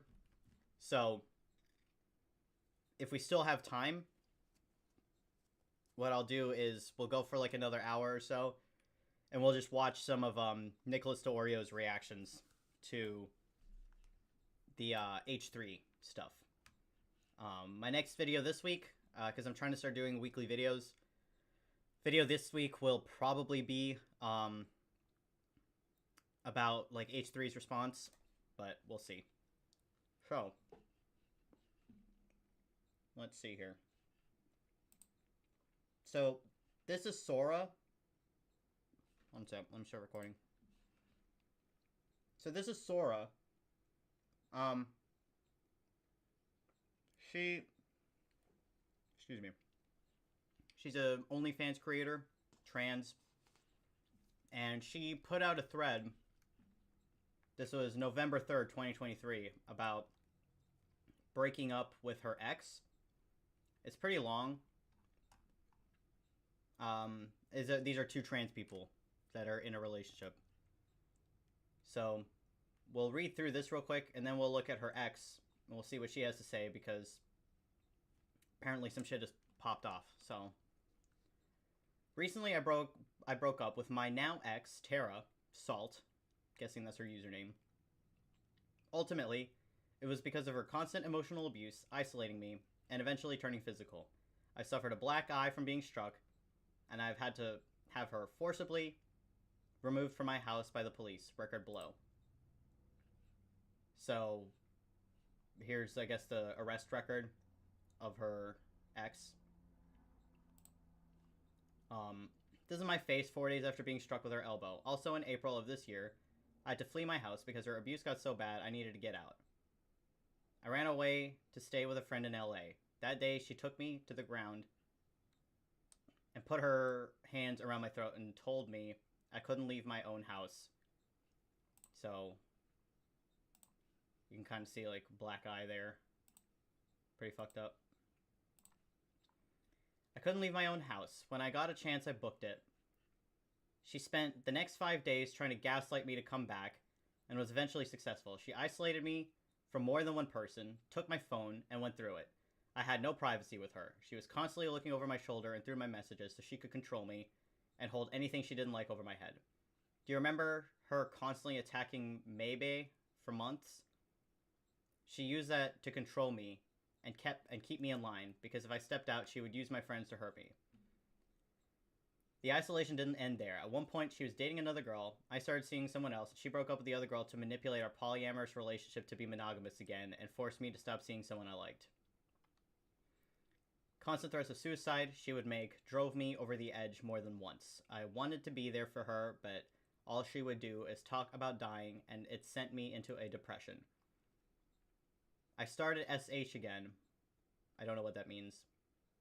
Self-harming. I started self-harming again, and she held that over my head too. She would constantly scream at me, and between the shouting, tell me that I could talk to her, but then as soon as I would start, she'd literally just ignore me and make me feel worthless, like I didn't matter. She made me hate myself because I didn't feel any value from the person who told me she loved me. She was also sexually abusive, as I was constantly used for sex, and that was basically my only value to her. She would use me to get turned on, and ignore me in bed and roll over and take care of herself, then ignore me for hours after. This happened constantly. That is, like, What kind of AGP shit does that fall under? That's crazy. She would coerce me into taking off my clothes and acting for her like I do for work. She would take advantage of my figure and then just fucking ignore me. I was only ever an object to her. Yeah, sounds like it. She's extorted me more than once and said that if I ever talk about her abuse, that she would come after me and threaten to change stories about my ex, Sophie, the girl that sexually assaulted her. Threatened to change stories about my ex? Oh, okay. And it seemed like she's done exactly that. She started dating her abuser again, and she's going to the defense of her after it got brought back up on the timeline. She constantly lies in order to fulfill the narrative around her and avoid guilt. I never knew what the truth was because I caught her in so many lies when we were together. She gaslit me the entire relationship into thinking I had mental health problems, but since I've been away from her, I haven't been happier. Truth is, she suffers from borderline schizophrenia, brain damage, and the worst DID I've ever seen. She's not connected with reality. I don't think she is. I doubt this person has DID. Sounds like she's just a manipulative bitch. You know? Anything she says about me at this point is delusional at best and malicious in truth. She's a malicious, spiteful person whose only self-worth is derived from putting someone else beneath her, i.e. the way she treated me for well over a year. Furthermore, she was never trapped here. I was literally begging her to leave after what she would routinely do to Maybe. How she'd drag her online and then threatened me to attack her online every morning. My mom and I opened up our home to her to rescue her from the abusive situation she was in Minnesota. I think that's what MN is. After her father left her on the side of the freeway on Minneapolis. She refused to leave because according to her, she had nowhere else to go and she was never trapped. Oh, but she was... Okay, so she was never trapped. Gee, never mind how many times Tara tried to steal my mom's Xanax when Tara started freaking out. Mom had to start hiding her drugs because of Tara trying to steal her medication. I'll never forgive Tara for what she did to me ever again. I took her back after she lied about me online last year when she apologized and told me Sophie admitted to assaulting her. Now she's trying to get back on that and act like it never happened. Okay. So I don't know who all these people are. There's a suspended account here that might have been like Tara's old account. Tara's the ex, from what I understand. One sec.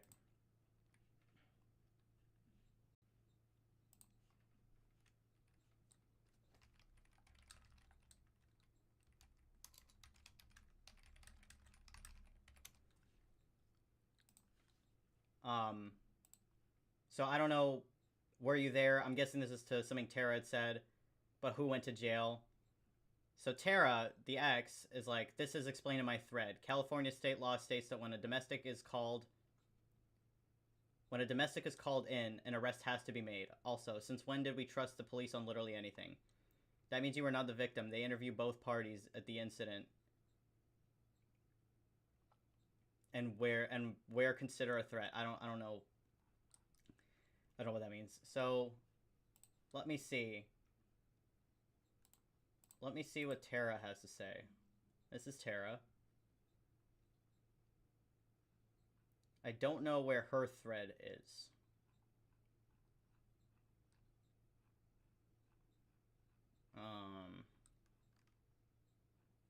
Shit. I didn't get linked this. Whoops.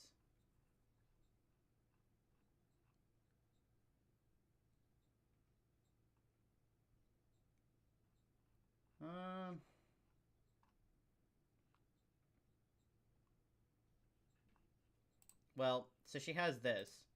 When my abuser rapist had me arrested in an attempt to silence me in 2023, during booking, I was searched by male officers. They made comments about my breasts and started heckling each other about which one would be gay enough to sleep with me. They also housed me with men. So, this is where I where I took interest. Primarily because this sounds cartoonish. And I'm not beyond saying that, because if you're choosing to speak on something publicly, and you choose to make it look like this, and say it in this way, then it sounds less believable to me. It's great for, you know, Twitter views or Twitter likes or whatever, to say things in this kind of to format a story in this kind of way, but it sounds cartoonish, especially in I'm guessing in California because of what we read earlier. Especially in California, I highly doubt the police are like literally raping you. Oh, they just made comments about her boobs. Okay, so they weren't groping her. Okay, sorry. For some reason, I thought I saw that. Still. She goes on to say here, I know a lot of you don't care because Blackheart Sora has a lot of followers or whatever, but I could say a lot more about the whole event. Things just feel so hopeless sometimes, and seeing what's going on in the UK is bringing back a lot of trauma. So again, like, when you start bringing up things that are happening in a completely different fucking continent, like, pardon me, but I don't believe you. On top of that, you've got this common situation, seems to happen a lot with trans people, where somebody will make a thread about an allegation, you know, talking about, like, sexual abuse or whatever, and the other person will try and one-up them and be like, well, no, actually, you raped me. You were the abusive one, not me. I don't know why this happens. I don't know why people think this is, like, a good way of handling it. Because if somebody's making an allegation against you, right, like, you're not all Johnny Depp. You can't all pull the no you card. So I want to see what this person has to say.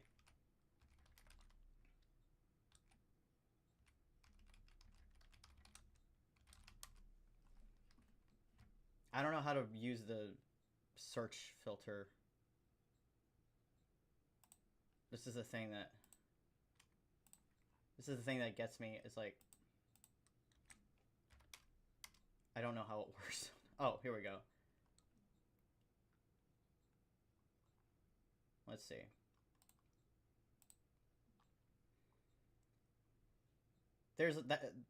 There's a lot that's about to be dropped here, but let's start with Sora's worst accusation. She claims I struck her. This never happened. I tried to break up with Sora, and she threw a huge fit and pounded her own head on a washing machine and punched herself repeatedly.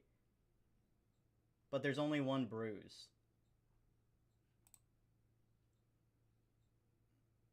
She's only showing one bruise, though. She also hit me a bunch and put me in a headlock. Then she said if I left, she would call the cops and say I hit her, and she did exactly that. She knows I don't talk to cops. I told the cops nothing because I didn't want Sora, despite her being the one who assaulted me, to be put in jail. She threw a trans person in jail because she couldn't handle getting broken up with. Also, thanks for doxing me, I guess. I was also abused in jail, but that's a whole separate story. Now let's start from the beginning. Huge threat and bound.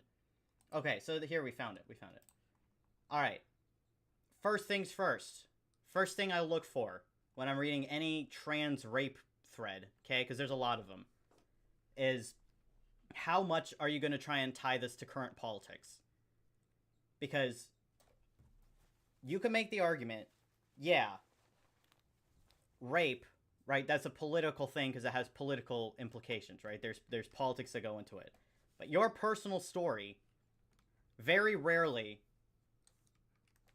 will be directly tied to, like, a broader thing that just happens to be, like, a popular internet discourse, right? So when you're saying such stuff like she threw a trans person in jail because she couldn't handle getting broken up with, that to me is, I don't have a better argument, so I have to resort to the fact that I was trans to make it sound, like, to give a bad reason. Or to make this sound bad, right? Because, like, what other evidence do you have? Like, if you have evidence to prove that she was the one hitting herself and stuff, you could just watch it. I guess maybe we should watch it. She insisted that she wanted to keep fronting. I was pretty much powerless to stop her. And we see where that got us. Yeah. I mean, you so see... no, I don't have really much of an excuse for it, because I don't really have much of a reasoning for it to happen. But I do see why you're worried, but I also don't see, like... Compared to what I've dealt with, too, babe, this is like, I'm sorry, it's gone both ways at this point. Who's this talking? Is this her talking? It's kind of understandable why she even got there in the first place. Okay, but you see how having, like, Like, saying that I hit you when I didn't is going to fuck me up. Yeah, you see how last year when you lied about what I did, and I'm still dealing with the consequences of it, has fucked me up? So I'm sorry that I lashed out at you because of that, but, like, I cannot fucking get over that. I'm trying really hard. Wait. Really fucking hard. So, that doesn't really explain a whole lot.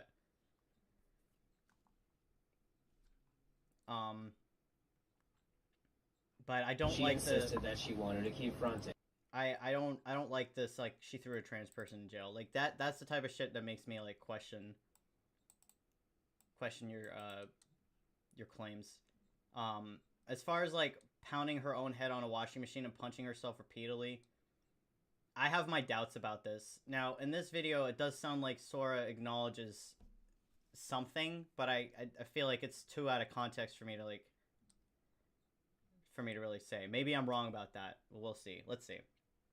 First, Sora raped Sophie and I. Sora raped Sophie and I when we were a throuple.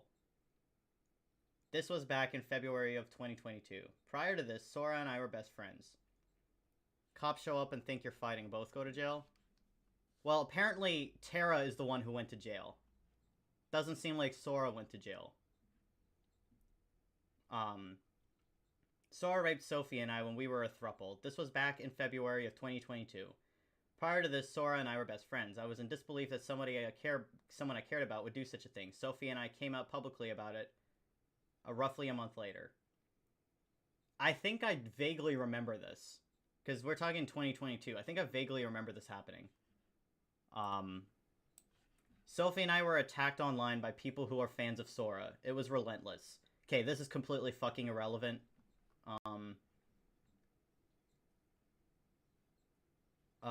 I was breaking up in either June or July due to not being able to handle the emotional toll that Sora put us through. This is where I made my one huge mistake. I decided to reach out to Sora. I knew what she did, but I wanted closure. I didn't want to believe that she was a monster, maybe just someone who seriously fucked up one time. I don't know what I was thinking. Sora admitted to what she did over a Discord call. I don't know why. Again, this is my one fatal mistake. I forgave her. What follows is me being manipulated back into a relationship with Sora. My living situation in Minneapolis or Minnesota, I don't know what MN is for, was bad, and Sora asked me to move in late July, and for some reason, ... I did. What does it say? Minnesota. Okay, I was right. Okay, so far. No evidence. Not even a screenshot of, like, your Discord call.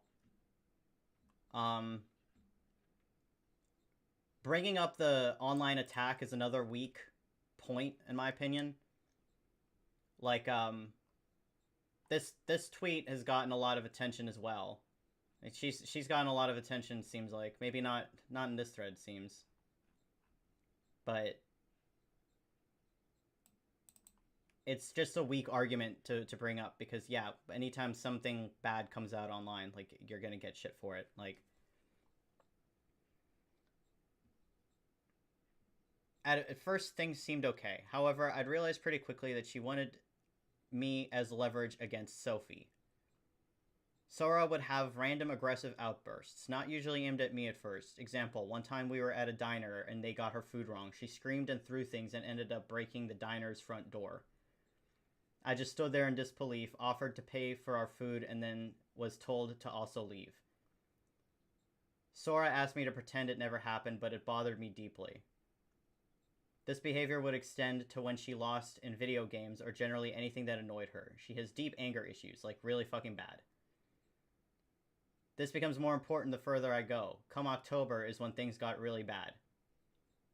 This is hard for me to talk about, but on October 10th, my brother committed suicide. Okay, so again...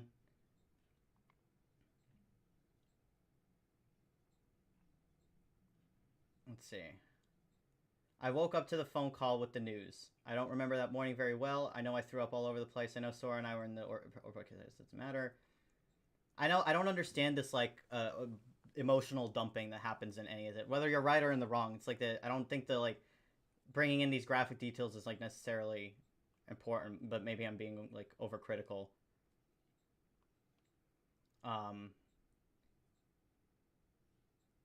I know that while we were on the airplane, Sora was talking about how she was excited for the vacation, and then went and took NSFW pictures on the airplane bathroom. I'm sure they're still up on her Twitter somewhere. Just scroll back to October 10th until she deletes them after reading this. She had zero sympathy. She had zero sympathy when we were arranging the funeral. She sat on her phone talking. Or taking pictures of herself and giggling. Sorry. She was asked to stop, and her response was, "Sorry, some of us still have to work." She also very loudly made inappropriate jokes at the funeral about how my brother was with Baphomet now, and how people who commit suicide don't go to a good place. What? Dude. Do you have no proof of any of this? No screenshot, no conversation referencing it, nothing? This is fucking crazy. No wonder this didn't get a lot of attention. This is fucking retarded. I don't believe this.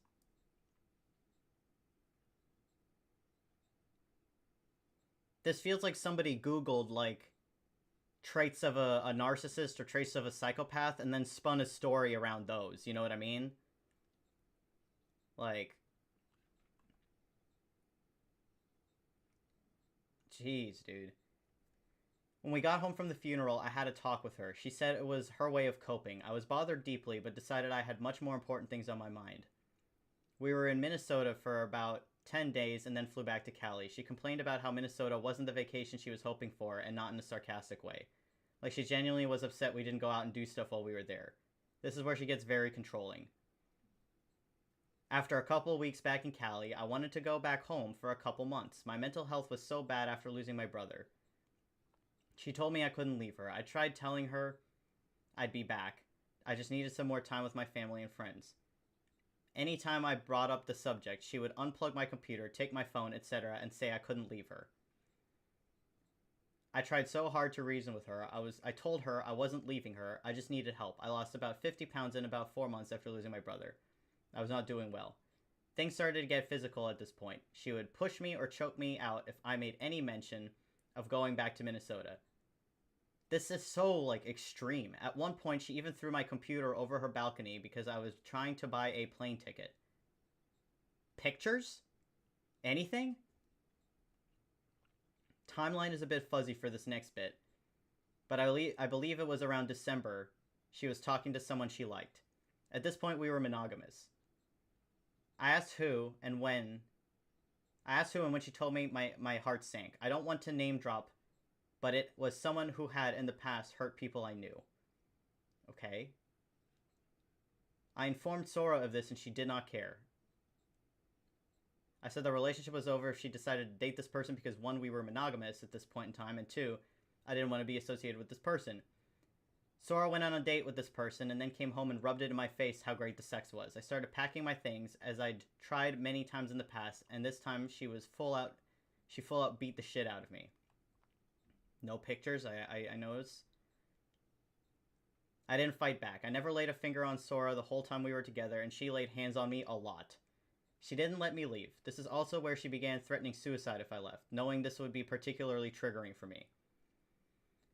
I fell asleep on the couch that night. The following morning, Sora woke me up apologizing. She claimed that this girl was pressuring her to talk to her, and that last night she was actually raped. She claimed that's why she was so upset.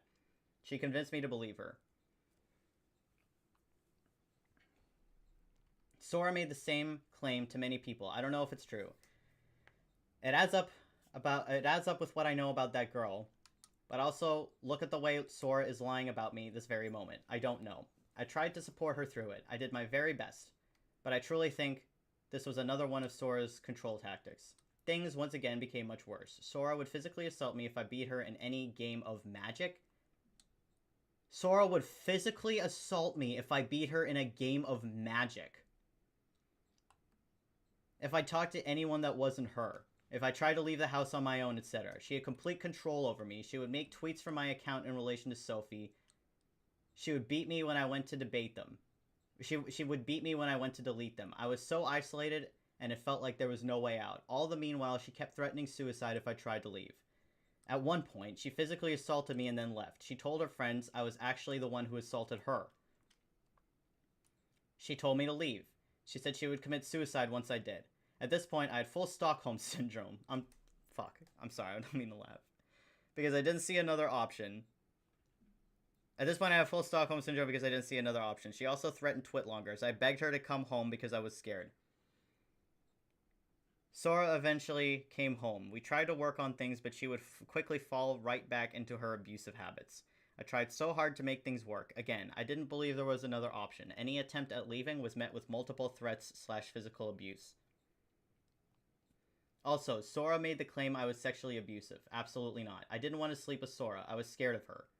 The whole time we were together, I never initiated sex a single time. If I denied sex, she would self-harm, so often I gave in. I think it's only now just clicking, as I'm typing this, that I was actually sexually assaulted on a regular basis. She would yell at me and make the claim that I thought she was ugly anytime I denied sex. I was deeply uncomfortable with her sex life, and that lack of enthusiasm made her even more upset. Sora would threaten even attempt suicide in front of me all the time. This led me to starting to self-harm, something I haven't done in 5+ years. I'm still trying to stop to this very day with no success. One time, my friend Mika asked if I wanted to play Portal 2. I very excitedly agreed. I had never played but always wanted to. Sora became upset that I accepted, thinking I was cheating. She pulled a knife on me and screamed, "This is a murder-suicide." I ran to the bathroom and slammed the door. I held the door shut while she kicked and stabbed at the door. I have a small scar on my upper bicep where the knife pierced the door and hit me. I eventually calmed her down. We had a long talk through the door. Once again, she promised she'd get better. It took maybe a few days for her to start abusing me again. Alright, we're almost done. I also want to mention that Sora's abuse wasn't only directed at me. She physically assaulted her mom a small handful of times while I lived out there as well. I did become suicidal around this point. I had resigned that this was just my life now, and that was the only way out.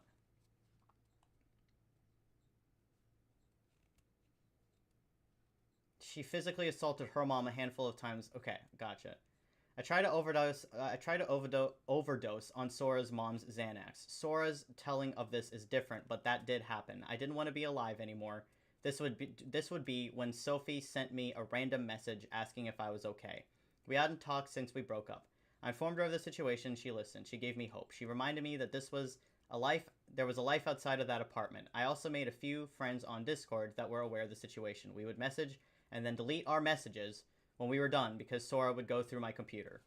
The rest is just the same cycle of abuse already described until early August, except now, whenever I tried to leave, she would punch herself and cut herself and threaten to call the cops and tell them I did it if I left. In early August, this happened again, and I said, I don't care. I went over to the neighbor's place, who was also aware of the situation, and waited for the police. They got there. I told them nothing. Sora lied as promised, and I went to jail. I bailed myself out a few days later and stayed with those Discord friends. Though they are much more than that to me, of course. Until the court date.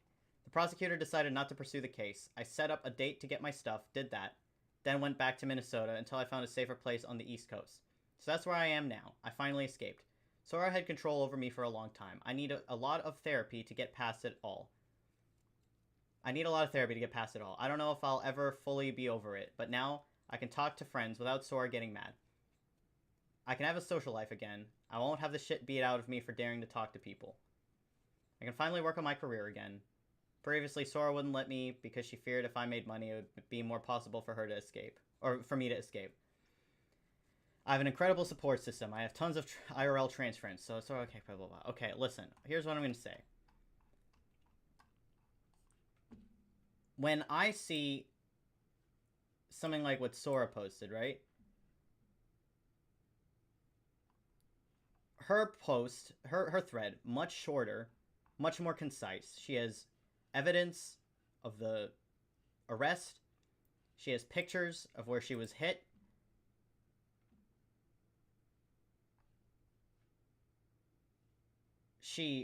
Oh, sorry, I'm rereading this now.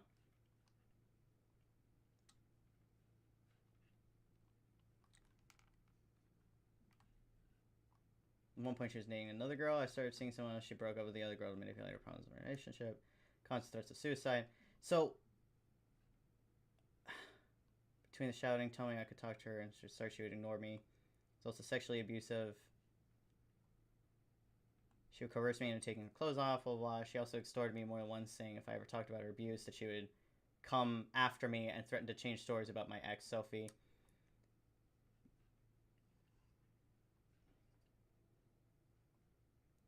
So she constantly lies in order to fulfill the narrative around her and avoid guilt. I feel like everything in this is every description that Sora has made of Terra is reflected in Terra's thread. We have this random clip that's never explained. I'm guessing it can't really be explained, otherwise the context, you know, if she explained this, maybe Sora would be able to refute it. But if she, you know, it's enough of a gotcha that it can cause doubt. Usually what I'll say with like any kind of situation like this is Sora's claims make sense for somebody who's unstable and has issues.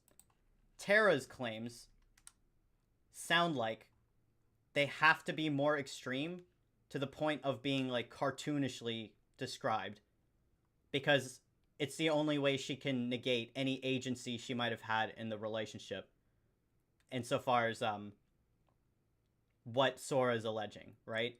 So if you read Terra's thread now, you can kind of walk away assuming that anything she did to Sora was either because she had to or because she couldn't help it, right?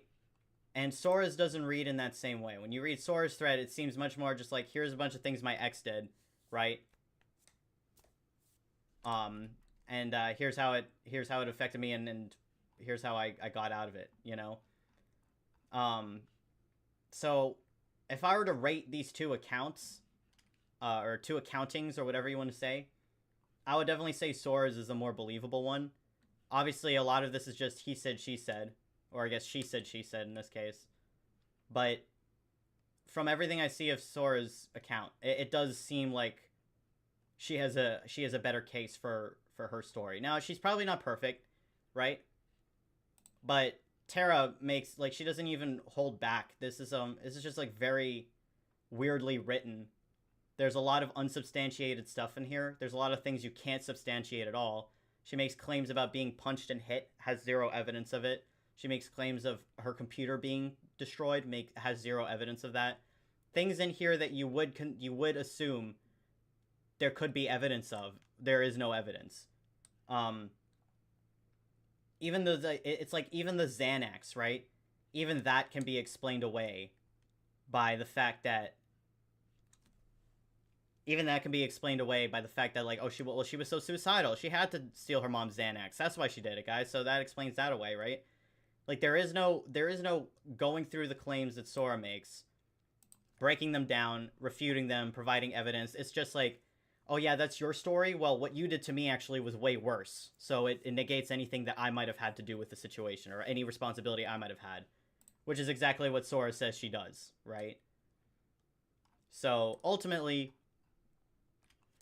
I'm definitely leaning on Sora's side here.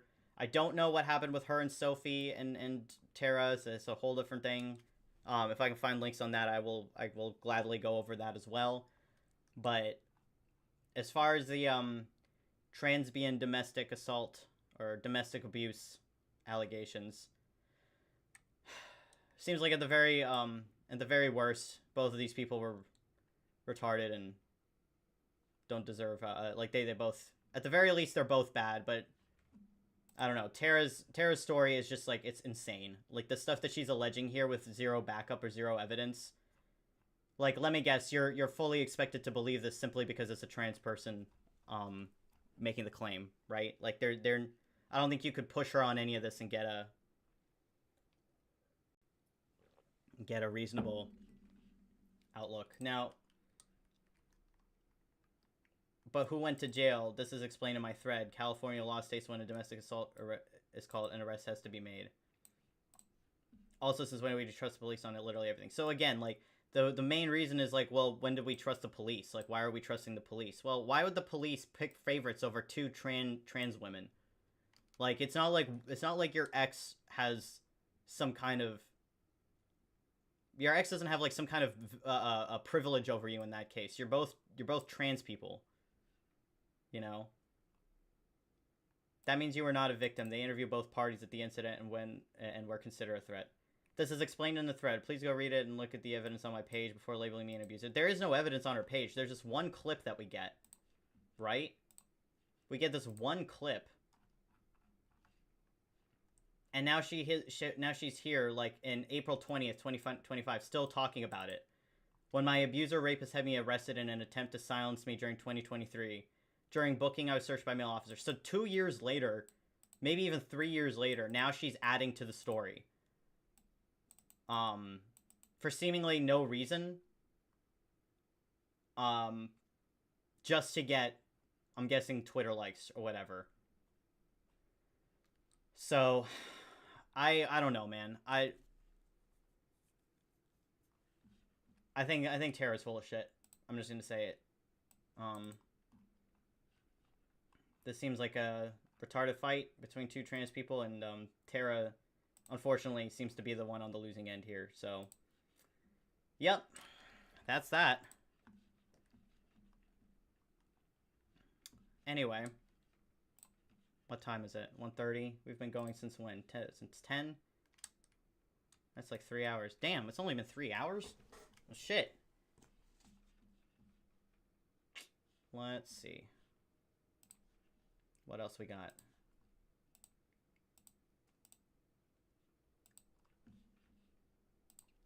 Okie doke. Well. Wait, hold on. No way. What's this I'm seeing?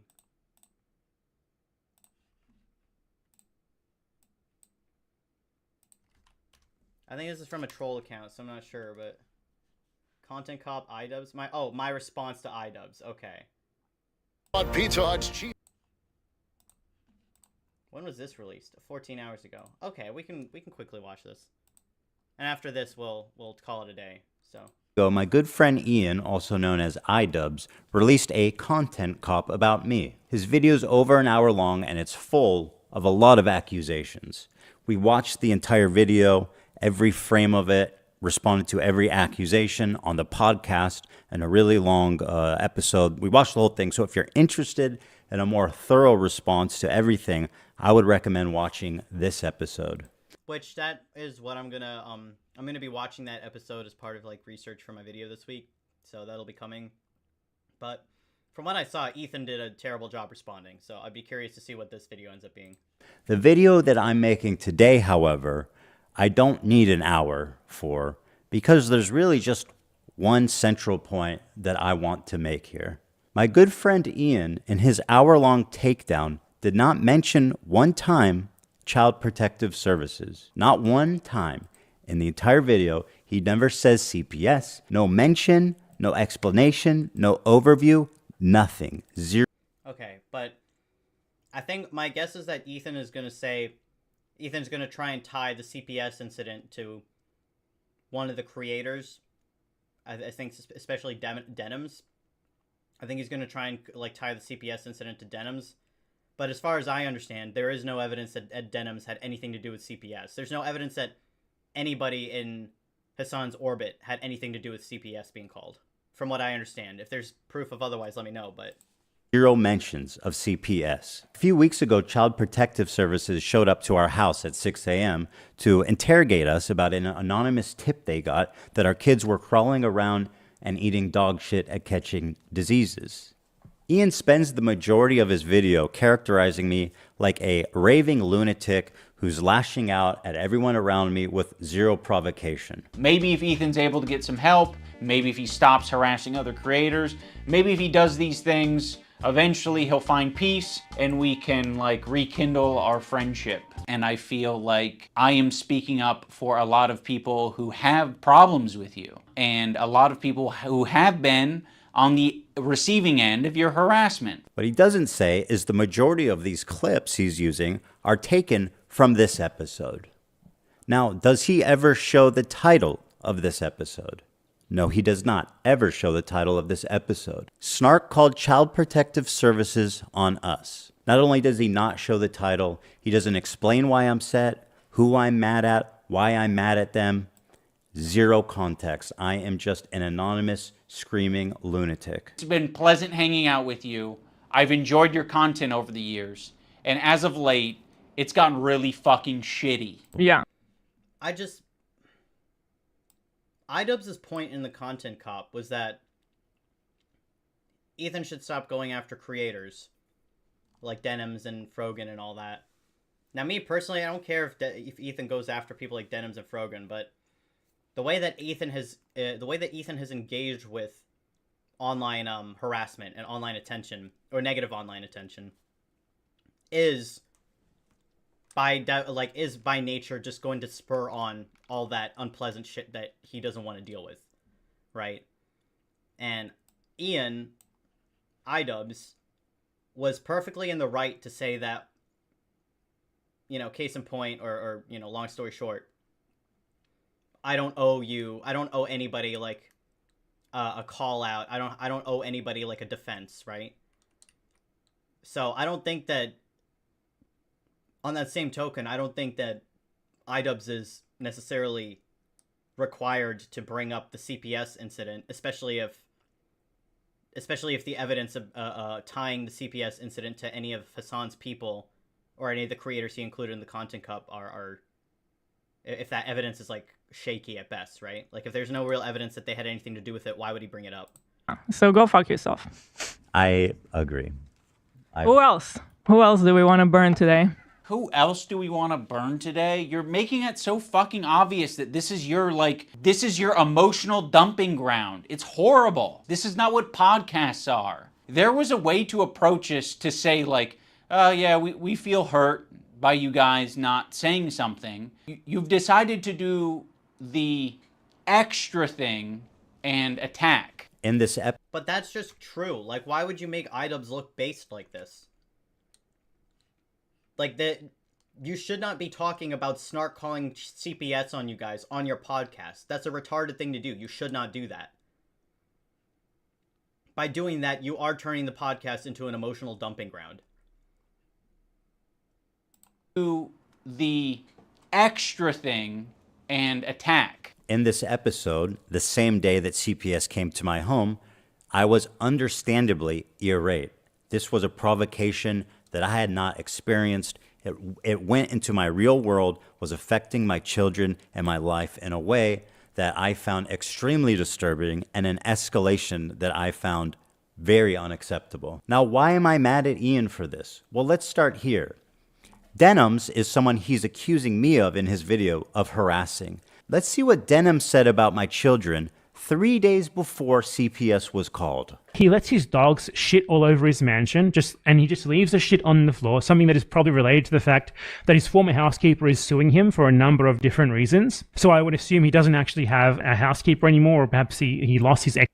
Also, how do we know all this information? Do we have cameras inside of Ethan's house?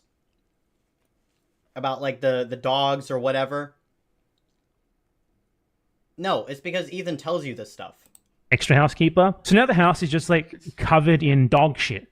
And he has kids, and his kids, like, crawl into the dog shit, and God forbid, I don't know what they do with it. I don't know if they eat it, or if it's just from, like, contact with it with their hands or something. But they contracted a parasite that I had previously never heard of in my life called Giardia from the dog shit that is all over his house. Dude, how is it that, like, maybe once a week I look into what Ethan Klein's been up to, and every time I manage to find more and more terrible shit. This is where Ethan tells a story about his family getting Giardia. We already have Mold Mondays. Now we have Shit Saturdays. Also, this is not a joking matter, by the way. It can be very severe and deadly to small children. I mean, much like many other illnesses, It's very, very, very dangerous when infants get the same sicknesses that adults get. There are lots of things that you can get as an adult. You're totally fine. You'll be... So Ethan talks about his kids getting this disease. And you're just not expected to, like, do anything with that. Like, harassers, people who, like, get off on harassing you, are just expected not to do anything with that. Even though, like, Ethan will absolutely use any shred of, like, information he can get on anybody to go after them. A-okay.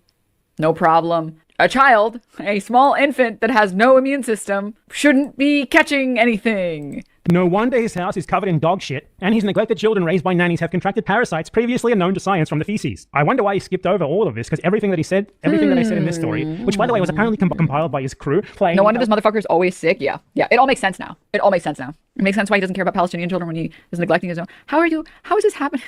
How is it happening? How is this happening? Yeah, I mean, I don't even make fun of people's weight. I've never made fun of people's weight. I do make fun of people's posture. If you're making an active decision that, like, you don't give a fuck about your health or your posture or your dog shitting all over the house to the point where your kids are getting giardia, that's the image of someone who is not well. Wait, what? Wait, what, Dems? Wait, what? I love that he's pulling this up as if this, like, proves something. It doesn't prove anything. You guys didn't know about this? Yeah. Meth Zempic diet. Oh, God. Even after CPS was called, Denham's attempted to justify it by claiming that it's okay because children can't be traumatized. I want you to create any bad memory here for them. Like, they are 5 and 3. They don't understand this shit. So I told him... Create any bad memory for them. You're not forming memories at 3 years old, and it's very rare that you're forming memories at 5 years old.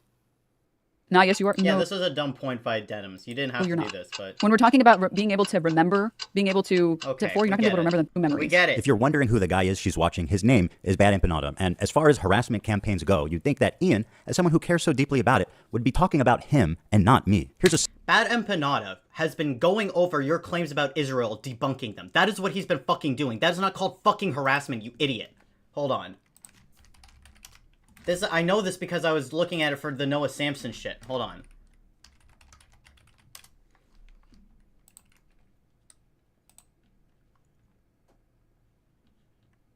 Bad Empanada goes over everybody. He goes over Lonerbox, he goes over Destiny, he goes over Ethan. He likes Palestine, he hates Israel. That's his fucking thing that he does. That's not harassment. I guarantee you, Ethan is saying this because he's seen other people say, oh, Bad Empanada is crazy, dude. Bad Empanada is crazy. And he's just echoing shit he's heard before. Do you know how many times I heard Bad Empanada is crazy? I have not watched a single video of his. Right? He's just an A-logger. He's just A-logging Ethan and Destiny and everybody that's, like, talking about Israel-Palestine. Small taste. I'd like to pay tribute to Ethan Klein and the new Twitch TOS that declares Zionism. Zion is a slur. I'd like to pay tribute to him. How many videos does Ethan have on Hassan? How many videos does Ethan have on Denims? How many times has he brought up Frogan? Right? By playing the first in Al-Aqsa video game where you kill Zionist soldiers as a Palestinian resistance fighter. Anyways, are these soldiers? Maybe there's a reason why Bad Empanada wasn't included in Ethan's content cop or Ian's content cop. Maybe it's because he doesn't fuck with Bad Empanada. But he's not gonna make a video talking about people he doesn't fuck with when the video's about Ethan. You dumb bitch. Israelis are just standing there. That's what I mean, is the Israeli army a bunch of Ethan Kleins? Like, they're all on a fucking Ozempic binge. They don't understand what's going on around them. They haven't noticed me. Where do they keep the secretaries? In here? I'm hunting for secretaries right now. Secretary Dot. Here's Bad Empanada once again, who posted a story saying, I'm the one who called CPS on Ethan Klein. I want CPS to take his kids away because they are seriously in danger. What? Today was pretty bad, wasn't it? Really sucked for you. You were so disappointed. The betrayal of one of your closest long-term friends, huh? What the fuck is this, dude? TikTok, though, Ethan. TikTok for you. It's only gonna get worse. I don't care. I don't care. Every day, sit there just waiting in misery, in fear of what we have in store for you. TikTok goes the clock. Maybe if he stops harassing other creators. He lets his dogs shit all over his mansion, and he just leaves the shit on the floor. Maybe if he does these things, eventually he'll find peace. House is just like covered in dog shit, and he has kids, and his kids like crawl into the dog shit. And I feel like I am speaking up for a lot of people who have problems with you. I don't know what. Oh, this whole thing is retarded. How many steps removed are we from iDubbbz now? Yeah, like we're talking about Bad Empanada now, right? Like oh really, Ian? You want to make a video criticizing me? Have you considered criticizing everybody against me though? Sounds like you have an ulterior motive here. Sounds like you might not be completely fair and balanced because you're not willing to talk to everybody about this. No. That's not how this works. What they do with it. I don't know if they eat it or if it's just from like contact with it with their hands or something. I was particularly angry during this episode entitled Snark Called CPS on Us because I hold denims to be one of the primary reasons, in my opinion, why CPS was called. Another one of their friends, Froggy... Like, why? Why do you hold Denims responsible for this? What does Denims have any... She reacted to it on stream. Do you hold Destiny accountable for, fucking Keffels having cops called to her house? Do you hold Destiny accountable for swatting Keffels? This stupid fuck hasn't changed at all. He's literally pandering to a different audience. He's literally pandering to DGG retards and commentary fucks like Nicholas Diorio.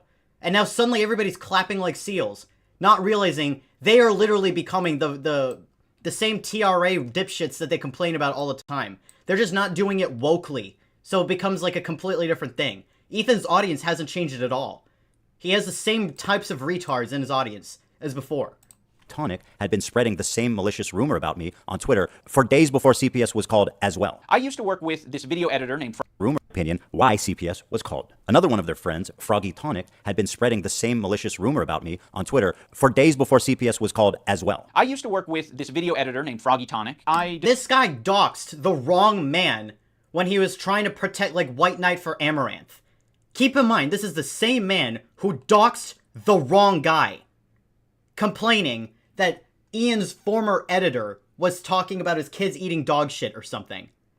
Discovered him because he was in the circles online that I was in. There would be an occasional Froggy tweet where I'd be like, I agree with that, you know? Like, I'm not going to endorse it. I'm not going to retweet it or like it, but fair enough. Now, my former editor of a year and a half ago did say some truly mean shit. He called Hila the C word. He said they're trying to kill their dog with cheddar cheese and a bunch of other shit, I'm sure. Now let me show you the tweets that Ian conveniently omitted. Me when my 3 kids ask me why they haven't seen me in the past 4 months. I was in my basement. How can you shun a fallen fan when they worry about their... Yeah, Ian. Sorry, Ian. I'm sorry. Your mistake was not including every single tweet that Ethan didn't like.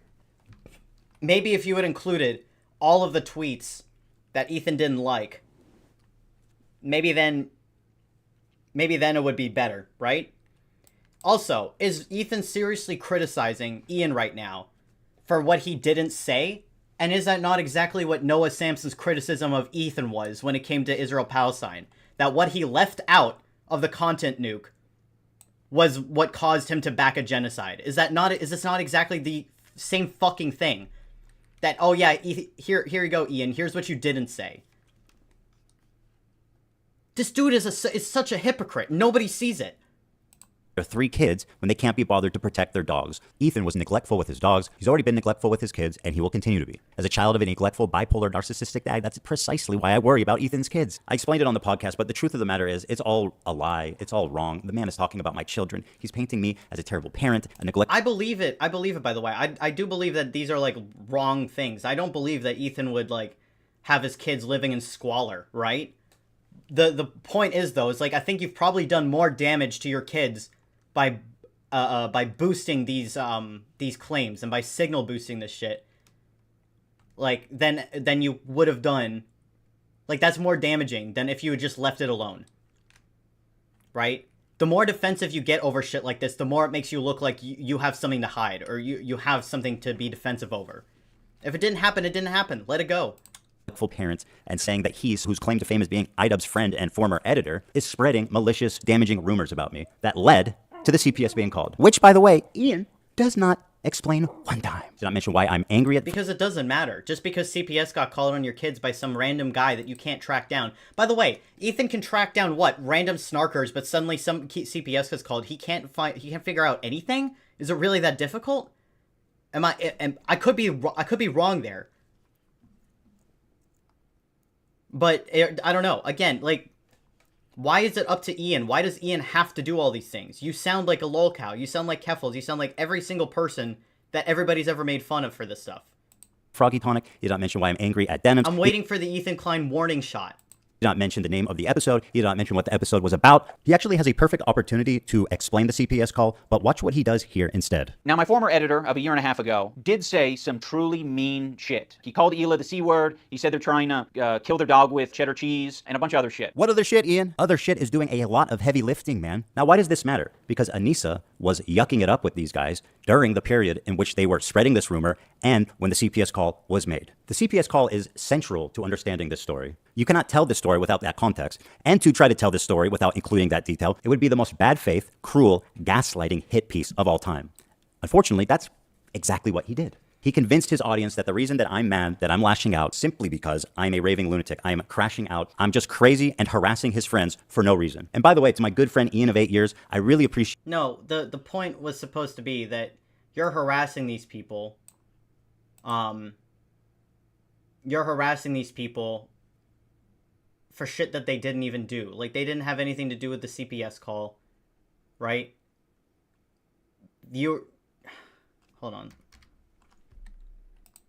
I'm just crazy and harassing his friends for no reason. And by the way, to my good friend Ian of 8 years, I really appreciate you weaponizing my mental health against me. To make Ethan crash out. He's having... Like, oh my god, fuck off. Weaponizing my mental health against me. Are we children? A parasocial weird crash out. People can have crash out moments. Maybe if Ethan's able to get some help. Someone who I've confided in over the years with my struggles with it, who understands what I've been through, the lengths that I've gone to work on myself and improve my mental condition. For him to throw that in my face, to characterize anything I'm doing as crashing out, that I need help, that I need to get some kind of treatment, is cruel and pathetic on a level I didn't think he would ever be possible of doing. One ridiculous point. Like, you're just milking this so hard. This is such like wah pity points. Again, imagine a trans woman saying all this. We just saw two trans women like arguing with each other or like going through it, accusing each other of like mental health shit, right? And notice that like anybody from like this space would give so much less charity to that kind of like situation.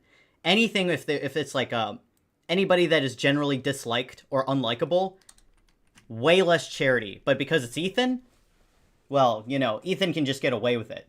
Poor Ethan. Keeps hammering on is that I'm hating on him, I'm harassing him simply because he's following people on Twitter. We're not going to run to your defense when, I don't know, we follow people. We be following. That's one fucked up thing that you can say about Anissa and I is when we're on Twitter, we do be following. I'm not upset, Ian, because you follow people. That is absurd. I'm mad because you are actively engaging with these people on social media, in DMs, while this harassment is happening, seemingly indifferent to it, silent on it. In a sense, I felt like you were more on their side than my side. That's so stupid. Just because you're talking to them, or just because they're talking with each other, or engaging on topics that have nothing to do with the harassment, suddenly it made you feel like they were on the other side more than your side. Meanwhile, iDubbbz was literally like asking you to just have a private phone call to talk about it. What then? What happened then? Like, where was that? Like, are you gonna include that in here? Silence means something. It means that we would like to pause this relationship until Ethan is angry because he could not successfully drag iDubbbz into this battle and force him to pick Ethan's side. That's what he's mad about here. That is pathetic and manipulative. That's wrong. You can't just do that. You can't get away with that kind of shit without people criticizing you for it. And you can't play victim after that. Will you figure your shit out? Our silence means something. That's exactly what we felt. Wow, it's almost like we were right about you. There's something that I've never talked about publicly, but around the same time, we received 2 human skulls in the mail at our home, which led us to having a very pleasant interview with the FBI. Things have progressed well past the point of, that's just what the internet does. Ian had a recent revelation. He's transcended into a new... Well, you've also gone past the point of how often... Like, I'm sorry. If you did not continuously engage with this shit, I don't think people would get such a kick out of it. This fucking bad empanada clip that he's playing here, where he's like acting unhinged. Betrayal of one of your closest long-term friends, huh? That is all just like a hyperbole. They are getting a kick out of fucking with you. They are getting a kick out of fucking with you. That is what's happening here. Case in point, and you keep giving them more material. Yes, you are allowed to be criticized for that. skulls in the mail at our home, which led us to having a very pleasant interview with the FBI. Things have progressed well past the point of that's just what the internet does. Ian had a recent... Yeah, but this time it's different. That's all Ethan has to say here. Well, this time it's different. Because it's me, it's different. Because it's gotten to this point now, it's different. Now I can justify responding. Well, what about when it first started? What about before all of this? But what about when it first started? Were you justified then? No. And guess what? Your actions back then are the reason why you are here now. It is that simple. Revelation. He's transcended into a new person. He's achieved nirvana and discovered empathy at age 32. And by the way, all these things that he's saying right now, like, oh, he discovered empathy, oh, he's become a new person. This is all shit he's hearing from other creators that he's watching behind the scenes. I guarantee it. He's watching people who make these arguments all the time about Ethan or Ian. He's watching all these people who are making all these arguments about Denims and Frogan, all these people that like shitting on these people. And he's using that now to echo those same sentiments in his videos about these people so that he can gain favor. I guarantee you that's what's fucking happening. I think only in these past couple of years have I gained the ability empathy, and I'm very ashamed to admit that. Oh, because you're mean to me. Now you don't have empathy. Oh, see, you, Idubs, you claim that you have achieved empathy now, but have you considered that you're still being mean to me? You're still being mean to me, Idubs. It sounds really pathetic to say at the age of 32 I've acquired empathy, but I have, and I've realized it because I just can't help myself. Dude. Yeah. Is that a ... Yeah, that is a swastika, Ethan. That is. Did you also know that cops were do you also know cops are like a dog whistle against black people? Acquired empathy. Did you know that this tattoo of his? But I have, and I've realized it because I just can't help myself. But feel for other people's pain and suffering now. I'm still not perfect. I think that is. Did you know this haircut is actually a anti-trans dog whistle as well? Like, what the fuck are we doing here? Is my empathy meter's only maybe Since when did anybody give any sort of sympathy to these kinds of arguments? Since when was anybody on that side? Quarter of the way filled up. It really makes me feel like, I'm sorry, but I bought in to this idea very early on that we don't actually hate minorities or whatever. We just, we shit on people, we criticize people when they do something wrong, right? But then the second somebody who does something wrong, but they don't fit a marginalized group that you enjoy shitting on, suddenly you have nothing to say. It really makes it start to feel like you do actually have a problem. Or with minorities, and you just like to shit on the worst ones, but when it comes to people you like, you're not willing to shit on them even if they do something bad, because now they appeal to you. They appeal to you more. Give me a fucking break. Up potentially, but it's at least there. In the spirit of his newfound enlightenment, he had this to say: I have made some cruel, hurtful content, and I need to acknowledge that, and I'm really sorry that it's taken me this long to acknowledge it. And notice, right? Ethan didn't have a problem with any of the cruel content he made, but now that it's about him, now he's got an issue, right? The content I'm talking about specifically are content cop videos and videos where I was just generally criticizing people for very lackluster reasons and, obviously didn't have any accountability online whatsoever on my end. I was morally grandstanding and acting as if I am any better than any of these people that I was making content cop videos on, and I'm not. I'm a human. I'm a real human who makes mistakes, and, I make a different set of mistakes than the people I was making videos on, but it doesn't matter. I don't think... Look, right? You can have a problem with iDubbbz doing this, right? Ultimately, I don't think it's, the biggest deal. If he decides he wants to make different content now, and he wants to be soy and woke, it's your God-given right in America to be soy and woke if you want to, okay? That being said... What iDubbbz was doing in this video... I'm a human. I'm a real... In this video. What iDubbbz was doing in this video was he was taking accountability for something that he believes now, in his life today, was wrong to do back then. So, he's taking actions, self-reflecting, and then changing his behavior moving forward. He faced a lot of shit for doing that. You can argue that it was the right or wrong thing to do. I know a lot of people are disappointed with the direction he's gone in. That's valid. You're allowed to feel disappointed about that. But Ian has not done anything morally wrong by doing any of that, right? So, I know that Ethan is using this clip of like, well, as if I was better, as if I was any better than the people I was making fun of, as if I was any better than Keemstar or whatever, when I was, you know, doing the same shit they were or whatever. Well, Ethan is putting this in this video as if it's some kind of gotcha, as if to say like, well, you're exactly as bad as me then, buddy. But he's not actually. Ian in his content cop against Ethan was encouraging Ethan to do some self-reflection and take some accountability. That's allowed. And Ian has done that. iDubbbz has done that, according to his standards that he now holds. Again, you don't have to like them. You don't have to like those standards. But they are still standards that, like, he holds for himself. So he is living in accordance. He's not a hypocrite in his own worldview, right? Now, I still think the content cop was ass. I think there's a lot of things he could have done. He could have done better on it. There was no need to really bring in any of the creators. I think it was a mistake to try and white knight for Frogan and Denims and all these people. I think it would have been better to just let them fight it out themselves, because, well, I think Ian's strongest point would have been the fact that he was getting dragged into something that had like that he had nothing to do with, right? And I think if he had kept it at that, it would have been a much stronger video. That being said, of course, I am also biased in the sense of like I'm thinking about like what he could have done to avoid most of the criticism from the community or the spaces I occupy. So overall, like, I mean, if people feel better or worse about the content cop, I understand that, but that's kind of where I stand. Real human who makes mistakes, and, you know, I make a different set of mistakes than the people I was making videos on, but it doesn't matter. I don't think anyone deserves that level of cruelty or hate. It's also indoctrinated a lot of people into thinking that this is an okay way to behave, and it's not. What happened? Am I so uniquely evil that you're willing to abandon your newfound principles after, what, less than a year? No, you dragged him into this. That's what happened. You dragged him into it. What, am I so uniquely evil? Why are you playing the victim now? You asked for him to weigh in. You asked for him to say something.